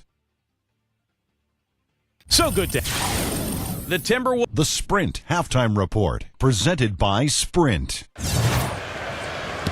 And it's been a back-and-forth game so far with no ground given through the first half. Third quarter starting here now. The Spurs have to improve their approach against Lillard. He has 8 points, and he's chalked up 1 3-pointer on the day as well. And a lot of times, he's one of those players who can get hot and stay hot from the three-point line. So I look for him to continue to search for shots out there. You've got Russell. Brook Lopez is out there with Tobias Harris. Then it's Damian Lillard, and it's Williams at the three. That's the group right now for Utah. And he responds with his own three-pointer. Yeah, he came right back with his three. And we're seeing a bit of gamesmanship right here, Steve. Harris kicks to Russell. Trying to answer back, but that three is off the mark. Pass to Fournier. And you know that's going to be goaltending, guys, so that's a free basket right there. He almost got to that shot in time, but not quite. You can't touch the ball once it's on the way down. And the crowd immediately letting the officials have it after that whistle. A very unpopular call there. Second half rolling along now. About a minute play here. Lillard against Jackson. This game has been very close in a lot of areas, but rebounding is one thing that they've been able to dominate. Yeah, they've chased down that pumpkin off. Here's Adams, and they will get the basket here, folks, as they rule goaltending. And what you love about him is just the way he hits the offensive glass. I mean, he knows that those are the easiest points for him when he can find a loose ball, get an offensive board, and put it back into the basket. And Steve, you know, he's also got a full arsenal of moves in the post. I mean, you can't believe how many tricks this guy has up his sleeves. He's full of them. 1 for 4 from the field since halftime. They're having a tough time getting it going here. Here's Fournier, defended by Lillard. Taken away by Williams. Fast break, here come the Jazz. Williams is running. There's the bucket, good. And that's now 10 points for Damian Lillard. Good defense, but gotta love the finish with the finger roll over the top. Jackson off the pick from Wagner. Williams with the block. And that one's good. Adams has got 4 this quarter. Pretty much all of their buckets coming from inside the paint now. Yeah, that's 5 of their last 6 baskets inside the lane. They have really established themselves inside. Now, here's Lillard. He's got 10. From 17 feet out. That misses off the backboard. It's Harden with the drive. Utah with the rebound. And now in transition, here's Williams. Here we go. The feather touch on the finger roll. Beautiful. Williams has got 12 points in the game. Time called here. The Spurs decide to talk it over.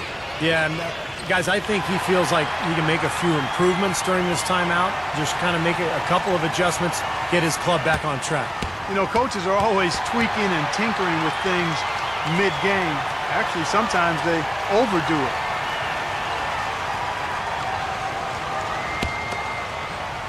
A little over 2.5 minutes off the clock in this final half of play.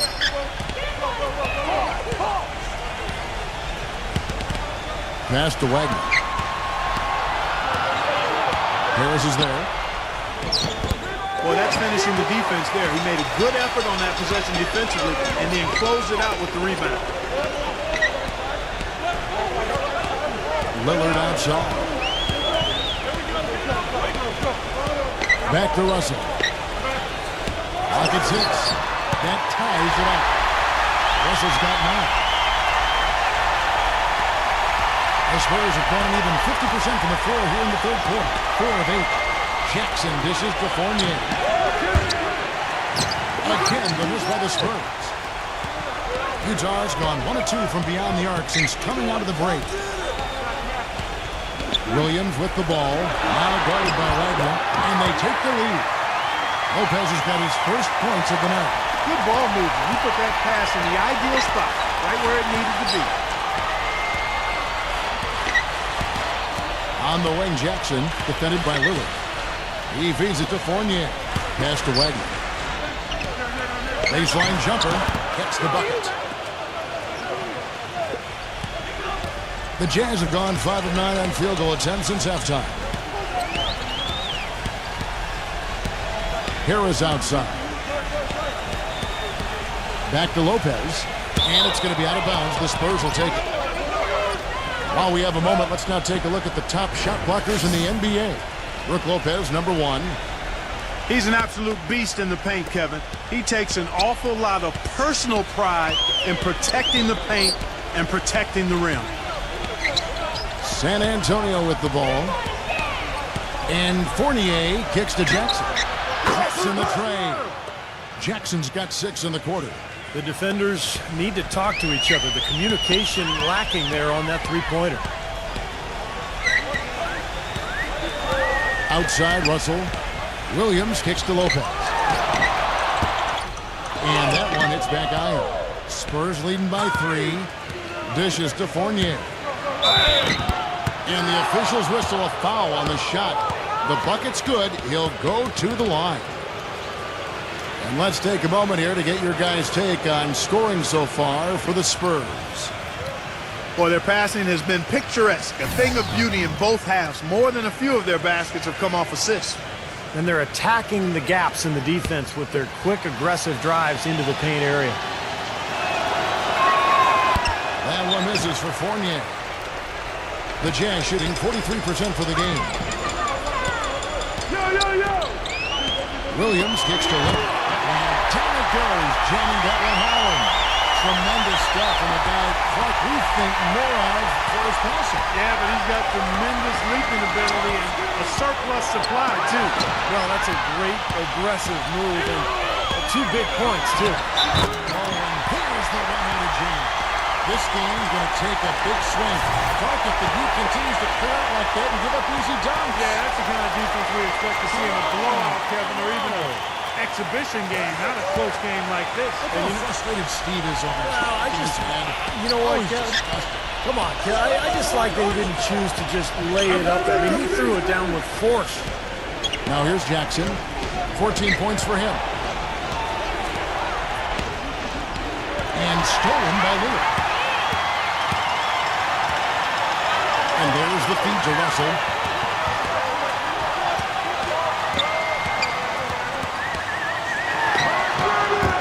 Shot is no good. San Antonio's gone 2 of 3 when they ventured outside the arc in the third quarter. And the pass to Wagner. Again, the miss by the Spurs. Jazz have gone 7 of 13 in the third quarter so far. Just above 50%. Steps back and fires. A rebound by the Spurs. And it is very dangerous to leave him open like that. Lucky break for the defense that he missed it. Jackson passes to Wagner. And down it goes. Dunked through off a wonderful assist. How about that fantastic finish and the aggressive move, too, Kevin? Trying to send a message, Clark, with that slam, I think. Well, that's how you send it. 2 hands and hammer it down. Offensive rebound. Outside, Russell. What's the rule? Kick it out, kick it out. Moves back up. A stupendous finish in traffic. Russell's got 11 points. The Spurs have gone better than 53% from the floor since halftime. Shooting 8 of 15. Kicks to Harden. Passes it to Wagner. Outside Jackson. From past the arc. Gets it to go. Jackson's got 9 points now in just the second half. That's more like it. That's 9 points for him coming off 3-pointers in this half. Utah calls timeout. Well, you have to like what we're seeing from Jackson. They don't seem to have any answers for him. They need to review their game plan and look for a way to cool him off. A moment here now to see how the numbers are going for James Harden. 11th in free throw percentage and one of the better passers in the league, in the top 20 in assists per game. Yeah, and going back to his free throw percentage, Steve, I mean, this guy's really been locked in at the foul line. I mean, his mechanics are flawless. Fournier's checked in for San Antonio. Now, here's Lillard. 15 points in the game. Williams gets the bucket. Here's Fournier. Pass to Wagner. Spurs working the ball around now. And again, it's the Spurs from deep. They're getting a bunch of their points outside of the paint. 3 of their last 5 buckets are from three-point range. But the defense isn't making them earn it. I mean, those shots have just come on easy, open looks. Here's Russell. Wide open, couldn't capitalize. Most of the time, that shot will go down. Or the defenders have to make sure they tag it. Here's Fournier. On the 3 off target. Boy, that's a surprising miss right there. He usually feasts on those wide open opportunities. Williams dishes to Lillard. Back to Williams. And it's going to be 2 free throws. Drew contact on the shot. Been a stellar outing in this one for Williams. He has 14 points, and he's got 2 baskets from out in three-point land. I'm sure they'd like to get him a few more of those, so look for them to run some screens for him, try to pop him open. He's 0 of 2 at the line in this one. Well, not the best statistic for him. I mean, his performance at the line, of course, very low numbers. Well, it definitely was a disappointing part of his game this year. Not the numbers he was hoping for from the stripe.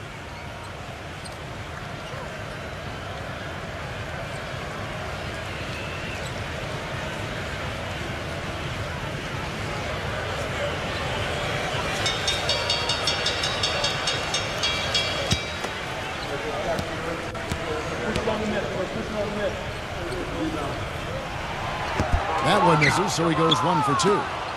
Spurs leading by 3. Number 30. He's guarded by Williams. Number 30. And he was fouled on the way out. 2 free throws now for him. Here's a look at what's coming up for the Utah Jazz. It's off to Oklahoma City for him after this game, so they have the Thunder to look forward to. That's the first of 6 played on the road. The Spurs have gone 5 of 7 from the free throw line in the game. First free throw is good. The Spurs making a switch here. Harden's checked in.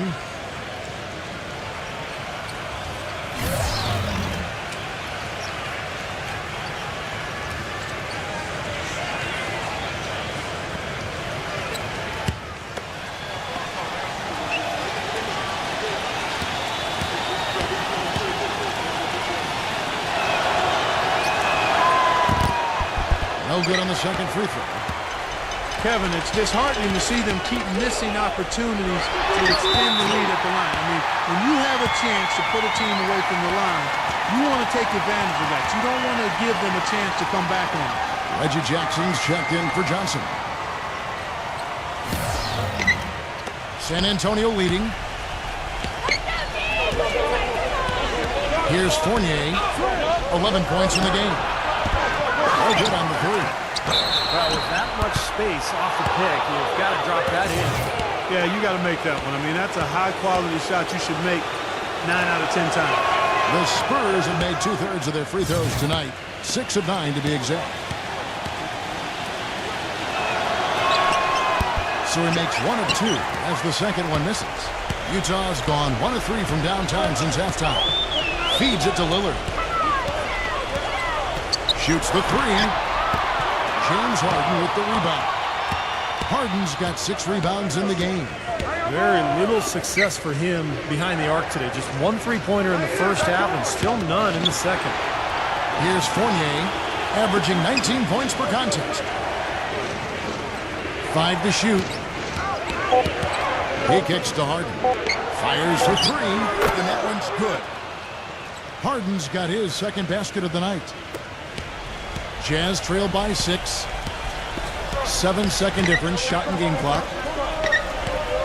He dishes it to Lopez. And there's the second time to finish it off. Right back to the basics there, using the one-hand slam for that. Doesn't he make the basics look pretty exceptional? Yeah, he does. They look sweet when he does it. Well, he should stay with those basics in a tight ball game because we've got one here tonight. Rebound by Brook Lopez. On deep. It's off. And we've watched 3 so far in this one. Spurs out in front, leading by 4. It's the NBA on 2K Sports from Energy Solutions Arena in Salt Lake City.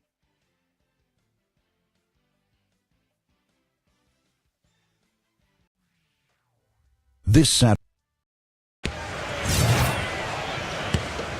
We've got a great game on our hands as we welcome you back. The fourth quarter of action getting started. On the court right now for the Spurs, we've got Reggie Jackson. He's out there with Harden. And it's Toppin in at the power forward. Spurs passing it around. Lopez with the block. Now, here is Russell. And it's blocked by Adams. Harden gets a screen from Toppin. Gets Harden with the drive. And the bucket counts. And he's on his way to the free throw line. Try to make it a 3-point play. Ran his man straight into that screen to open the lane up for the hoop.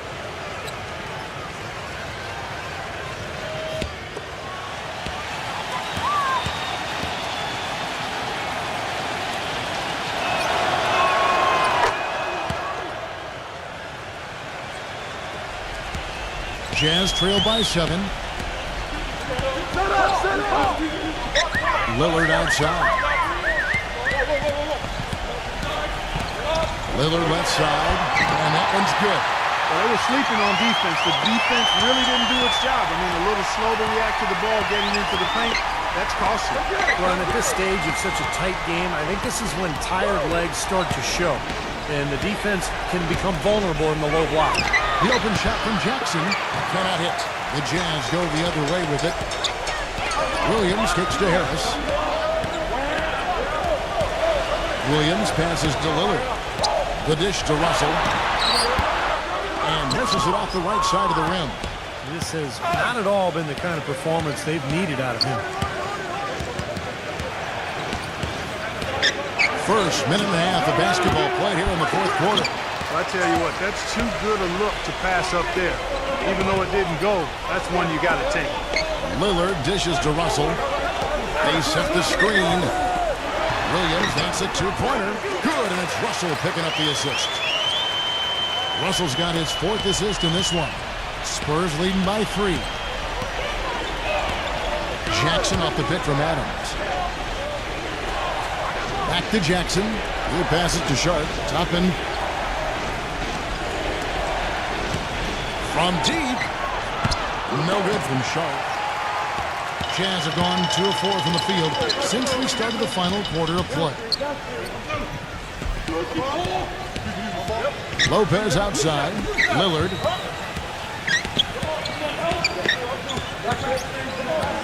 To tie it up. It's rebounded by Sharp. He certainly didn't take advantage of the poor defense, but they can't count on him to continue missing. No, that's for sure, because this guy's too good of a shooter to miss that look consistently. Now, here is Harden. Outside Jackson. Takes the 3. Rebound, Utah. Lopez has got rebound number 8 here tonight in the game. And Williams backs in. And count it. 2 points with a chance for one more at the free throw line. He's flipped the script here in this half, shooting a much higher percentage from the field. The Spurs making a switch here.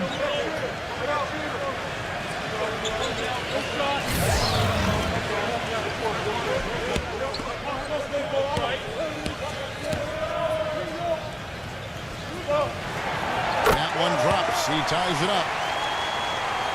Around 3 minutes gone here in the fourth quarter. Jackson is screen on Williams. Here's Fournier. Hits the three-point bomb. How about the percentage they're shooting from beyond the arc here in the second half? They have found their groove from deep, Steve. There's a screen by Williams. Harris pitch to Russell. On the wing, Williams. Good, and the assist goes to Russell. Russell's got assist number 5 here tonight. He's been a different guy in the second half, guys. His shooting percentage far better than it was before the break. No good from Fournier. Utah's gone 1 of 2 from three-point range here in the fourth. Russell with it. Guarded now by Morris. Harris passes to Russell. And that misses. That would have put him up. He has not shot the ball well here, and I think it's time for him to start looking for his teammates a little bit. Morris with the bucket.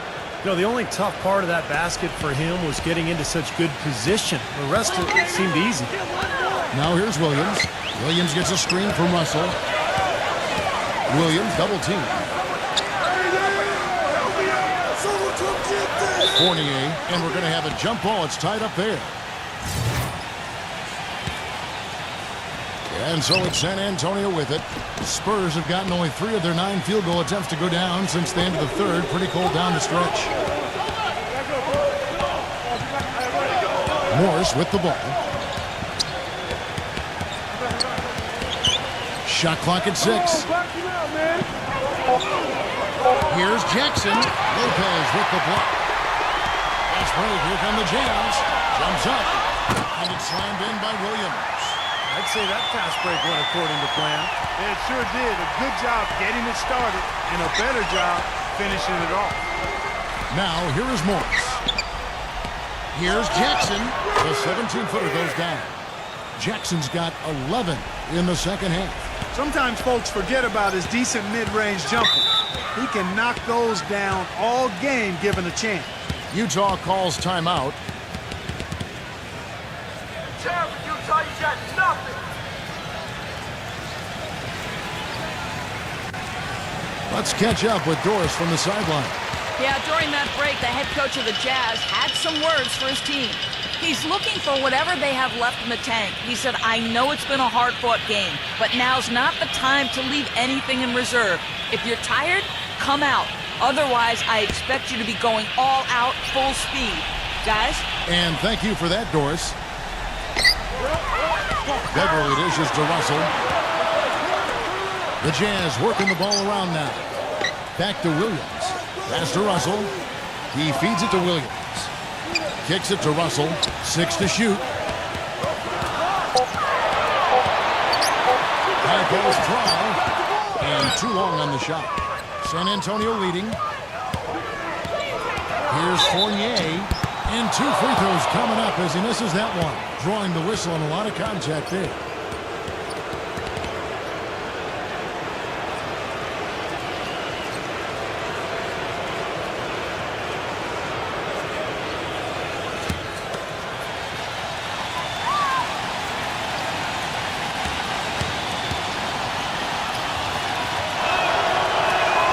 And that one falls for Fournier.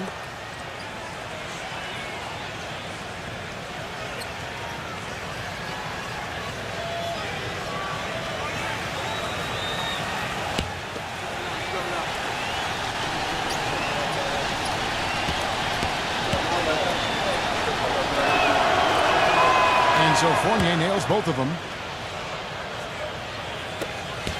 Jazz trailed by 4.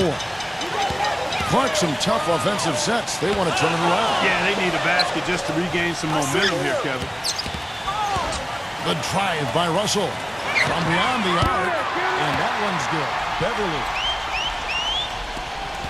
San Antonio's gone 1 of 3 from outside the arc since we've reached the 4th quarter. San Antonio calls timeout.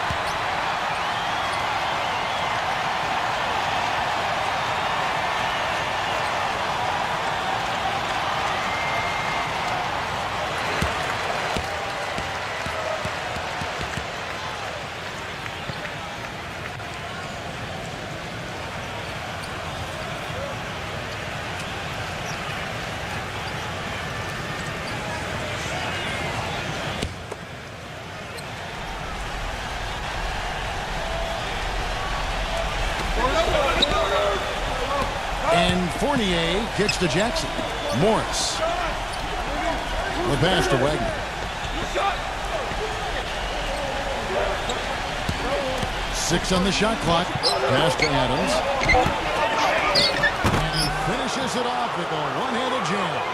Well, I tell you, that's outstanding determination to track that rebound down and fight his way to the bucket for the throwdown. Clark, that is the effort they're going to need for the rest of this game. And not just on the offensive glass, Kevin, but all over the floor. Beverly, good, and it's Russell picking up the assist. Beverly's got 6 in the quarter. That's 2 straight quick three-pointers they've allowed. They better not make it 3 straight, because now all of a sudden you're looking at a hot streak. Pass to Wagner. It's rebounded by Beverly. Beverly's got his 3rd rebound on the night. Harris passes to Russell to take the lead. So he gets the whistle. Contact on the way up and 2 shots coming up.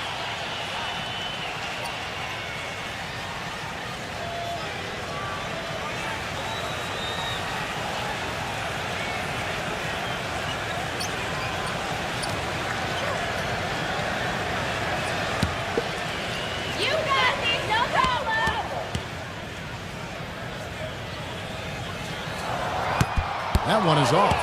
James Harden. He's checked in for San Antonio.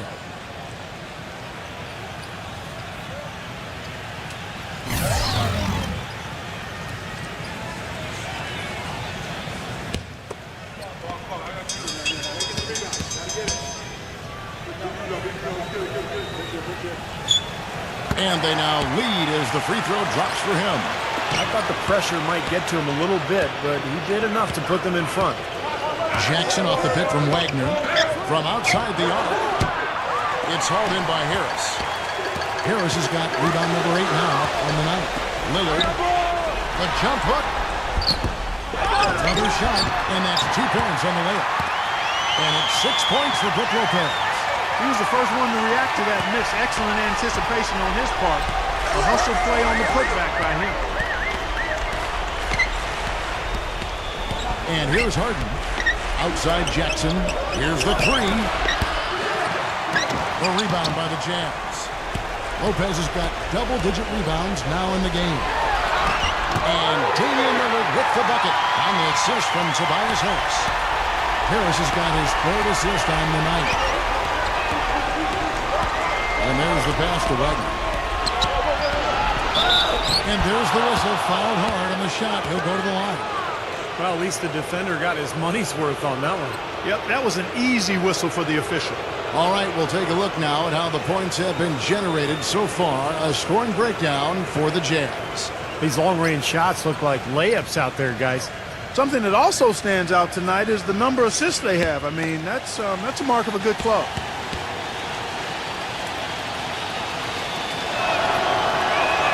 That's good from Wagner.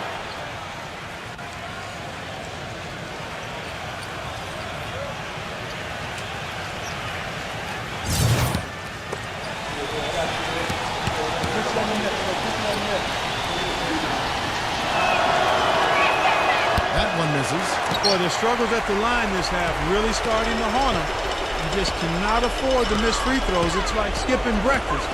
At some point in time, it's going to come back to hurt you. Now, here's Lillard. Outside Williams.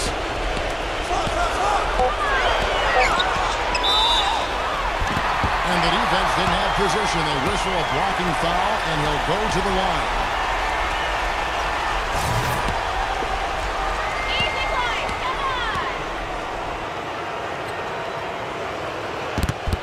And he misses the first one. Boy, he wanted that one to fall.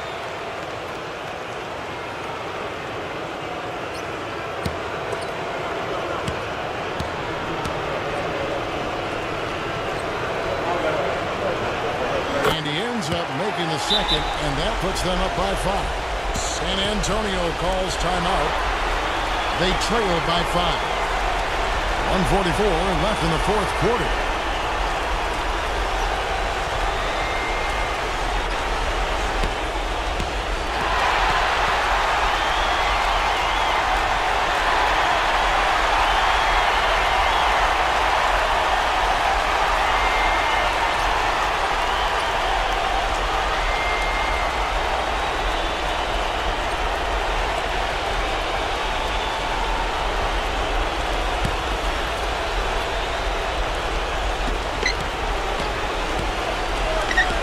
Lillard against Jackson.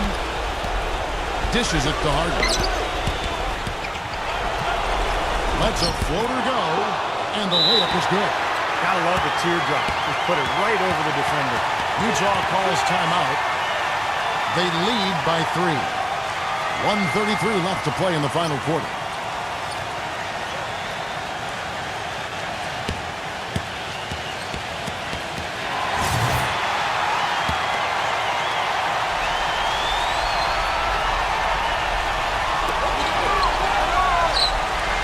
Russell wishes to Lillard. Back to Russell. Fires the 3, and the shot is good. Russell's got 10 points in just the second half. This guy will really make you pay if you leave him enough room outside. Jackson kicks to Harden. Back to Jackson.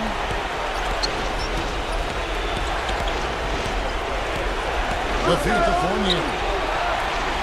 Shot clock at 5. And he hits it just before the shot clock expires. Fournier's got 7 points for the quarter. Well, he certainly isn't the one to blame for them being in the hole. He's been on the money with his game. Russell passes to Lillard. Outside Williams. Russell guarded by Harden. Man, a gaping hole in the defense that time, and he didn't waste any time getting through it. San Antonio's gone into a fight from downtown in the fourth. Only one of their 5 3-pointers has found the bottom of the bucket.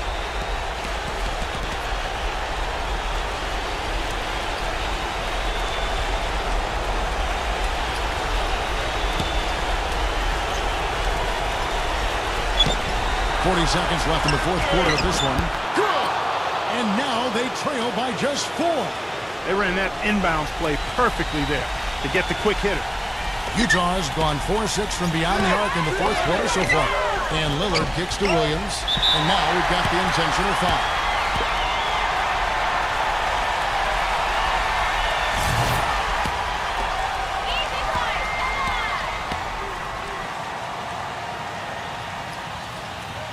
And that hurts as he doesn't get the first one to fall. Trying to focus now on the seconds.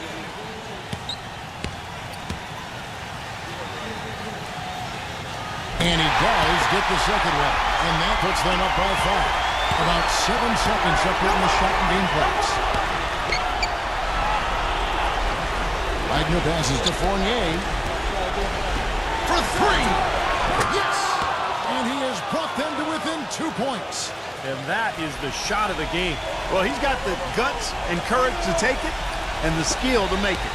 Jazz shooting straight 49% from the field. When they foul intentionally, that's what they have to do at this point. Well, you do what you have to do to extend this game and try to get the ball back. In this situation, clock management crucial.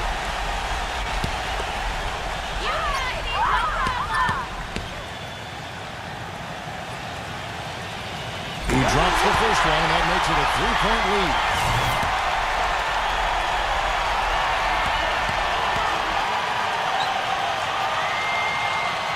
Second one is good. Hitting both at the line, and it's a 4-point ball game.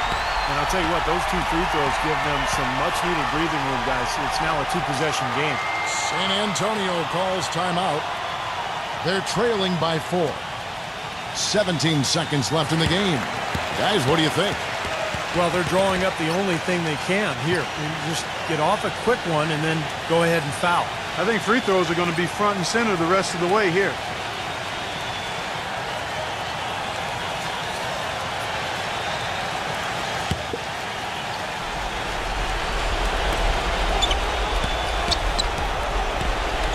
Back ends. It falls! And that's what you love to do at the road team, Kevin. Hit the big shot to take the crowd right out of it. Well, they've done that for sure. They sure have. And that shot right there had a huge effect on this crowd. And now they foul and stop the clock.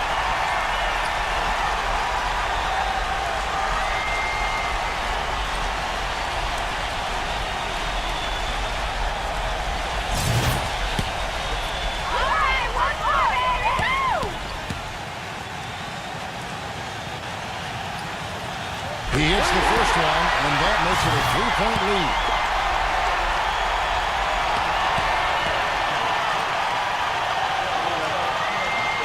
So he gets them both, and it's a 4-point ball game. No mistakes there. I think you can close the book on this one, guys. It's done. Here's Fournier. Connects! And that shot brings them to within just 1. Feels like a flip has been switched at halftime because both teams now really getting after it. And it's been a fun half of basketball, Steve.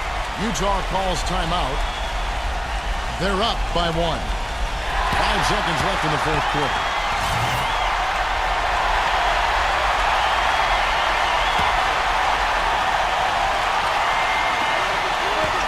And an intentional foul there stops the clock.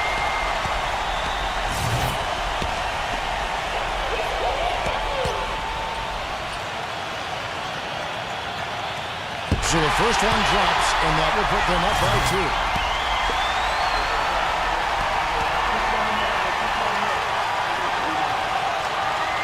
And so he drops them both.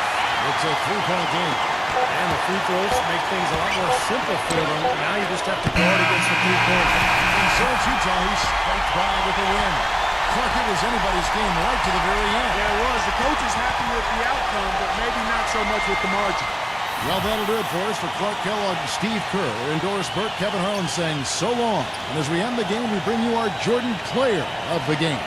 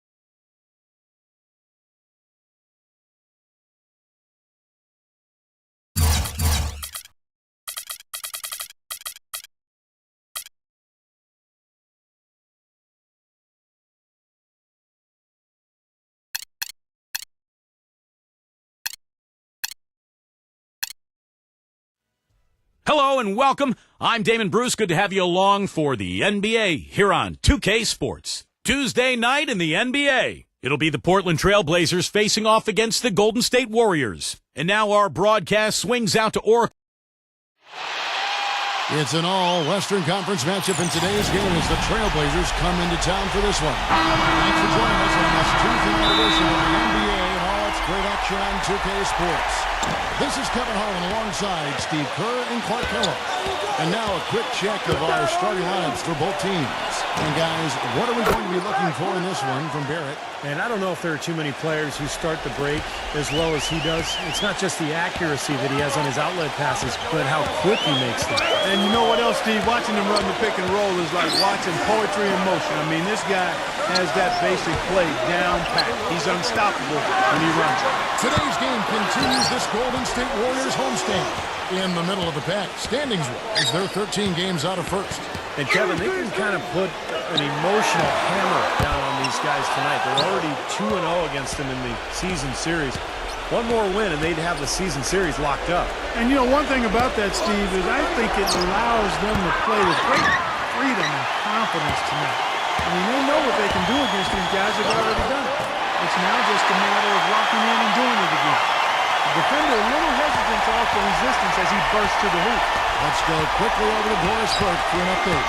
Well, guys, the head coach for the Portland Trail Blazers gave me just a couple of minutes. The thing that jumps out at him the most about their opponent today is the team speed they possess. He said, we've got to hustle back on defense every time down the floor. This is a team that loves to run, and we've got to be prepared to do the same. Gentlemen? Thanks again, Doris. And here is Hill after the three-pointer from McCollum. And here in the first, closing in on 2 minutes play. No good from Ball. Looking at the last game for the Golden State Warriors, it was a loss to the Minnesota Timberwolves. And they were really out-rebounded in that game, put them at a huge disadvantage. Well, you get clobbered on the glass, it's always going to put you at a disadvantage, Steve. I mean, they needed to do a much better job of establishing position inside and then going after the ball. You can't just box out in that position. Go get the orange. Hill left side, uncovered, and the Warriors tack on 2 more. And it's the Trailblazers with the ball. Last time they met was in Portland this season. That game really got out of control for them. And, you know, when the lead got big, it seemed like they just mailed it in. That was the disappointing part. Yeah, it sure was. I mean, until their mindset improves, Steve, that's exactly what's going to happen to them against better teams in the league. And here is Hill after the three-pointer from McCollum. Porter kicks to Zhang. Dishes it to Porter. Lock at 6. Oh, and there's the one-handed jam. He is so fast. I don't know how you stop him when he's coming right at you like that. The Warriors shooting their first free throw of the evening. And as a club, they're kind of in the middle of the pack in the NBA in terms of their free throw shooting, about 76%.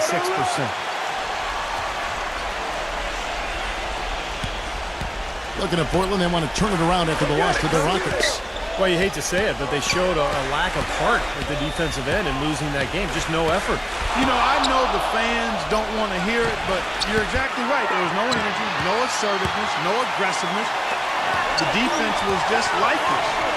It's not a night that they're going to look back on fondly. Offensive rebound. Chance there to take the lead. Missing. Passes it to Barrett. And he goes strong with the one-handed jam. The rim rattler. Just a remarkable jam. These fans' jaws are on the ground right now. Yeah, that is Showtime stuff right there. Major highlight reel material. And so it's Golden State with it. Trailing by 2. Zhang. And it's going to be 2 free throws. Drew contact on the shot. And the offense just getting right to the rim, but at least they saved the layup with the foul. That's old school basketball rules. I mean, at the end of the day, no easy layup. Earn it from the line. This is his first trip to the line tonight.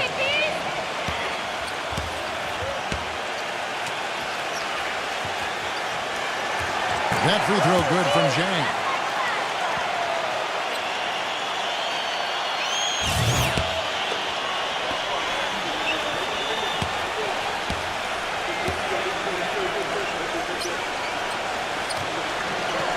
Both free throws good from Zhang. We're seeing today what makes him one of the best free throw shooters among the league's big men. Beautiful stroke.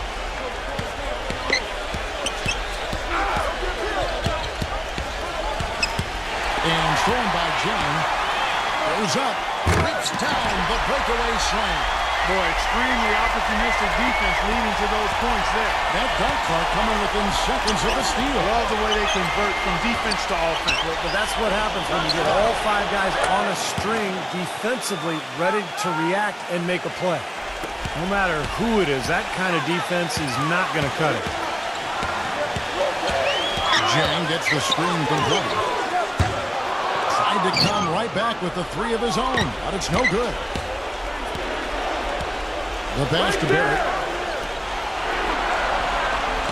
Good ball movement here by the Trailblazers. Smith outside.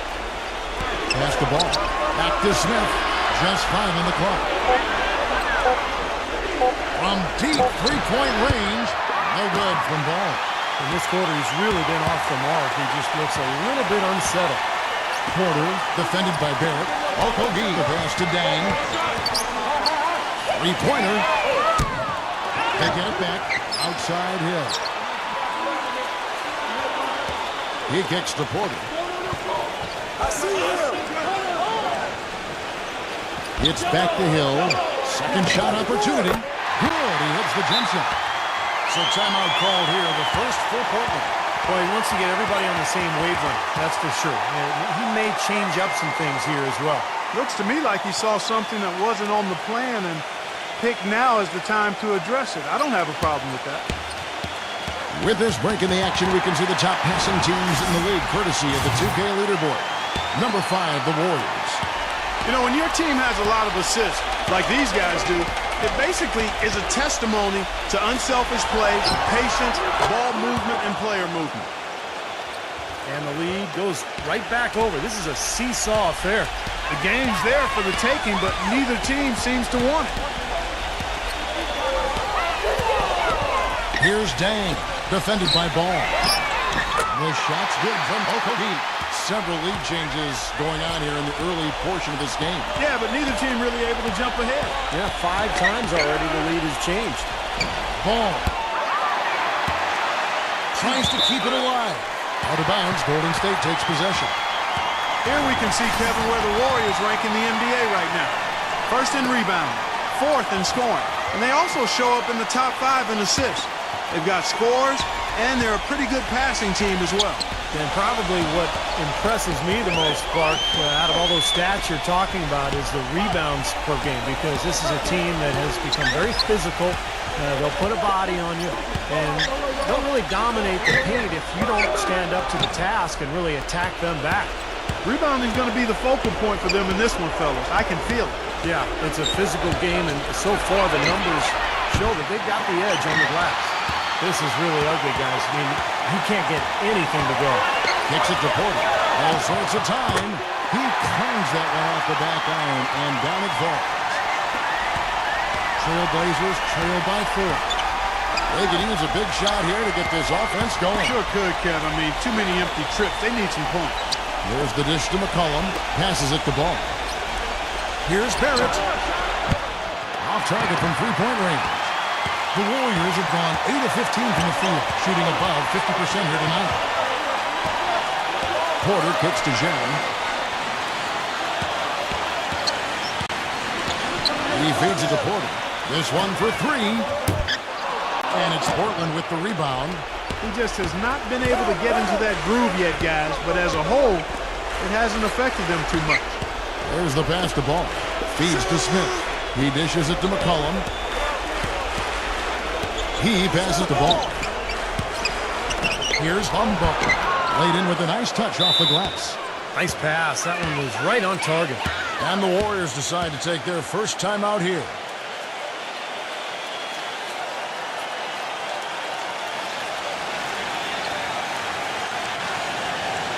So Portland ends up going with the new group. Let's quickly take a look at the standings out west. The season nearly complete. Take a look at the Warriors. If the playoffs started today, they hold the number 5 seed. Of course, they're looking to build on that. And, of course, Portland right now quite a ways down below.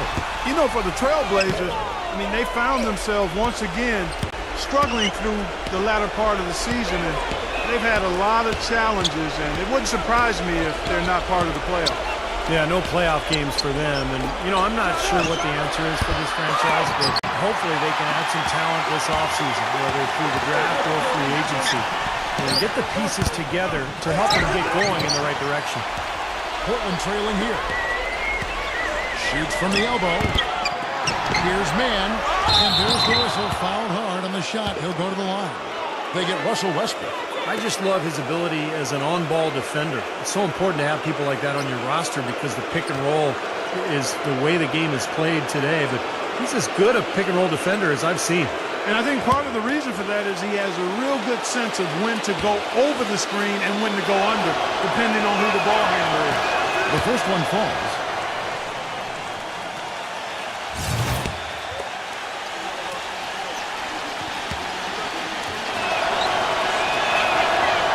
Drops. He ties it up. 1:41 left to play here in the first.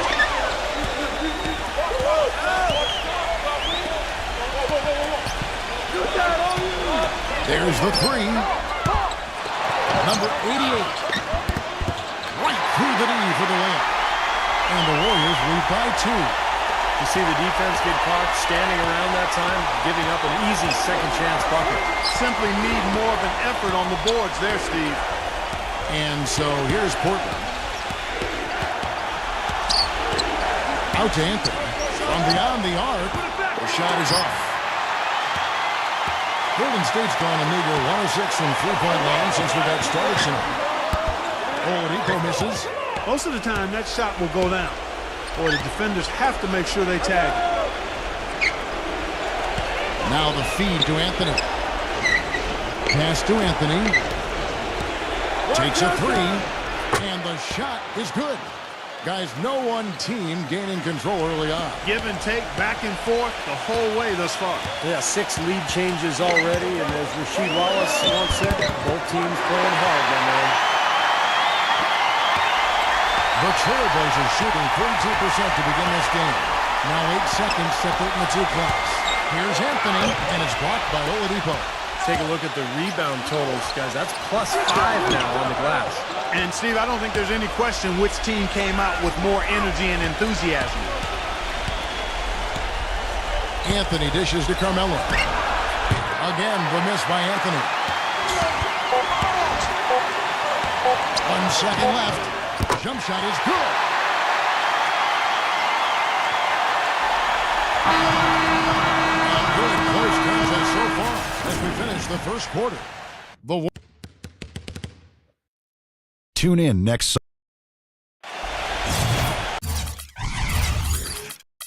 And off we go. A close game now starting the second quarter. And the Warriors, guys, what jumps out to you in this game stats-wise? I was impressed with their transition game, guys. They really got out and ran the lanes. Yeah, they did. I mean, no better way to get easy buckets than through fast breaks. Here are the 5 Portland has to start the second quarter. We've got Anthony and Stewart in at the center, locking down the middle. Warriors leading by 3. Here's Oladipo. It's rebounded by Stewart. Boy, we don't see that too often. No defender on him, and he just planks the open jumper. It's Carmelo Anthony on the way. Connects from three-point range. Anthony's got the opening field goal of the second quarter for the Trailblazers. Westbrook with it. Now defended by Frank. Dishes it to Oladipo. That one off the back iron and out. And it's the Trailblazers on the break. And it's rejected. And up the court come the Warriors on the break. Finished off the break. And we'll get a look at how the hustle step game has been going for the Warriors. A great hustle defensively through 2 quarters of play, contesting everything, ready to rack up those block shots, guys.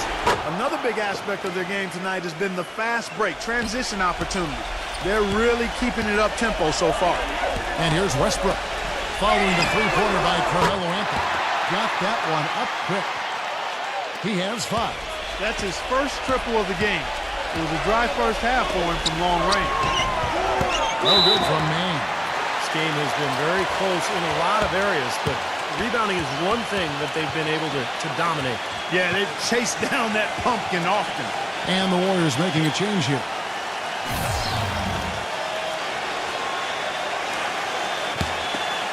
The Warriors have gone 2 of 5 from the field here in the second quarter, shooting 40%. Claxton defended by Stewart. For 3, Westbrook. Another 3 for Golden State.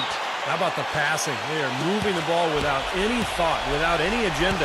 It's hard to overstate all the points they've scored on assists today. Beautiful to watch.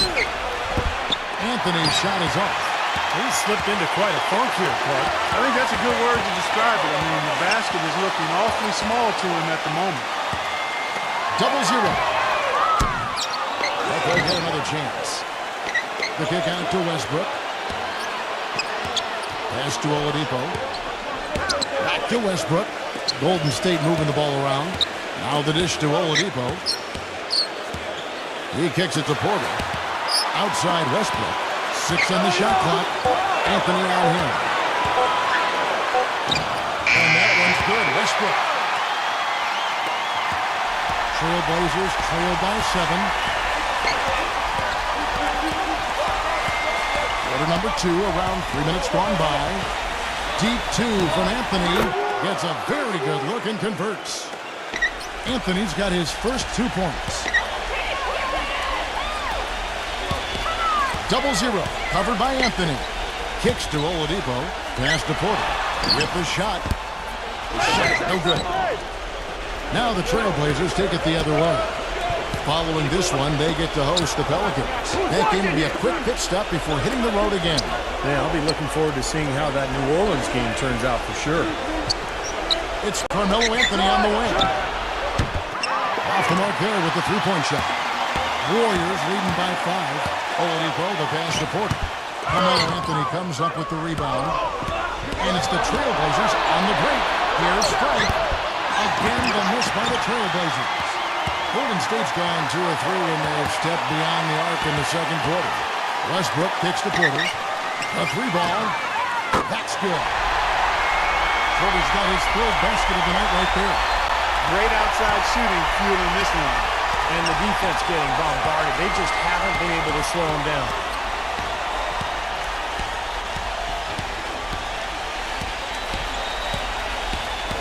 Man defended by Oladipo. Shot clock at 6.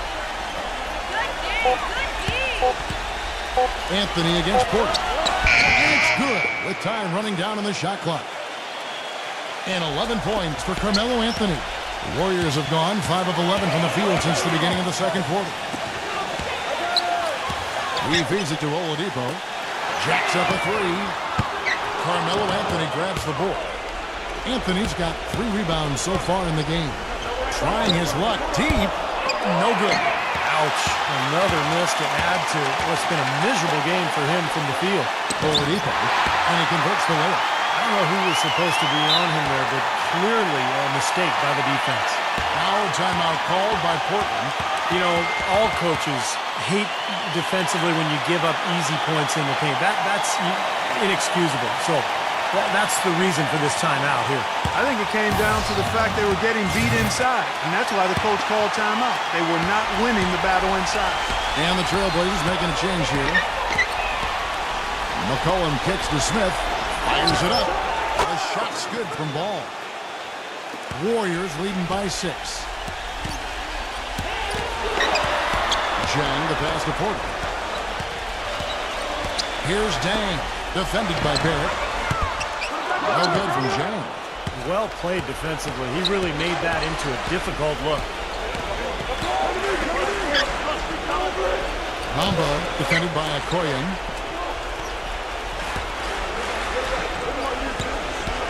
The pass to Barrett. Offline with his 3. I'll tell you what, you can shake your confidence missing wide open shots like that. No luck. Trailblazers trail by 6.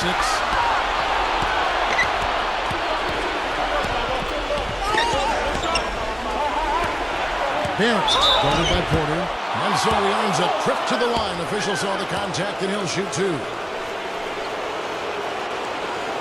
The Trailblazers shooting their third and fourth free throw shots of the night. And as a club, they're kind of in the middle of the pack in the NBA in terms of their free throw shooting, about 76%. That's good from Barrett.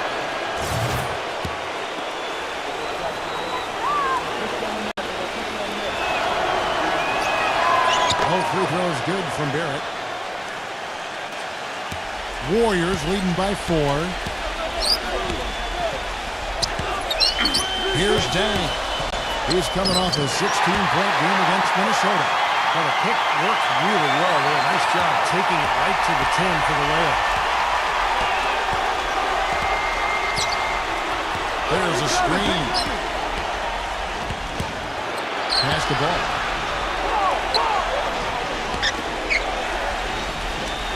Barrett to pass the ball.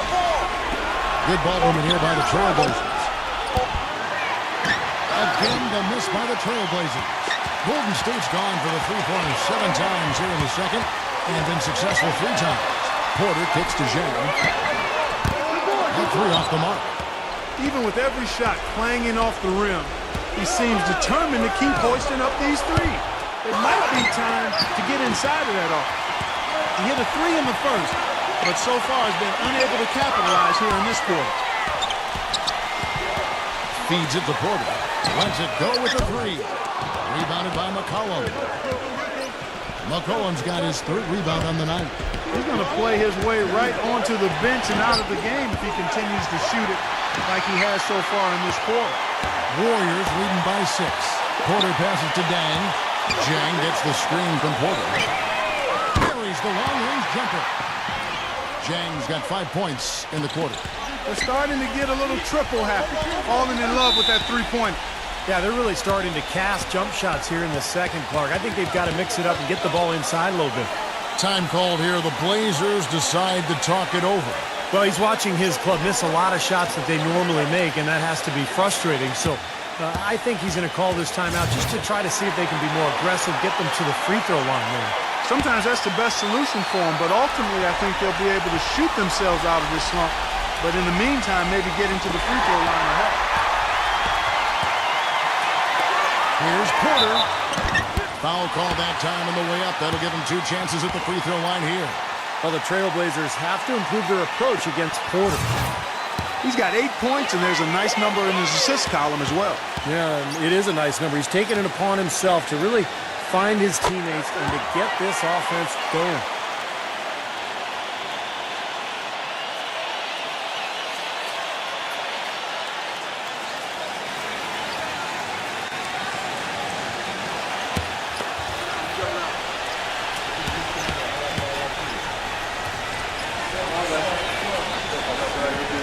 Porter drops them both. Trailblazers trail by 11. Smith outside. Here's Barrett. It's good. The assist that time from Smith. 10 points for him. He can be a forgotten man in their offense sometimes, but the defense still needs to keep an eye on him. Now a timeout called by Golden State. Well, he sees something that he doesn't like. I'm not sure what it is, but I think he's going to make some changes here. I think you've got to make your adjustments pretty quickly like he's doing here. Otherwise, things can get out of hand. So this is a good timeout. Here's an opportunity for us now to focus on some small forwards who play anything but smart. The leading shot blockers at the 3 spot.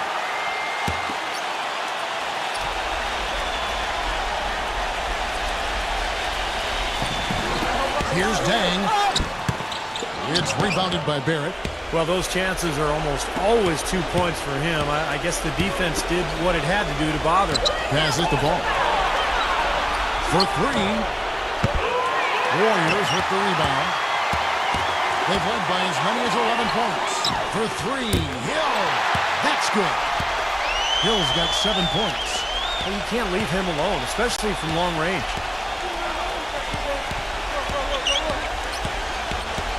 .125 left in the second quarter. For 3, Smith gets it to go. 8 points for him. How about that for a response?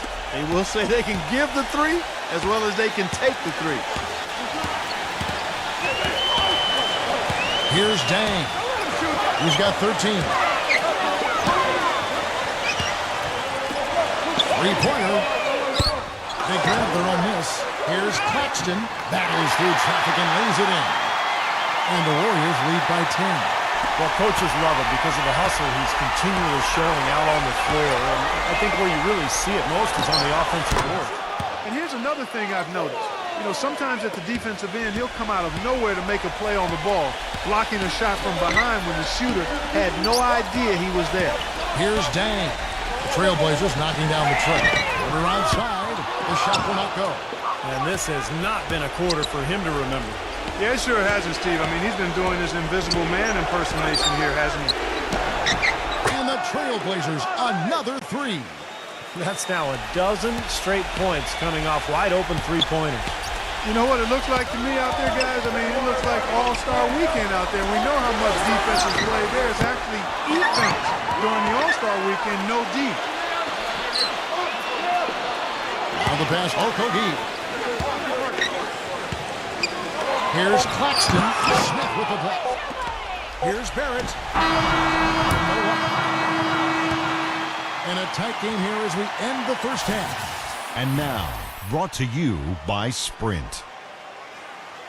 Welcome to the Timber. The Sprint Halftime Report, presented by Sprint. And as we return, a lovely view of downtown San Francisco, panning over the Embarcadero and the Bay Bridge. Guys, so far we're seeing a tremendous game from Zhang. Well, his ability to disrupt passes and get a hand on the ball, force a turnover, make a steal, it's been really impressive. When he defends you, he basically forces you to play perfect. Any lapse of concentration, and he'll pick your pocket. All fueled up and ready to go. Let's reset the lineups courtesy of Gatorade for the second half of basketball. Setting the floor for the Warriors. They've got Hill. Porter is out there with Zhang, and it's Okoye in at the power forward. And here are the Trailblazers now. 6-point game. Barrett the pass to McCollum. Drills it from outside. McCollum's got 9 points. The defense sagged off, and, he did not hesitate to rise up and bury that three. And Zhang kicks to Porter.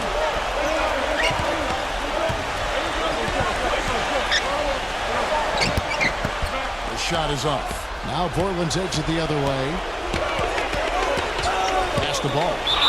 So the whistle blows on the shot and 2 free throws for the contact right there. Yeah, he got whacked. Shouldn't be much debate on that one. Yeah, that was as straightforward as it gets, guys.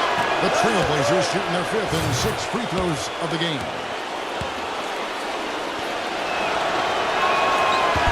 No good on the second free throw. And for the Warriors, they're shooting about 42% so far.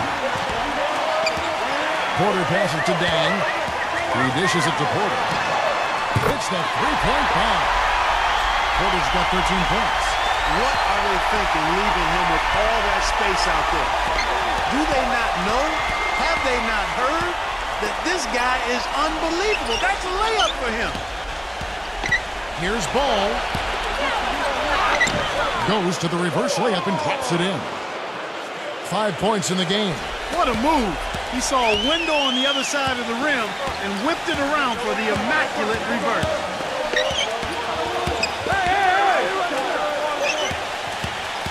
And Zhang kicks to Porter. He passes Okogie. There's the feed to Porter. 5 to shoot. Here's Dang.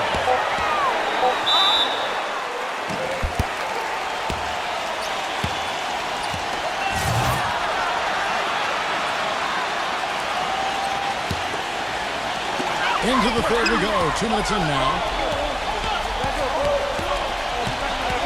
Outside Hill. Plenty of room to knock down the shot. Hill's got 9. Trailblazers trailed by 5. There's a good screen. Passes it to Ball. Dishes to McCollum. There's the triple. Gets it to go. He's got 12. And they're getting their points now almost exclusively from the three-point line. That's 4 of the last 5. You got to run those guys off the line. I agree, and the defense is practically giving them those shots, though. And Dang gets it to go. A nice start to the second half. Just 1 miss in their first 5 attempts.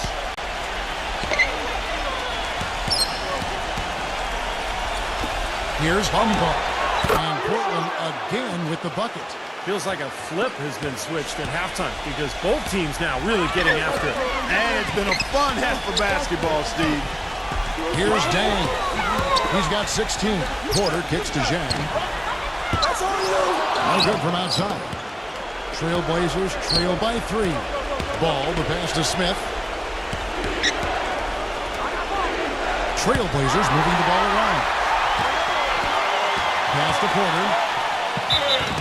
And fouled hard that time. He'll get to the line and shoot 2. Kevin, let's look at the Trailblazers to see how they're doing ranking-wise in the NBA. 10th in steals, 17th in free throw shooting. And team assists, not a strong point for this team. Top 20 in the league. They tend to do a lot of their scoring off one-on-one moves. What they try to do, Clark, is pressure the ball. I mean, you talked about the steals per game, and that's the key number of all those stats. They pressure the ball. They really create havoc for the offense.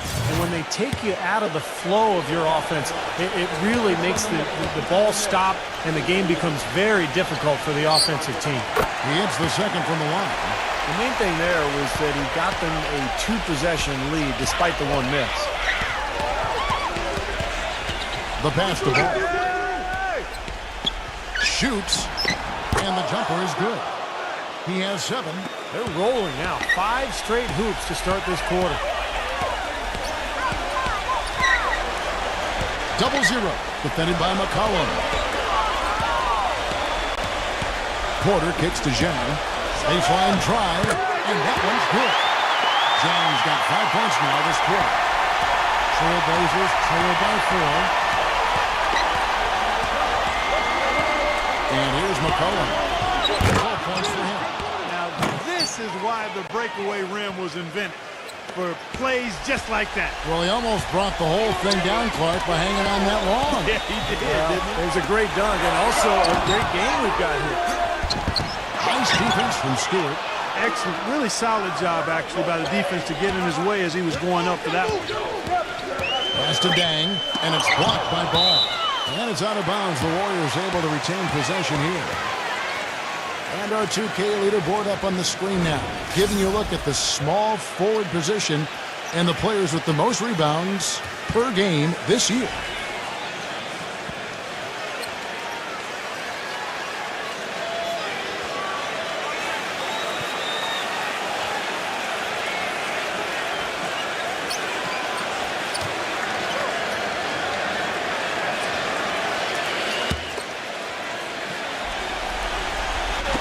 Trailblazers on D, trailing by 2. Now McCollum, right now averaging 21 points a game. No good from Barrett. Golden State's gone 2 of 5 with the 3-point shot since coming out of the break. Pass to Dang. Zhang gets the screen from Porter. 0-0. And he buries that one, drilling the rim on the way down. He's got 7. Great job of utilizing that screen and finding space to knock down the jumper. Good basketball. McCollum off a pick from Barrett.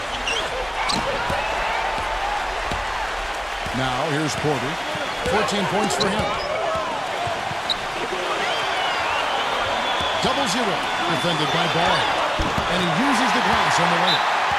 Now it's a 6-point Warrior lead. And taking a quick look here at the hustle stats for the Warriors. We've seen them make that extra effort rotating from the weak side, closing out on their airspace, really sending shots back. They've worked hard tonight at crashing the boards as well. They've had a bunch of second chance points. The Trailblazers making a switch here.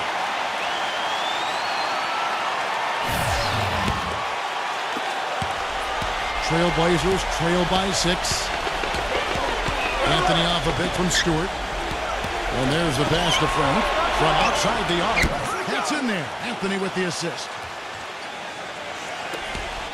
The Warriors have gone 7 of 13 in the third quarter so far, just above 50%. The dish to Westbrook. And he's going up for the alley-oop. The lead just grows on that ridiculous offensive sequence. That dunk alone would have been spectacular. Never mind it coming at the end of an alley-oop. Yeah, that just added more to it. Yeah, what a beautiful connection on that play. Well, that's a solidly executed pick play. I mean, it paid dividends with that nice dunk. Exactly the result they were looking for. Yeah, it worked so well. I mean, he got set, did not shuffle his feet. Really well done there offensively. 0-0.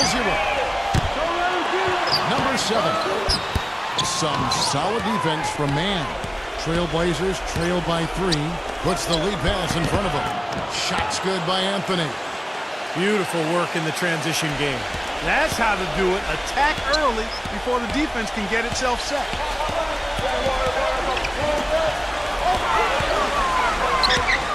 Number 7. Number 88. And a good offensive board. And he gets the bucket. And the Warriors lead by 3. Perseverance paying off on the offensive boards, guys.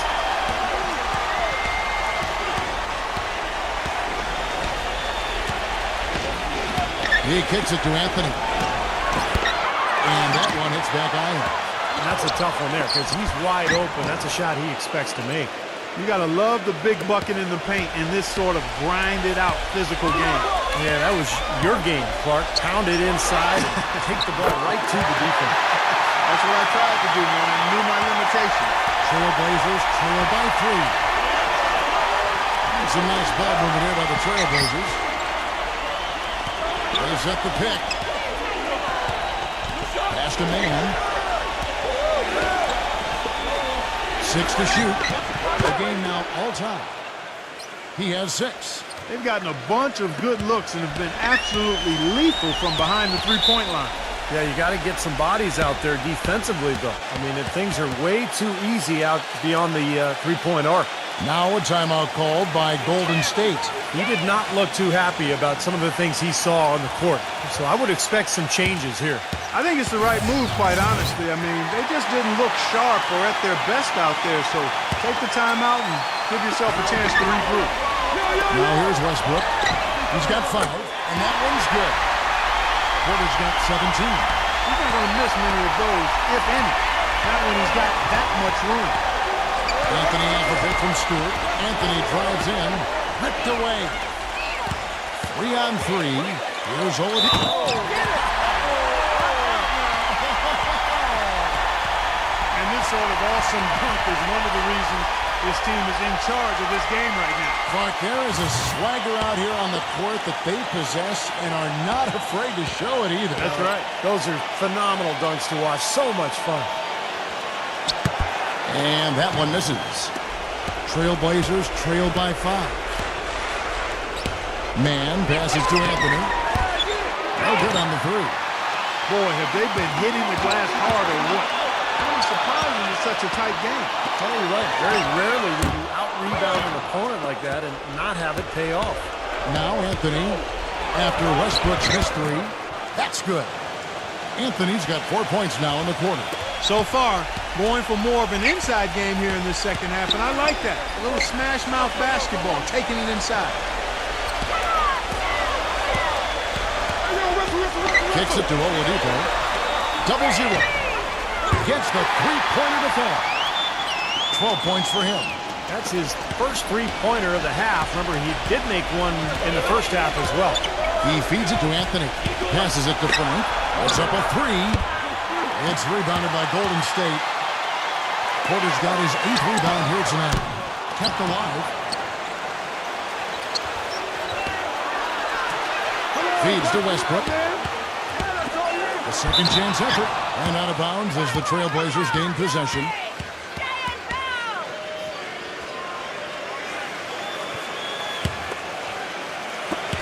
.35 seconds left in the third. McCollum kicks to Anthony. Again, the miss by Anthony. He has not been on his game. And, you know, their deficit isn't totally on him, but he has not helped the situation. Trailblazers trail by 6. Anthony left side. No one.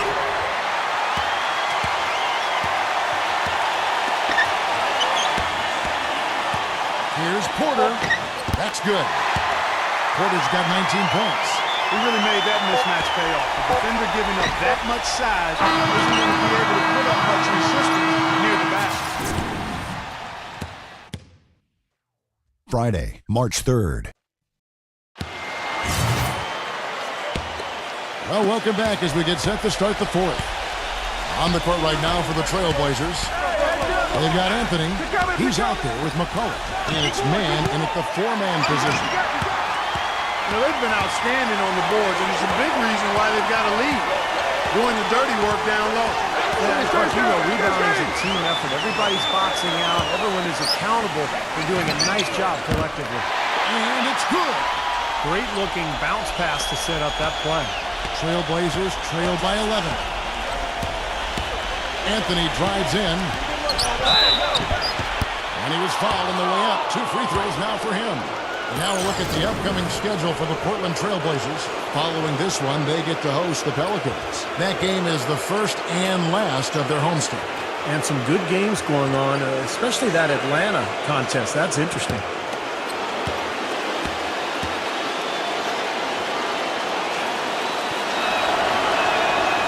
That free throw, no good. Smith checked in for Portland.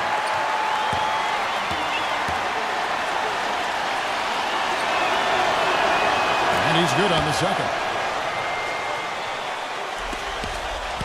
Warriors leading by 10. Oladipo with the ball.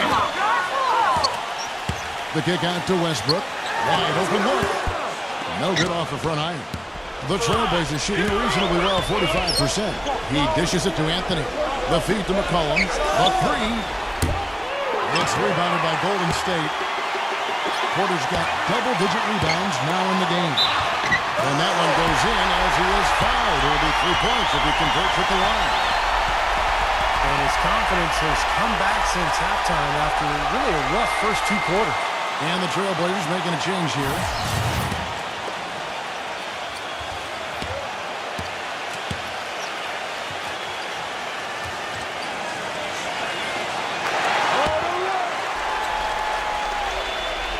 Fourth quarter still young, just over a minute play. Here's Anthony, outside Anthony, with the lead pass. McCollum, and it's blocked. Their rebounding has been off the charts today, guys. Reason number one, this game is out of hand. Exactly. I mean, the score is right where you'd expect it to be when the battle on the boards is that lopsided. Well, they're winning the speed game, guys, getting out in transition. Well, I like the energy they play with offensively and in the open court. Tremendous flow. Again, the miss by the Trailblazers. Warriors leading by 15. Porter with it. Now Anthony defending. Golden State moving the ball around. The D got there too late, and he'll go to the line. First free throw is good. The Trailblazers making a switch here.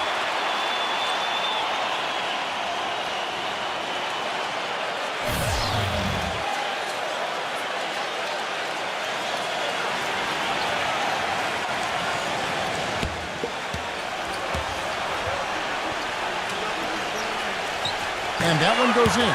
2 from the line that time. Trailblazers trail by 17.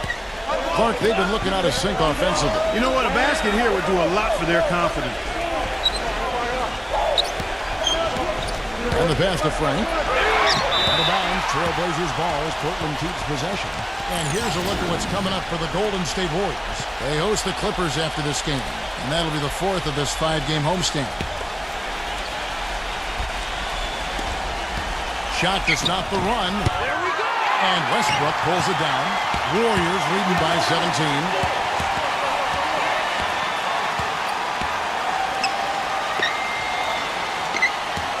Double zero. Defended by McCollum. Dishes it to Porter. A three-pointer off the mark. Boy, even though he missed, you can't give up that kind of a look very often. Yeah, they're lucky that they didn't get burned on that one. Pass to Frank. Anthony on the wing. 3-pointers off the mark. Not a bad look at the hoop, just couldn't get it to bounce in for him. Double zero. And he hits the jump shot. And the Warriors lead by 19. Portland's. It's Anthony with the drive. And Anthony gets double teamed.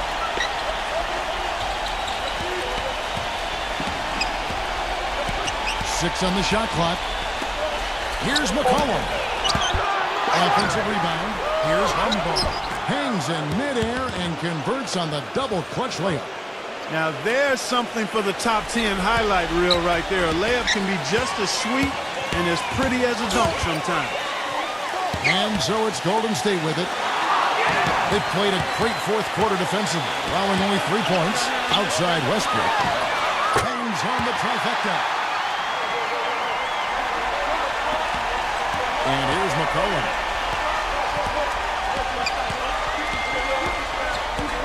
McCollum off a pick from Frank. And the basket by McCollum. He's showing no signs of letting up here. On offense, here are the Warriors. They're on a 15-6 run. Now Porter. 0-0. Off target with the free throw line, Jay. Pass to McCollum. Fires for 3. That drops. They got on this roll a while ago, and they just haven't looked back. Boy, he's lighting it up from long range this half, really taking advantage of the defense. Outside Westbrook. Right side Westbrook. Anthony on him. Now here is Smith.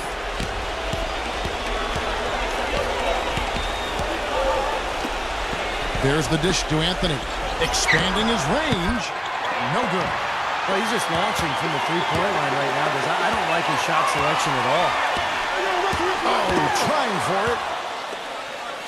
Left side Westbrook. It's stolen by Anthony.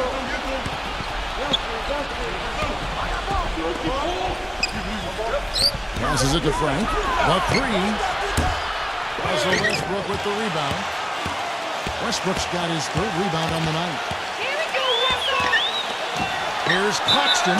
So he gets the whistle. Contact on the way up and 2 shots coming up.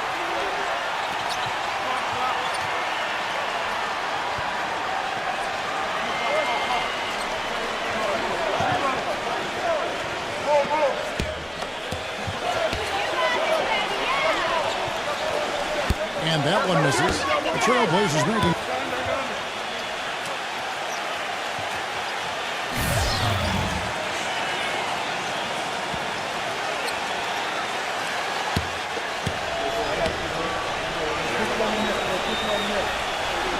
No good at the stripe this time. Second misses also.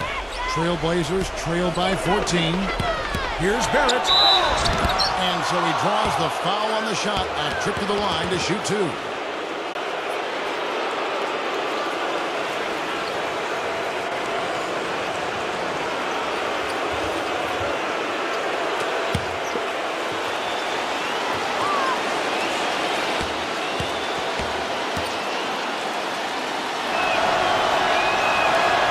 Free throw, good from Barrett.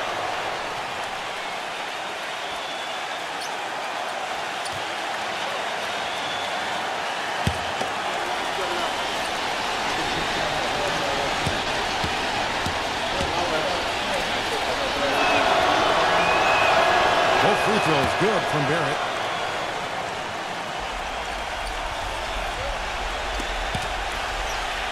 Warriors leading by 12. 0-0. The finger roll finish at the bucket. He's got 19. Not trying to rattle any rims or racks there. Just up and in with the finger roll. The pass to Barrett. He kicks to McCollum. He feeds it to Smith. Hands it from downtown. There is no way a player like him can be left wide open like that. Did you pay attention to the scouting report? Tough call there and a tough break for the defense. But you know, I think you could still see him kind of sliding in there. I don't have a problem with the call.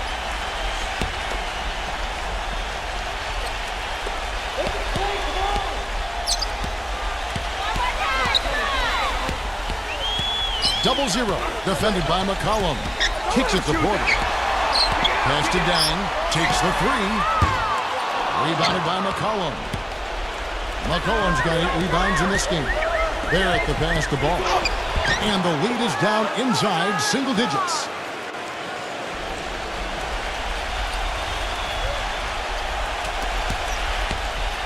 Here's Dang.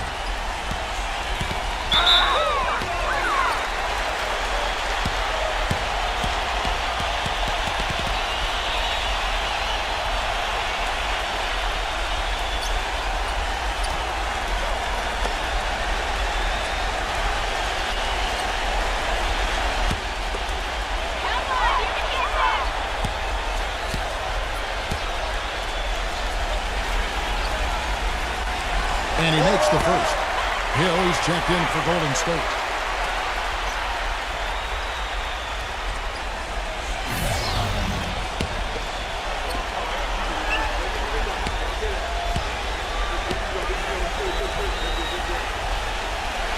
All free throws good from Zhang. You know, he's as close to a sure thing as you can possibly have when he steps to the line. Inside, Barrett. Nice concentration to hit the double clutch layup. Oh, he got the D that time. Nice up and under. Warriors leading by 9. Here's Dang. He passes the Porter. Here's Dang, defended by Barrett. And Zhang kicks the Porter. Nailed from three-point land. Porter's got 12 points in just the second half. Starting to get it rolling, guys. That's 4 3-pointers for the game. 3 of them coming in this second half. Now a timeout called by Portland. Coach can't be pleased with their inconsistency on the defensive glass. They've been caught taking pictures out there. They're watching, as opposed to getting in there and securing the orange. And now Doris Burke has an update from the sidelines. Yes, I had a chance to find out what the Trailblazers head coach was going over with his guys. He told them that they simply have to step up, saying if we don't make a move now, it's going to be too late. Give them everything you've got. Kevin? And it's the Trailblazers with the ball. A 12-point game. Barrett the pass to Smith. And 2 free throws coming up as he misses that one. Drawing the whistle on a lot of contact there. Some nice numbers for Smith. He has 11 points, and the three-pointers have been dropping for him. He's got 3 of them. Well, as long as he's continuing to make them, I think they should make him more of a focal point of this offense.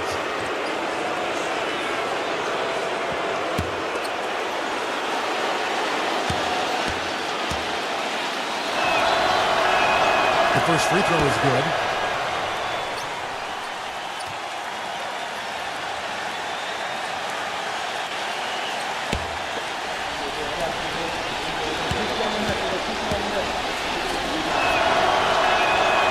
So he hits 1 of 2 from the strike. And that's pretty much how this game has gone. They've controlled the board and look to come away with the win right here. And Clark, as you were saying before, they're controlling the inside presence, just overwhelming here today. And I really thought that was the deciding factor, Kevin. I mean, they were just too strong inside. Here's McCollum after the made shot from Porter. Smith for 3. Porter pulls it in. You know, even though he missed that one, great shooters have a way of feeling when they've got enough room to pull the trigger. Yeah, not enough defensive coverage there to prevent him from firing that time. But I think if he's open, he's got to let that thing fly. And Portland has possession after the made shot from Zhang. 1:49 left in the fourth quarter. Shot clock at 5. Here's McCollum. Portland won't get that time either. Warriors leading by 15. Here's Dang. Feeds it to Hill. And it's Golden State with another. Yeah, and he's a bomber. I mean, that's what I love about him. He's as good a three-point shooter as you'll see. And, of course, has the green light to let it fly anytime he wants. And I know he's a fan favorite because he can catch fire immediately at any point in the ball game and just start pouring it in from all over the place. Portland with the ball after the made shot from Hill. The Trailblazers need to get off a shot. Gets it to go. 20 points for C.J. McCollum. Now a timeout called by Golden State. They're ahead by 15. 1:04 left here in the fourth quarter. The Trailblazers making a switch here.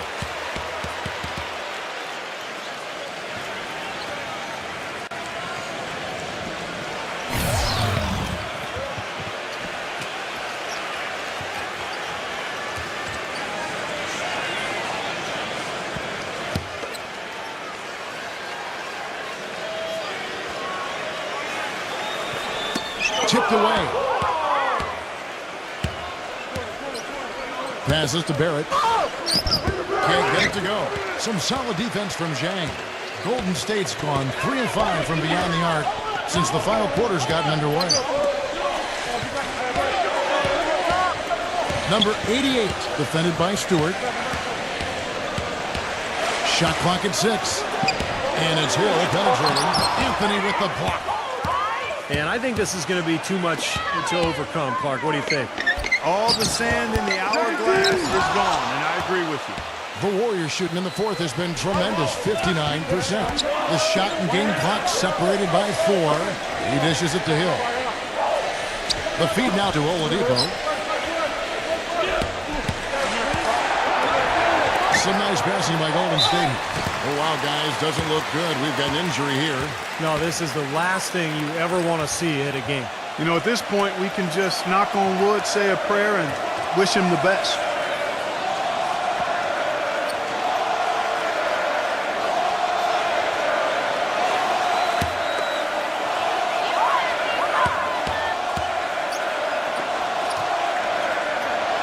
First one falls for him.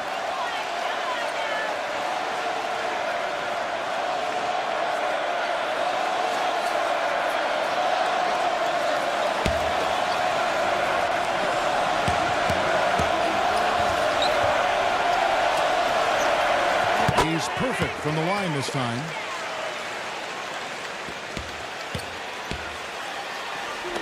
The three from Anthony. No good. All game long, guys, he's been getting it done. Really doing a nice job with that. Yeah, I can agree with you more. I mean, they've had a major advantage on the glass, dominating that stack. So we see the Warriors taking the game here. And this one was such a lopsided victory. They never let up. They were full throttle from the start. And that'll do it for Clark Kellogg, Steve Kerr, and Doris Burke. This is Kevin Harlan saying so long and thanks for joining us as we leave you with the Jordan player of the game.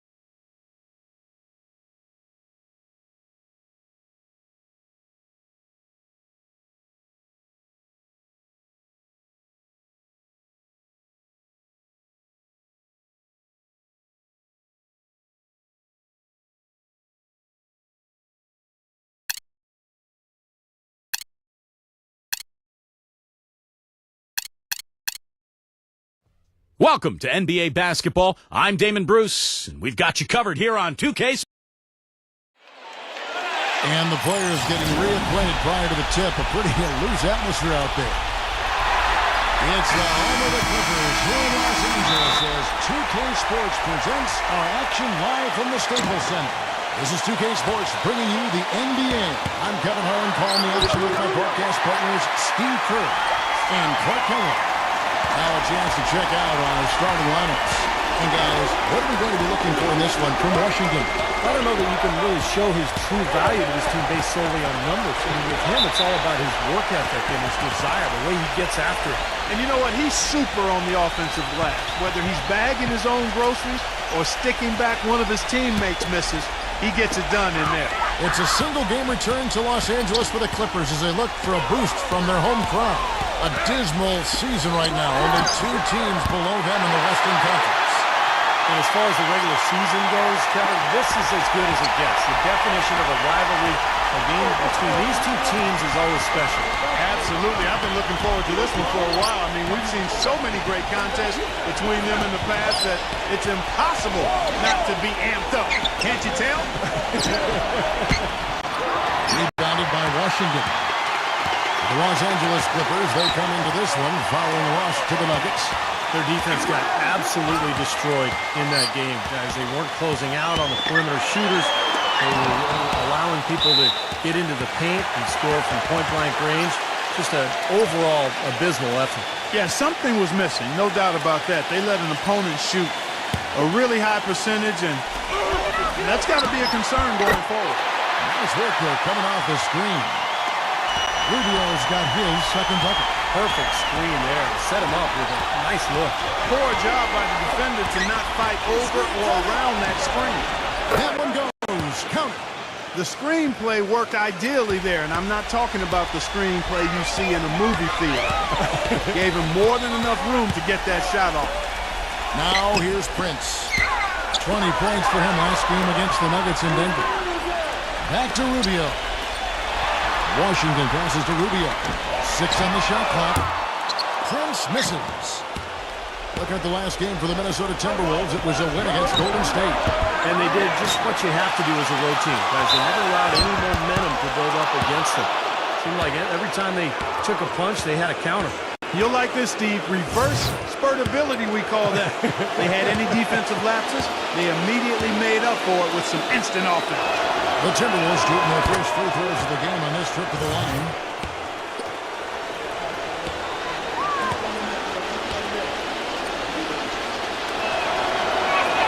And good on the second, so he makes them both.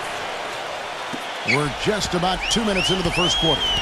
Let's send it out to Doris Burke. He caught up with head coach Rick Carlisle. Doris? Kevin, I asked what part of their offensive scheme he feels most confident in today, and he said it's probably the depth of perimeter shooting talent that they've got. He said our guys can flat out shoot it, and you're going to see it today. Gentlemen? Thanks, Doris. Always want to get those threes falling consistently. Yeah, Kevin, you're right, because that's really the only way that you can force the defense to spread out and extend itself, and when that happens, then other opportunities appear. That's kind of his strong suit, the ability to find his way through the defense and finish at the rim. First quarter of basketball, just over 2.5 minutes play. I like the offensive awareness to exploit that lack of coverage on that play.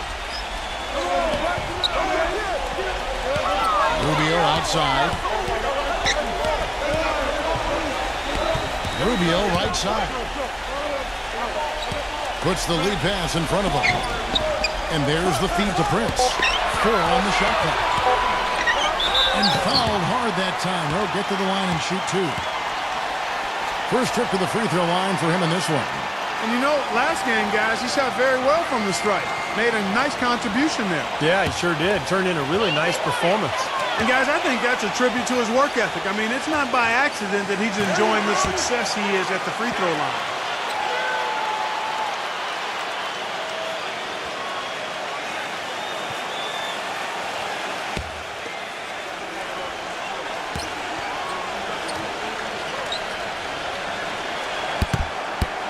And so he hits both. And so it's Minnesota with it, trailing by 2. Last time they met was in Minnesota. I thought the way they attacked the rim and got into the paint was phenomenal. It seemed like after a while, the defense just kind of waved the white flag. That's exactly what will happen when the team continues to attack the goal and come away with layup. It demoralizes the defense. Here's Tyler. 23 points his last outing. He kicks it to Rubio. He passes to Tyler. Some nice ball movement by the Clippers. Back to Rubio. And again, no good by the Clippers. The Timberwolves have gone 2 of 6 from the field.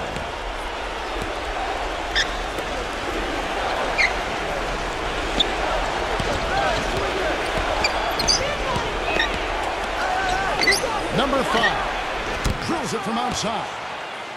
He has 5. Looked like there was a little confusion there as to who was supposed to be guarding him.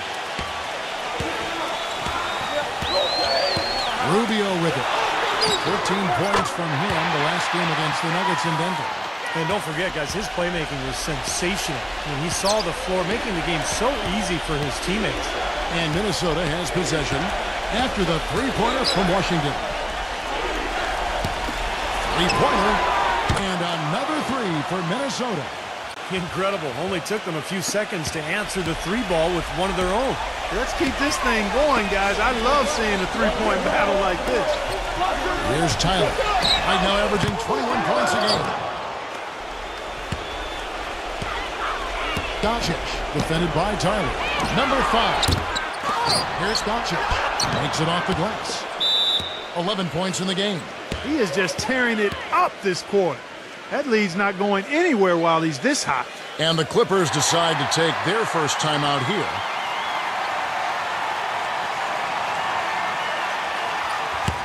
And with this opportunity, we can show you this season's top shot blocking teams. The Timberwolves, number 1. Well, if you're a fan of defense, you have to love this team because they get after it at that end of the floor, particularly around the basket with their shot blocking. Clippers trailed by 3. Dishes it to Prince. That's in, coming off an assist from Rubio. That was an outstanding pick that gave him the room to bury the jump shot. Underrated, but not undervalued. Number 5, good on the three-point shot. He's got 8. And if their last 5 makes, all have been from long range. Yeah, and the defense has not done a good job of pressing in and denying. I mean, they're hanging back, playing on their heels. They're not being the aggressors here, and the offense is taking advantage of it. You know, he's been off his game this quarter just a bit. Hasn't been able to get a whole lot to go so far.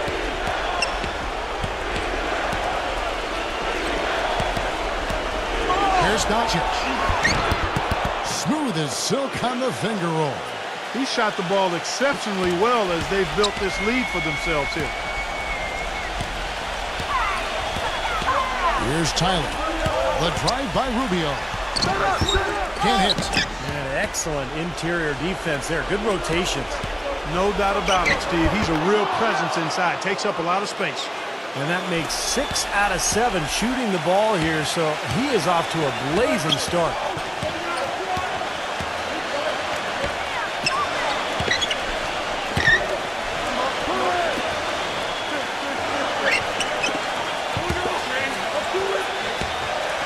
Pass to Tyler.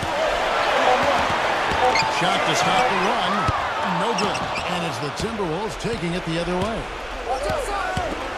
Number 5. A chance to extend the lead to double digits, but it's no good. Even though he isn't having the best of games from the floor, it hasn't seemed to hurt him. Prince outside. There's the pass to Rubio. It is now to Tyler. Puts it up from 12. Minnesota with the rebound. There's the pick. And Ricky Rubio gets the whistle that time. That is his first foul of the game. Whole new look on the floor for Minnesota.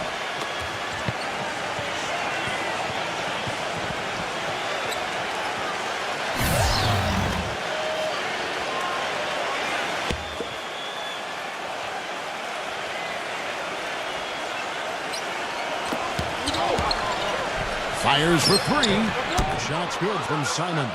The defense has done very little to slow them down so far. Clippers trail by 11.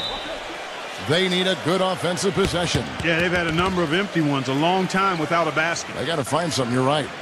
Los Angeles calls timeout, and as you said, the defense unable to stop the barrage from outside. Well, defensively, they need to do a better job of, one, pressuring the ball, disrupt their offensive rhythm, and then you've got to get to shooters, especially when they're shooting as well as these guys are.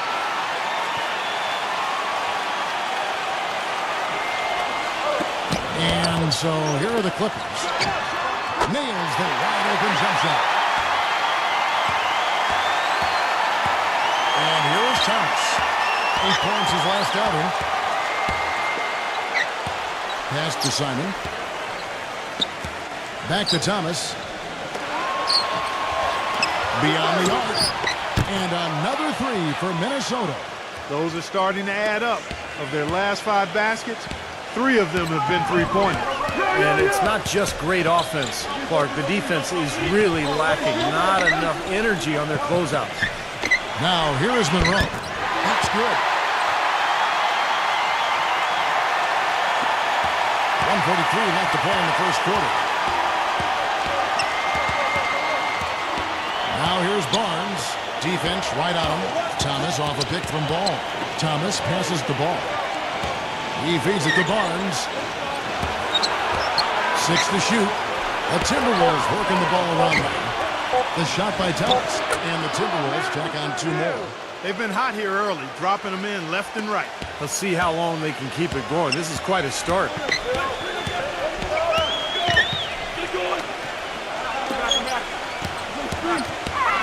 Number 24, covered by Barnes. And the baseline jumper, no good. Take a look at the rebound totals, guys. That's +5 now on the glass. And, Steve, I don't think there's any question which team came out with more energy and enthusiasm. Kicks it to Thomas. Pass to Barnes. Feeds it to Thomas. Here's Simon. Offline with his 3. Clippers trail by 12. And it's out of bounds. The Clippers able to retain possession here. He had no choice but to lunge for that pass to stop it from getting through. Well, that was a good job. It could have been a quick bucket if he doesn't knock it out of bounds there. LaRusso against Thomas. And it's going to be 2 free throws. Drew contact on the shot. The Clippers have been perfect at the line so far, albeit just 2 for 2.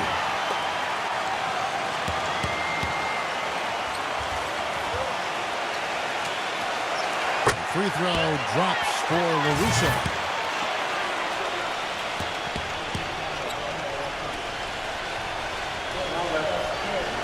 Off on that one, so he goes 1 for 2 at the line. Timberwolves leading by 11. About 3 seconds between shot and game clock. Outside Thomas. Lets it go with a 3. Rebounded by Greg Monroe.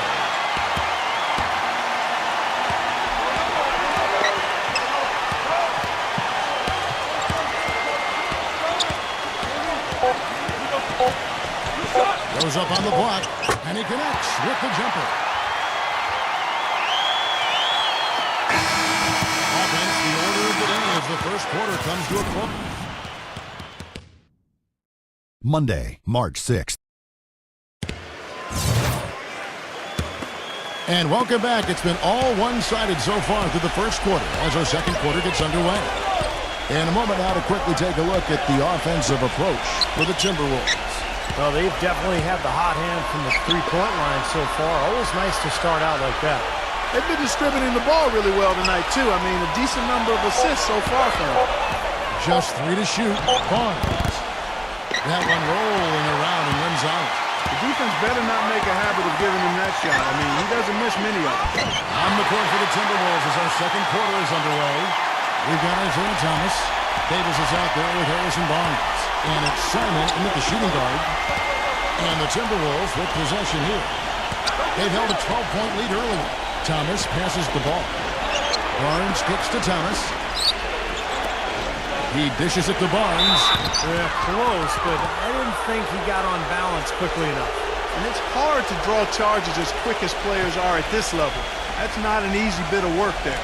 And the Clippers making a switch here.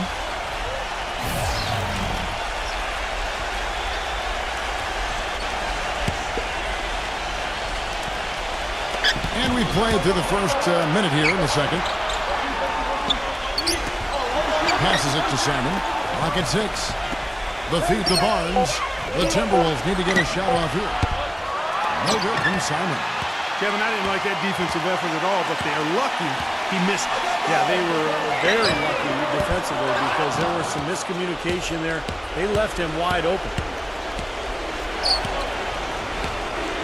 Now, here's Thomas. Defense is right there. Simon, the pass to Thomas. That's a 2 from Barnes. The good-looking shot from the wing. And the Timberwolves lead by 9. He's so reliable. And, you know, his offense seems to be consistently there for this team. Now the pass to Caruso. Buries it from three-point range. 6 points for him. A wide-open 3.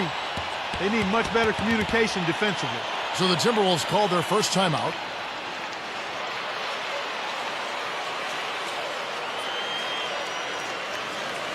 And a chance here to see where the Clippers sit in the NBA statistically right now. 11th in assists, 11th in three-point field goal percentage. And they're in the top half of the league in blocks. That's pretty good. Not too bad. And the Clippers making a change here. Timberwolves leading by 6. Thomas passes to Simon. And out of bounds as the Clippers gain possession. Already it's February. Hard to believe. Let's see how the West is matching up. You look at the Timberwolves. Unless they completely melt down, they should be in good position for a playoff run. And, of course, the Los Angeles Clippers. Not really any threat right now as their record showing a lot more losses. When I look at Minnesota, they've continued their breakout season. I mean, they've showed tremendous promise thus far, and I'm looking for big things from this team. Yeah, Clark, as the postseason approaches, there's plenty of optimism, but as you know, the playoffs are a whole different animal. Let's see if they can continue that momentum. And Davis throws it down. You know, he can be a little awkward with the ball sometimes when it's in his hands, but not that time. Why do you think it is we don't see more of those out of him, Steve? I don't know. I mean, he's certainly got the size. He just lacks the confidence, I think, sometimes near the basket. And it's the Clippers with the ball. Following the bucket by the Timberwolves. Just 5 on the clock. The D bit on that pass fake and that freed him up. Every once in a while, he'll kind of step out of his role and give you something like that. Barnes, screen on LaRusso. A tad short, but it's good off the front iron. He has 5. Very well executed pick to give him all kinds of space to get that one off.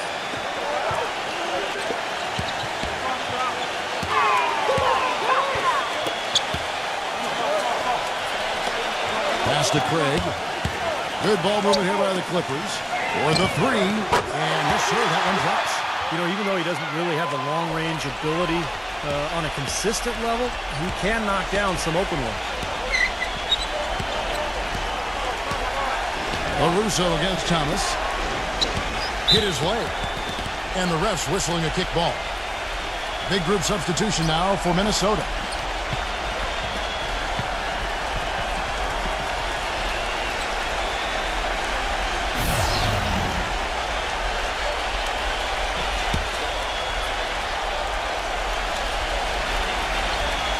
Closing in on 4 minutes played here in the second quarter.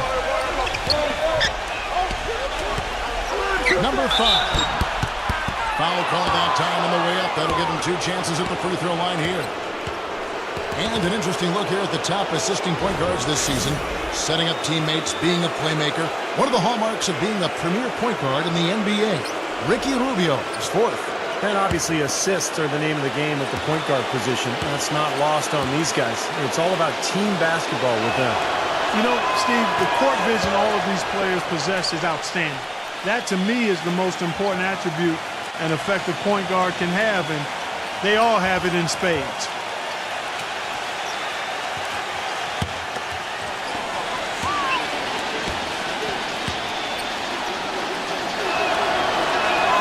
Both good from the line that time. And here are the Clippers now. They can look forward to the Oracle Arena after this game. The matchup against Golden State. That'll be the first half of a 2-game trip. Tyler from deep. A shot, no good. Another strong rebound, just like we've gotten used to seeing from them today. Yeah, 1 or 2 more of those, and this lead will be double digits. Knocked away. 0. Covered by Rubio. Shot clock at 6. Here's Doncic. Nice jump shot. Good. He's got 17. Clippers trail by 9. Here's the screen. Rubio outside. It's Prince on the wing.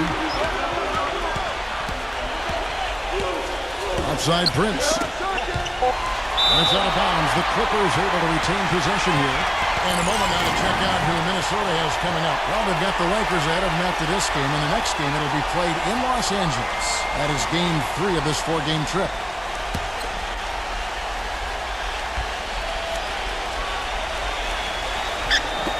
Here's Townsend.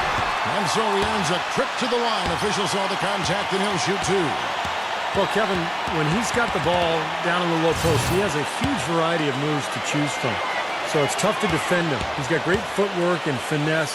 Just figures out a way to get it done. And you know what else, guys? He instigates so many of their fast breaks just because of how quick and accurate he is with his outlet passes. That's another one of his real nice talents.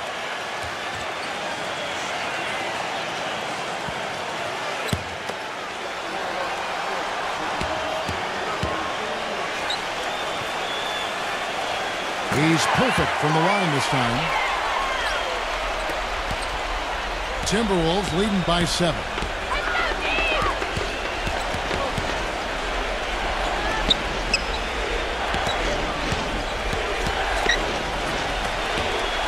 Zero. No good off the back of the rim. Well, I think he had all the space he needed. He just couldn't find the bottom of the net. Here's Townsend. That's in. Coming off an assist from Rubio. Rubio's got 3 assists tonight. There's a screen.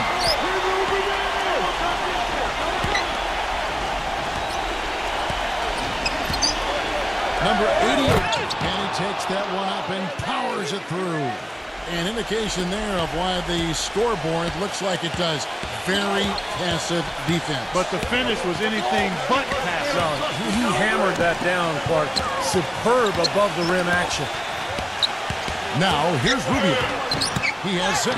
Can't cash in from close range. 3 on 3. 0. Lays it up and banks it in. And now it's an 8-point Timberwolves lead. They've done well at taking advantage of some late defensive rotations and getting the ball into the paint. Yeah, they've been the aggressors, Clark, and getting the ball inside into that lane area has been huge for them. Los Angeles calls timeout.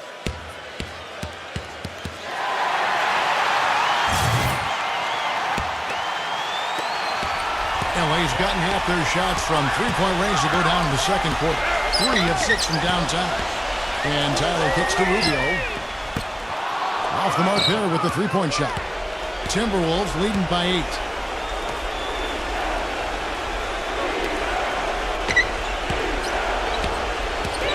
Doncic covered by Rubio. And that's out of bounds. Minnesota will retain possession. Looking at the Timberwolves, let's see where they rank in the NBA statistics right now. First in scoring, first in blocks, and they're number 3 in team assists. A group of unselfish players who don't mind making the extra pass. And the points that they're scoring per game that you talked about is really a result of great offensive execution. And this is a club that works well together. They get great looks, and they'll also score in transition. The 3, and the shot is good. Rubio's got 9. These defenders are putting up very little resistance to the three-point shot. And it's killing them. That's 4 of the last 5 baskets they've allowed have been three-pointers. To come right back with the 3 of his own, but it's no good. In the first quarter, he was killing them from outside, but he can't get it going here. The Timberwolves have gone 7 of 11 from the field in the second quarter. Number 5. And he didn't get quite enough under that one. That's a shot that he sometimes struggles with, but you can't fault him for taking it when the defense backs off like that. Here's Tyler. Minnesota with the rebound. They've held a 12-point lead early. Boy, I tell you what, the complexion of this game would be completely different if he'd shot the ball anything like he's capable of. Broke out the finger roll, guys. That was kind of a stylish finish. Now, here's Rubio. 9 points in the game so far.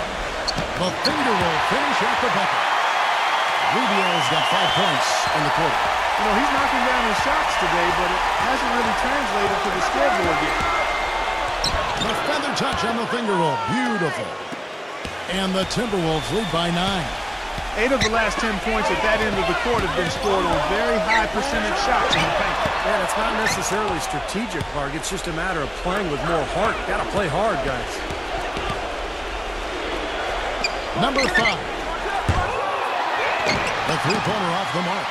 Well, it looks like he's cooled down a bit after hitting those 2 in the first quarter. Some nice ball movement by the Clippers. Prince misses. And excellent interior defense there. Good rotations. No doubt about it, Steve. He's a real presence inside. Takes up a lot of space.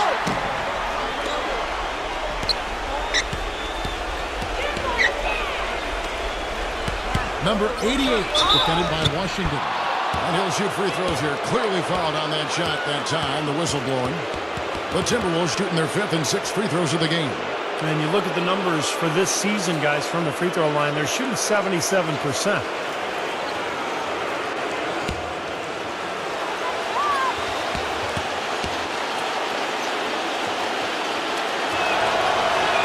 First free throw is good. And the Clippers making a switch here. Monroe's checked in.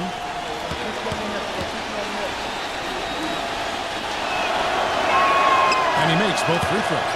You know, they've changed their game here in the second. Getting a little bit more physical, playing with some toughness now. And, you know, this lead is going to grow if they can continue to get to the free throw line. Now here's Prince. Averaging 10 points per contest. Back to Monroe. He kicks to Tyler.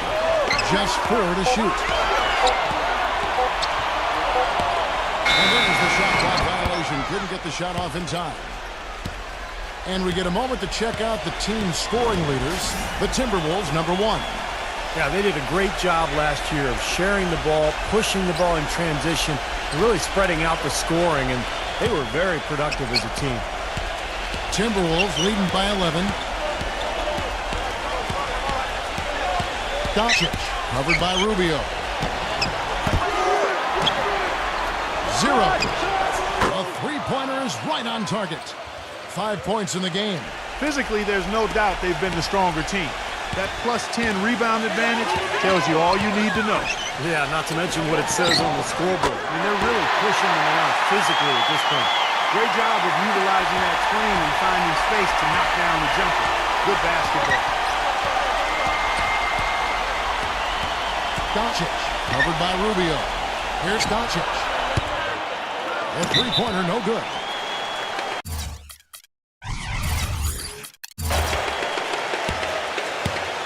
The Timberwolves making a switch here. Barnes is checked in. Clippers trail by 12. Here's Tyler. Prince outside.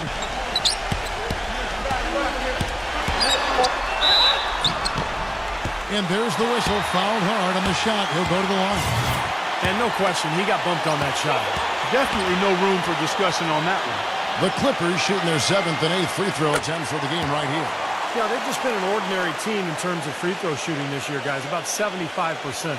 You know, they've really put themselves behind the 8 ball in so many of their games because they just have not been able to knock down those foul shots.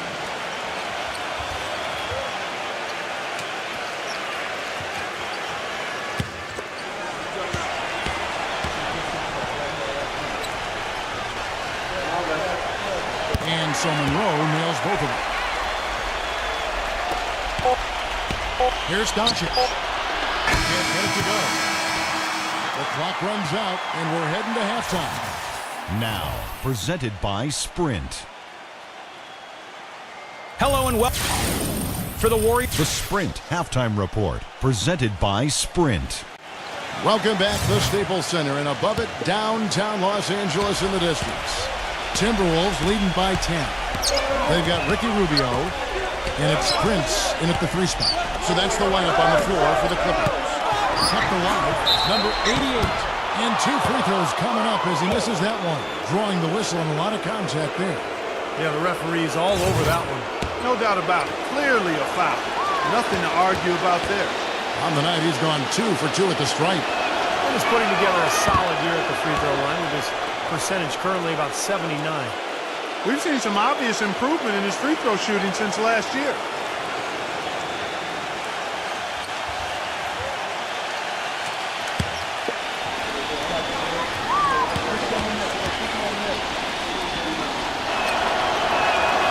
Good on both. Clippers trail by 12. Rubio gets a screen from Washington. Off the pick. Here's Prince. Can't get it to go. The Timberwolves go the other way with it. And in the paint, they have really shown some strength. Their work on the boards has been phenomenal. Yeah, I'd certainly call it a mismatch, Steve, at least for today. That's a weapon they've been allowed to use at will today, Steve. I'll say the defense has been ineffective trying to run shooters off that three-point line. Clippers with the ball. Following the 3 by Minnesota. Tyler dishes to Rubio. Prince. Shot is blocked. Nice work on the boards. Paying off with the basket. He has 7. Timberwolves leading by 13.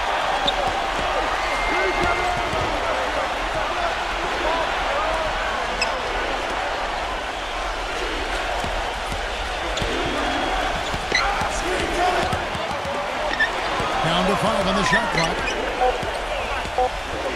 0. Shot is off. And the Clippers will go the other way with it. And we're just about a minute and a half into the 3rd quarter of basketball. And Rubio kicks to Prince. Another miss by Prince. He's playing selfishly now, guys. He's just trying to get as many shots up as he can. Doesn't look at all concerned about his teammates. Hits the bucket. And what I like about him, he needs very little time to get his shot off. If he has just a bit of room, that's all it takes. In a catch-and-shoot situation, he's going to let it fly. And I know he's a fan favorite because he can catch fire immediately at any point in the ball game and just start pouring it in from all over the place. And so it's Minnesota with it after the three-pointer from Ricky Rubio. Here's Doncic. The Clippers grab the miss. Guys, there's still time for them to make a run. But the margin of error is history. Well, yeah, there's not much margin at all, Clark. They can't afford to waste any more possession. Here's Tyler. Here's Townsend.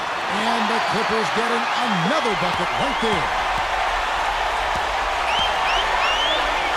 Doncic, covered by Rubio.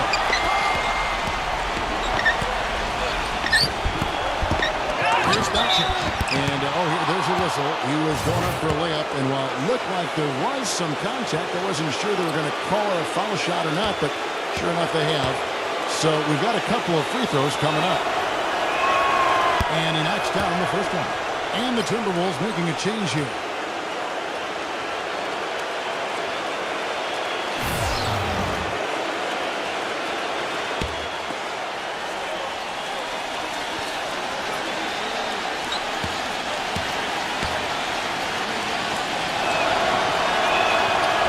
Both from the stripe. You know, he's as close to a sure thing as you can possibly have when he steps to the line. And the Clippers call time here. Yeah, and guys, I think he feels like he can make a few improvements during this timeout. Just kind of make a couple of adjustments, get his club back on track. You know, coaches are always tweaking and tinkering with things mid-game. Actually, sometimes they overdo it.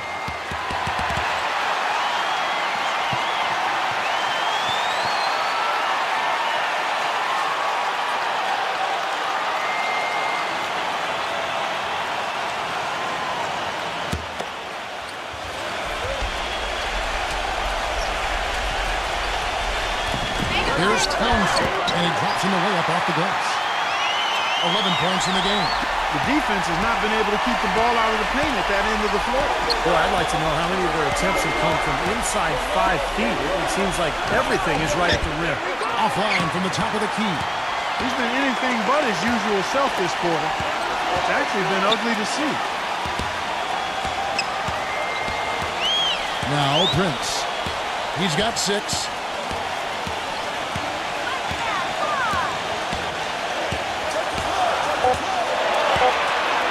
from half court. The shot is off. The Timberwolves go the other way with it. Moving on from this game, they're scheduled to take on the Lakers at the Staples Center. They're in the midst of a 4-game road trip right now. That'll be game number 3. There you go. That's the stroke we saw in the first half. Rubio gets a screen from Tyler. Takes the 3. It's rebounded by Simon. Timberwolves leading by 13.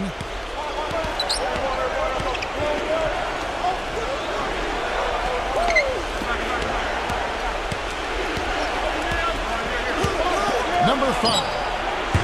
His 3-pointers off the mark. The Clippers have gone 4 of 9 from the floor so far in the third. And Rubio kicks to Tyler. Passes it to Washington. Dishes to Rubio. Some nice ball movement by the Clippers. And so he draws the foul on the shot. A trip to the line to shoot 2. And here's a quick look at how the Clippers' schedule is shaping up. Their next game is at Oracle Arena, so a road game with the Warriors. And that'll be the first of a 2-game road trip for them. And some stats here, guys. The scoring breakdown for the Timberwolves. You know, one of the big stories has been the 3-ball. It's been a key part of their offense throughout the game. And their passing also continues to be outstanding, Clark. In the second half, we're really seeing a good, efficient offense as a result of that ball movement. Come on, you can hit this. And he can't get the first one. The Timberwolves making a switch here.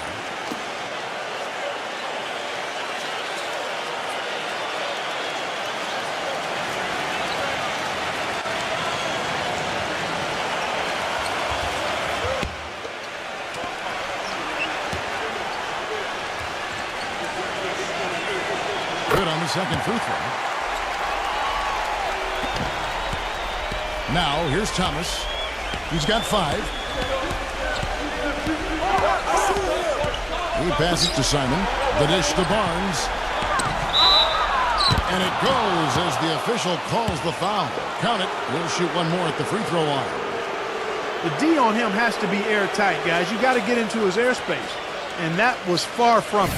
And this is his first trip to the line tonight. Well, it's good to see him with his free throw percentage up over 80% now. You know, guys, that's not quite the same success rate he had at the line last year, although it is somewhat in the neighborhood of last year's numbers. Can you believe the job they're doing at the foul line since halftime? I mean, they've been perfect so far. Yeah, sometimes it's contagious. Everybody starts to get comfortable and relaxed, and everything goes in the hoop. Now, here's Thomas.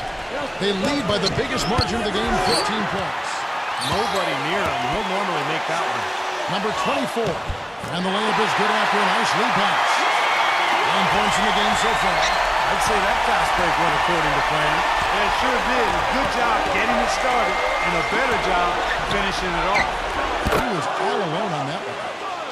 And the Timberwolves lead by 15.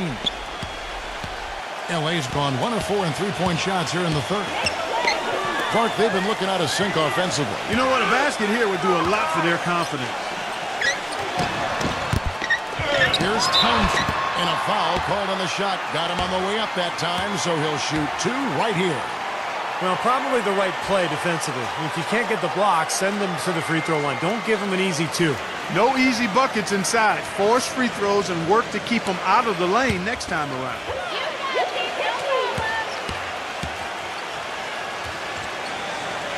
First one falls for him.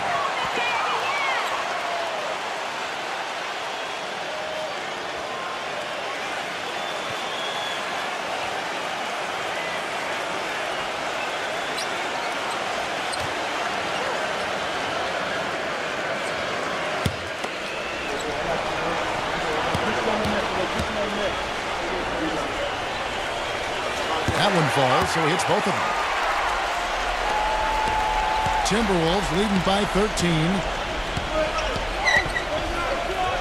Barnes passes to Simon. Off the screen. And again, it's Minnesota. He had a whole lot of space to get that shot off. Yeah, I don't think the defender did a good job there of getting over the top of the screen. Right there! There's the screen. Caruso. But he recovers it. Another shot. He takes it up and lays it in. He's got 8. Perseverance paying off on the offensive boards, guys. Minnesota's gone into the three-point range 4 times since halftime and buried 2 of them. And the pass to Simon. Back to Thomas. He feeds it to Barnes. Here's Ball. From outside, off the mark. There's some good defense for you. I mean, for somebody who's as good at shooting the three as he is, you need a defender who's equally adept at guarding against it. That was well done. Well, then they picked the right guy to put on him. You know, they've got to make him earn those threes. You play off of him, and he's automatic from that distance. Pass to Thomas. Here's the 3. It's hauled in by the Clippers. Schnarr, covered by Barnes. Shoots a fader. They get it again. Tries again. He lays it in. 15 points in the game. No matter what the score is, his attitude has been perfect. I love his disposition. He has stayed in attack mode. Minnesota calls timeout. Well, good timeout, guys, because, this has been a bad run for them. He's got to get his team back on the same page and executing well together. Sometimes just getting to stop in the action can be enough to get a team back on track. There's something about that little pause in the intensity of the game that lets you refocus. They grabbed their own miss. Davis. And he was fouled on the way up. 2 free throws now for him. Shooting at a high percentage. All teams aim to do that. Let's see the league's best. In 4th, the Timberwolves. You know, this team has been outstanding in terms of shooting percentage. Any team that can shoot this well can only give themselves a much better chance to win. They share the ball, they take high-quality shots, and they're always on the same page offensively. And the first one drops.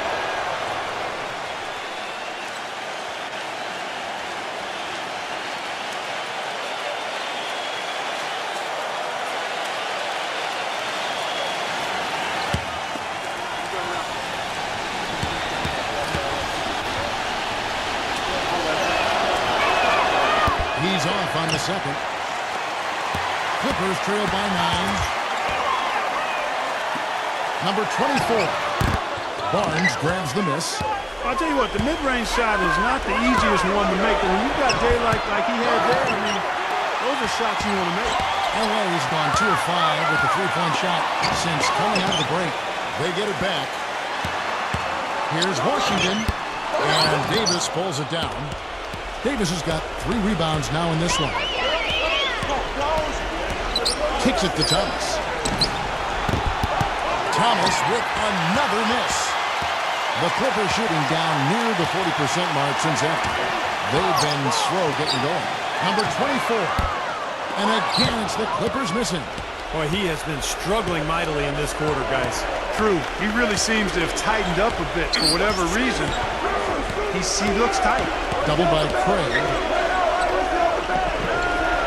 Russo and wrestling for it there, but no one has possession. We'll have a jump ball. And Minnesota has possession. Shot clock at 5. And here's Barnes for 3. The Clippers grab the miss. Pass to Caruso. Number 24 sinks the triple. He's got 12. Timberwolves leading by 6.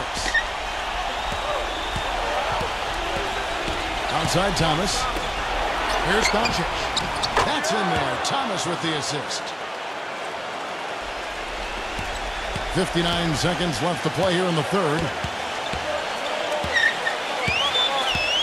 Here's Tyler. Passes to Caruso.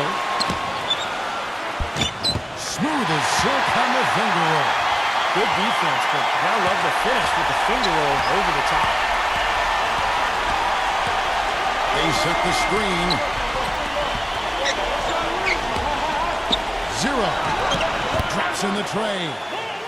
And the Timberwolves lead by 9. The easiest way to do it sometimes is with the bounce pass. Caruso against Thomas. Here's Washington. Buries it from about 10 feet away. He's got 5. Timberwolves shooting pretty good tonight at 48%. Thomas kicks to Barnes. Back to Thomas.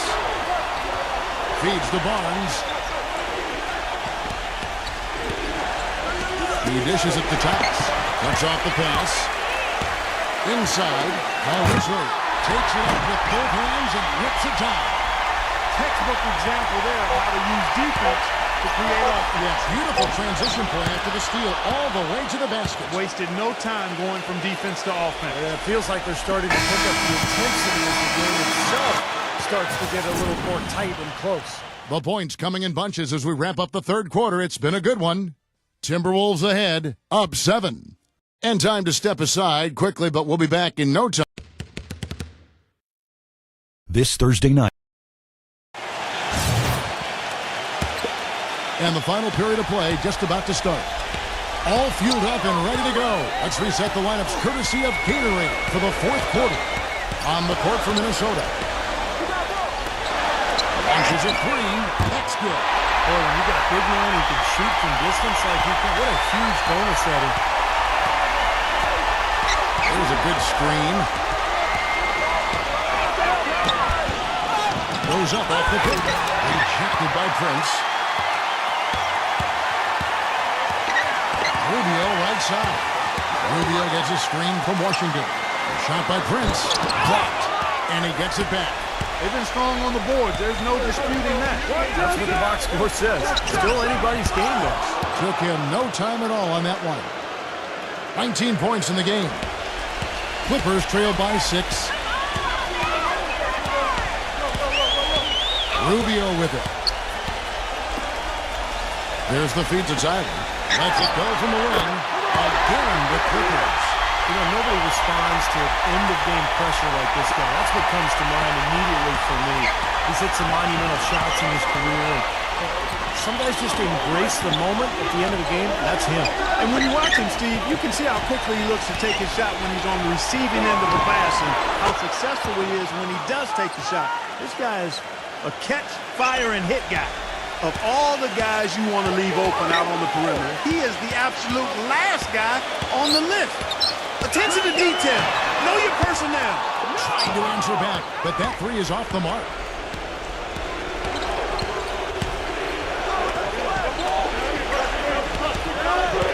Number 5, guarded by Prince. Here's Simon, and there's another one for the Timberwolves. LA has gone 1 of 2 from three-point range here in the fourth. Here's Tyler, defended by Simon.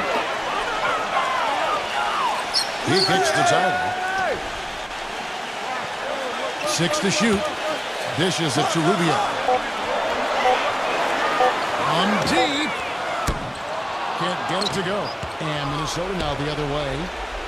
The biggest lead of the game, 15 points. Rubio with the rebound.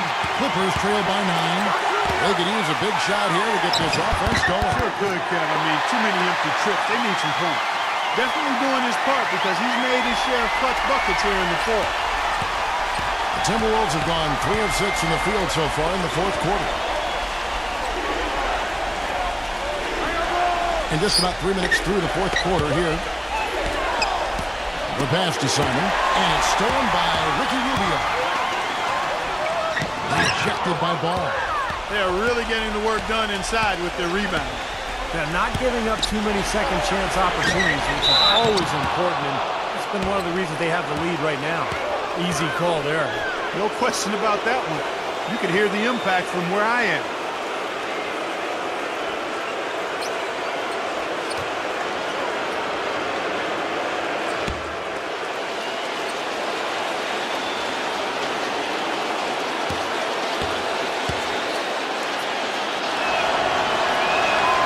He misses the free throw. Harrison Barnes, he's checked in for the Timberwolves.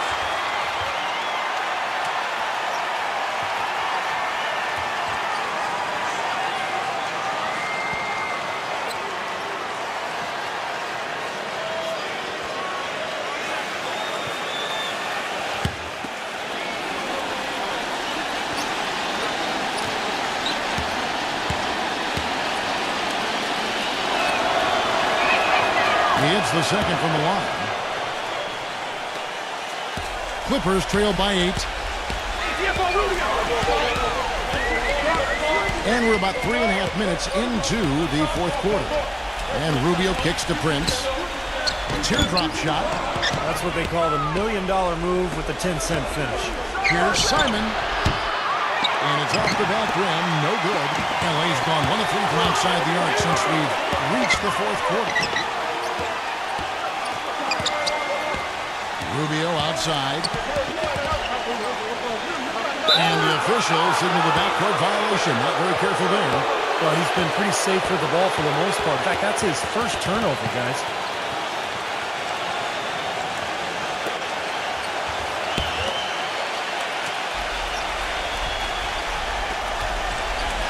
Pass to Simon. The Timberwolves working the ball around now.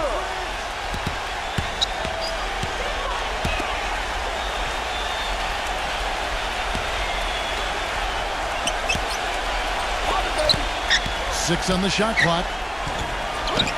And he converts the layup. And the Timberwolves lead by 10. Well, I'll tell you what, the defenders didn't even get a sniff of him on that move to the hoop. And here's Rubio. Deflected. Simon covered by Rubio. Passes it to Simon. Barnes. Number 5. And the 3 off target. The Clippers have gone 3 of 8 here in the fourth quarter. Prince, the pass to Washington. Back to Prince. The dish to Tyler. Takes a 3. No luck. It just hasn't been a very good day for him, guys. They need him to start burying some of those. The pass to Simon. Here's Tyler.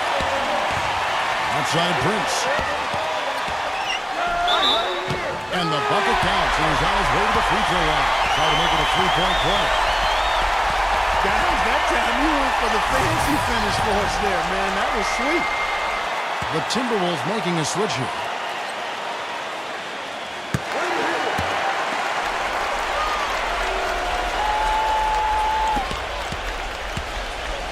Timberwolves leading by 7. 0 defended by Tyler.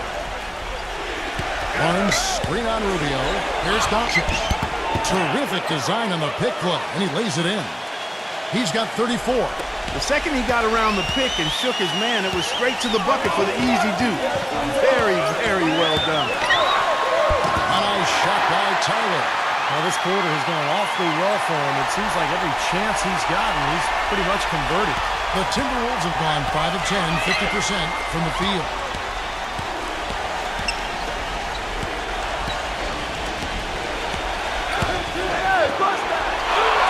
Jacks up a 3. The shot no good. Clippers trail by 7. He passes to Rubio. And out of bounds as the Timberwolves gain possession. The Timberwolves making a switch here.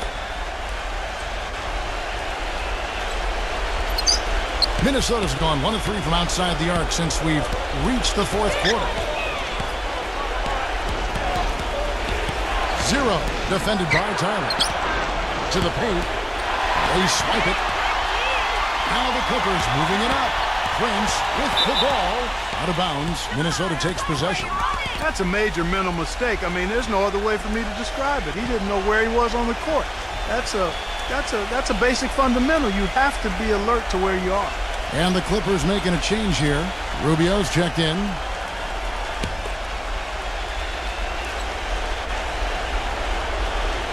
Timberwolves leading by 7. Taken away. Here's Tyler. Shot is off. And Minnesota will come the other way. The biggest lead of the game, 15 points. Doncic, guarded by Prince. From 6 feet. And it's sent back by Washington. Clock at 6. And it's stolen by Ricky Rubio.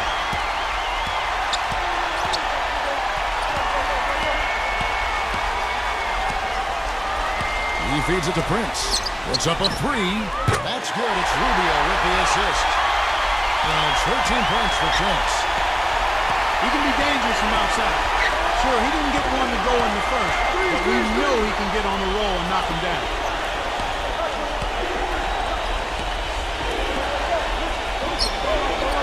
Shot clock at 6. Here's Doncic. Well-placed jumper from the free throw line.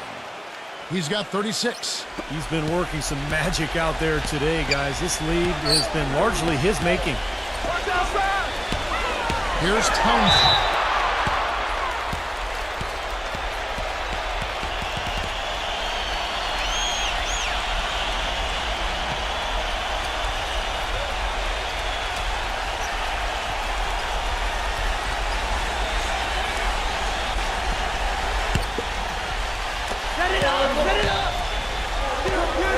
Here's Tyler. Pass to Washington. Here's Prince. Misses the three. Well, they've had the advantage in rebounding all night, but none bigger than the one right there. 1:52 left here in the fourth quarter. Kicks to Tyler. And that one's good. Tyler's got 8 points here in this quarter. There's been a change in his game compared to what we saw in the first half. I mean, he's scoring with a lot of confidence now. And the Timberwolves call time here. They're leading by 4. 1:41 left in the fourth. And when you take a look at what the story under the glass has been, tremendous presence under the basket. Yeah, you said it. Tremendous presence. You're right. It definitely has been, and it might come down to the final possession, that key rebound. Wouldn't that be something? And now Doris Burke has an update from the sidelines. Thank you, Kevin. Well, I was able to listen in on the Timberwolves head coach talking to his team. He wants them to pick it up and really go for it right now, saying, no time like the present, gentlemen. Embrace it. Embrace the spotlight, and let's make it happen. Kevin, let's see what they can do. 1:29 left in the fourth quarter. They tried to step in and cut him off, but just not quick enough. And we have the benefit of replay, but I think they got that one right, which is the case most times, even though fans don't think so. Los Angeles calls timeout. They're trailing by 4. 1:24 left in the fourth quarter.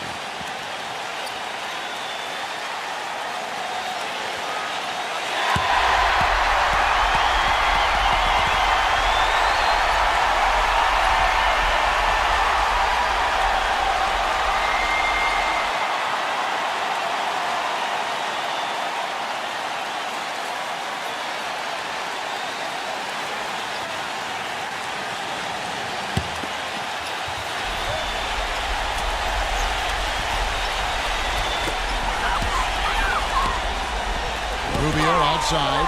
Prince. Back to Rubio. 6 on the shot clock.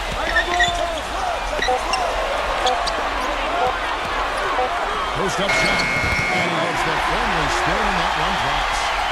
And now just a 2-point Timberwolves lead. Doncic covered by Rubio.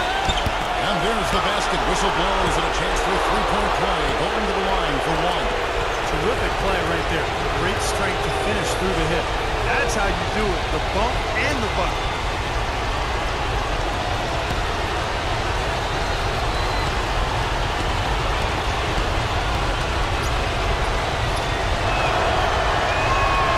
And one puts them in a very nice spot as they stretch that lead out a little bit. There's a minute left to play here in the fourth. Feeds it to Tyler. Here's Townsend. Out of bounds, Clippers ball as the Clippers keep possession.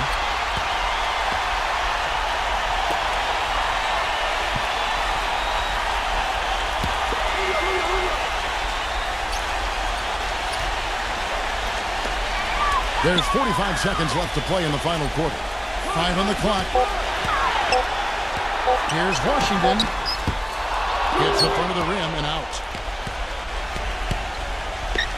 The Timberwolves have gone 7 of 15 from the floor here in the fourth. Right around 46-47%. Rubio comes with the double team. Timberwolves passing it around. No problem knocking that one down. And now it's an 8-point Timberwolves lead. This game's over, guys. I think we can say that with certainty. Yeah, I agree with you there. We have officially reached garbage time. And the Clippers call time here. They're behind by 8. There's 18 seconds left in the fourth quarter. Guys, what's your take? Well, talk all they want, but I just don't see a way for them to get back into the game here. You know what? I don't know if there's a 10-point play out there, and that being the case, this one is finite, over.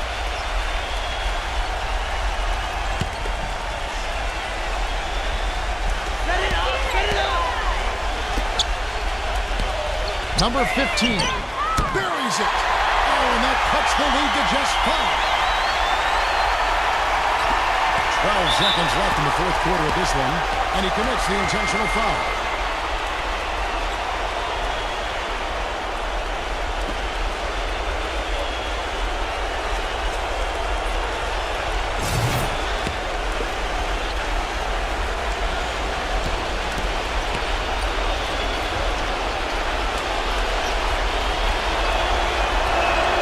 First free throw is good, and that increases their lead to 6.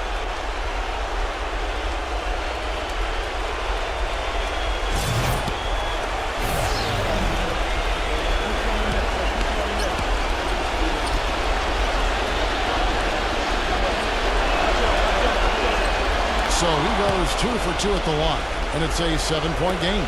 Perfectly done at the stripe there, and that brings their lead up to an even more comfortable level. These are incredible rebounding numbers. I'm not sure if we've ever seen anything like this, Clark. Well, that's for sure, kid. I mean, a superhuman performance on the backboards. Well done. And so the Timberwolves take the win. Both teams played well, but these guys had the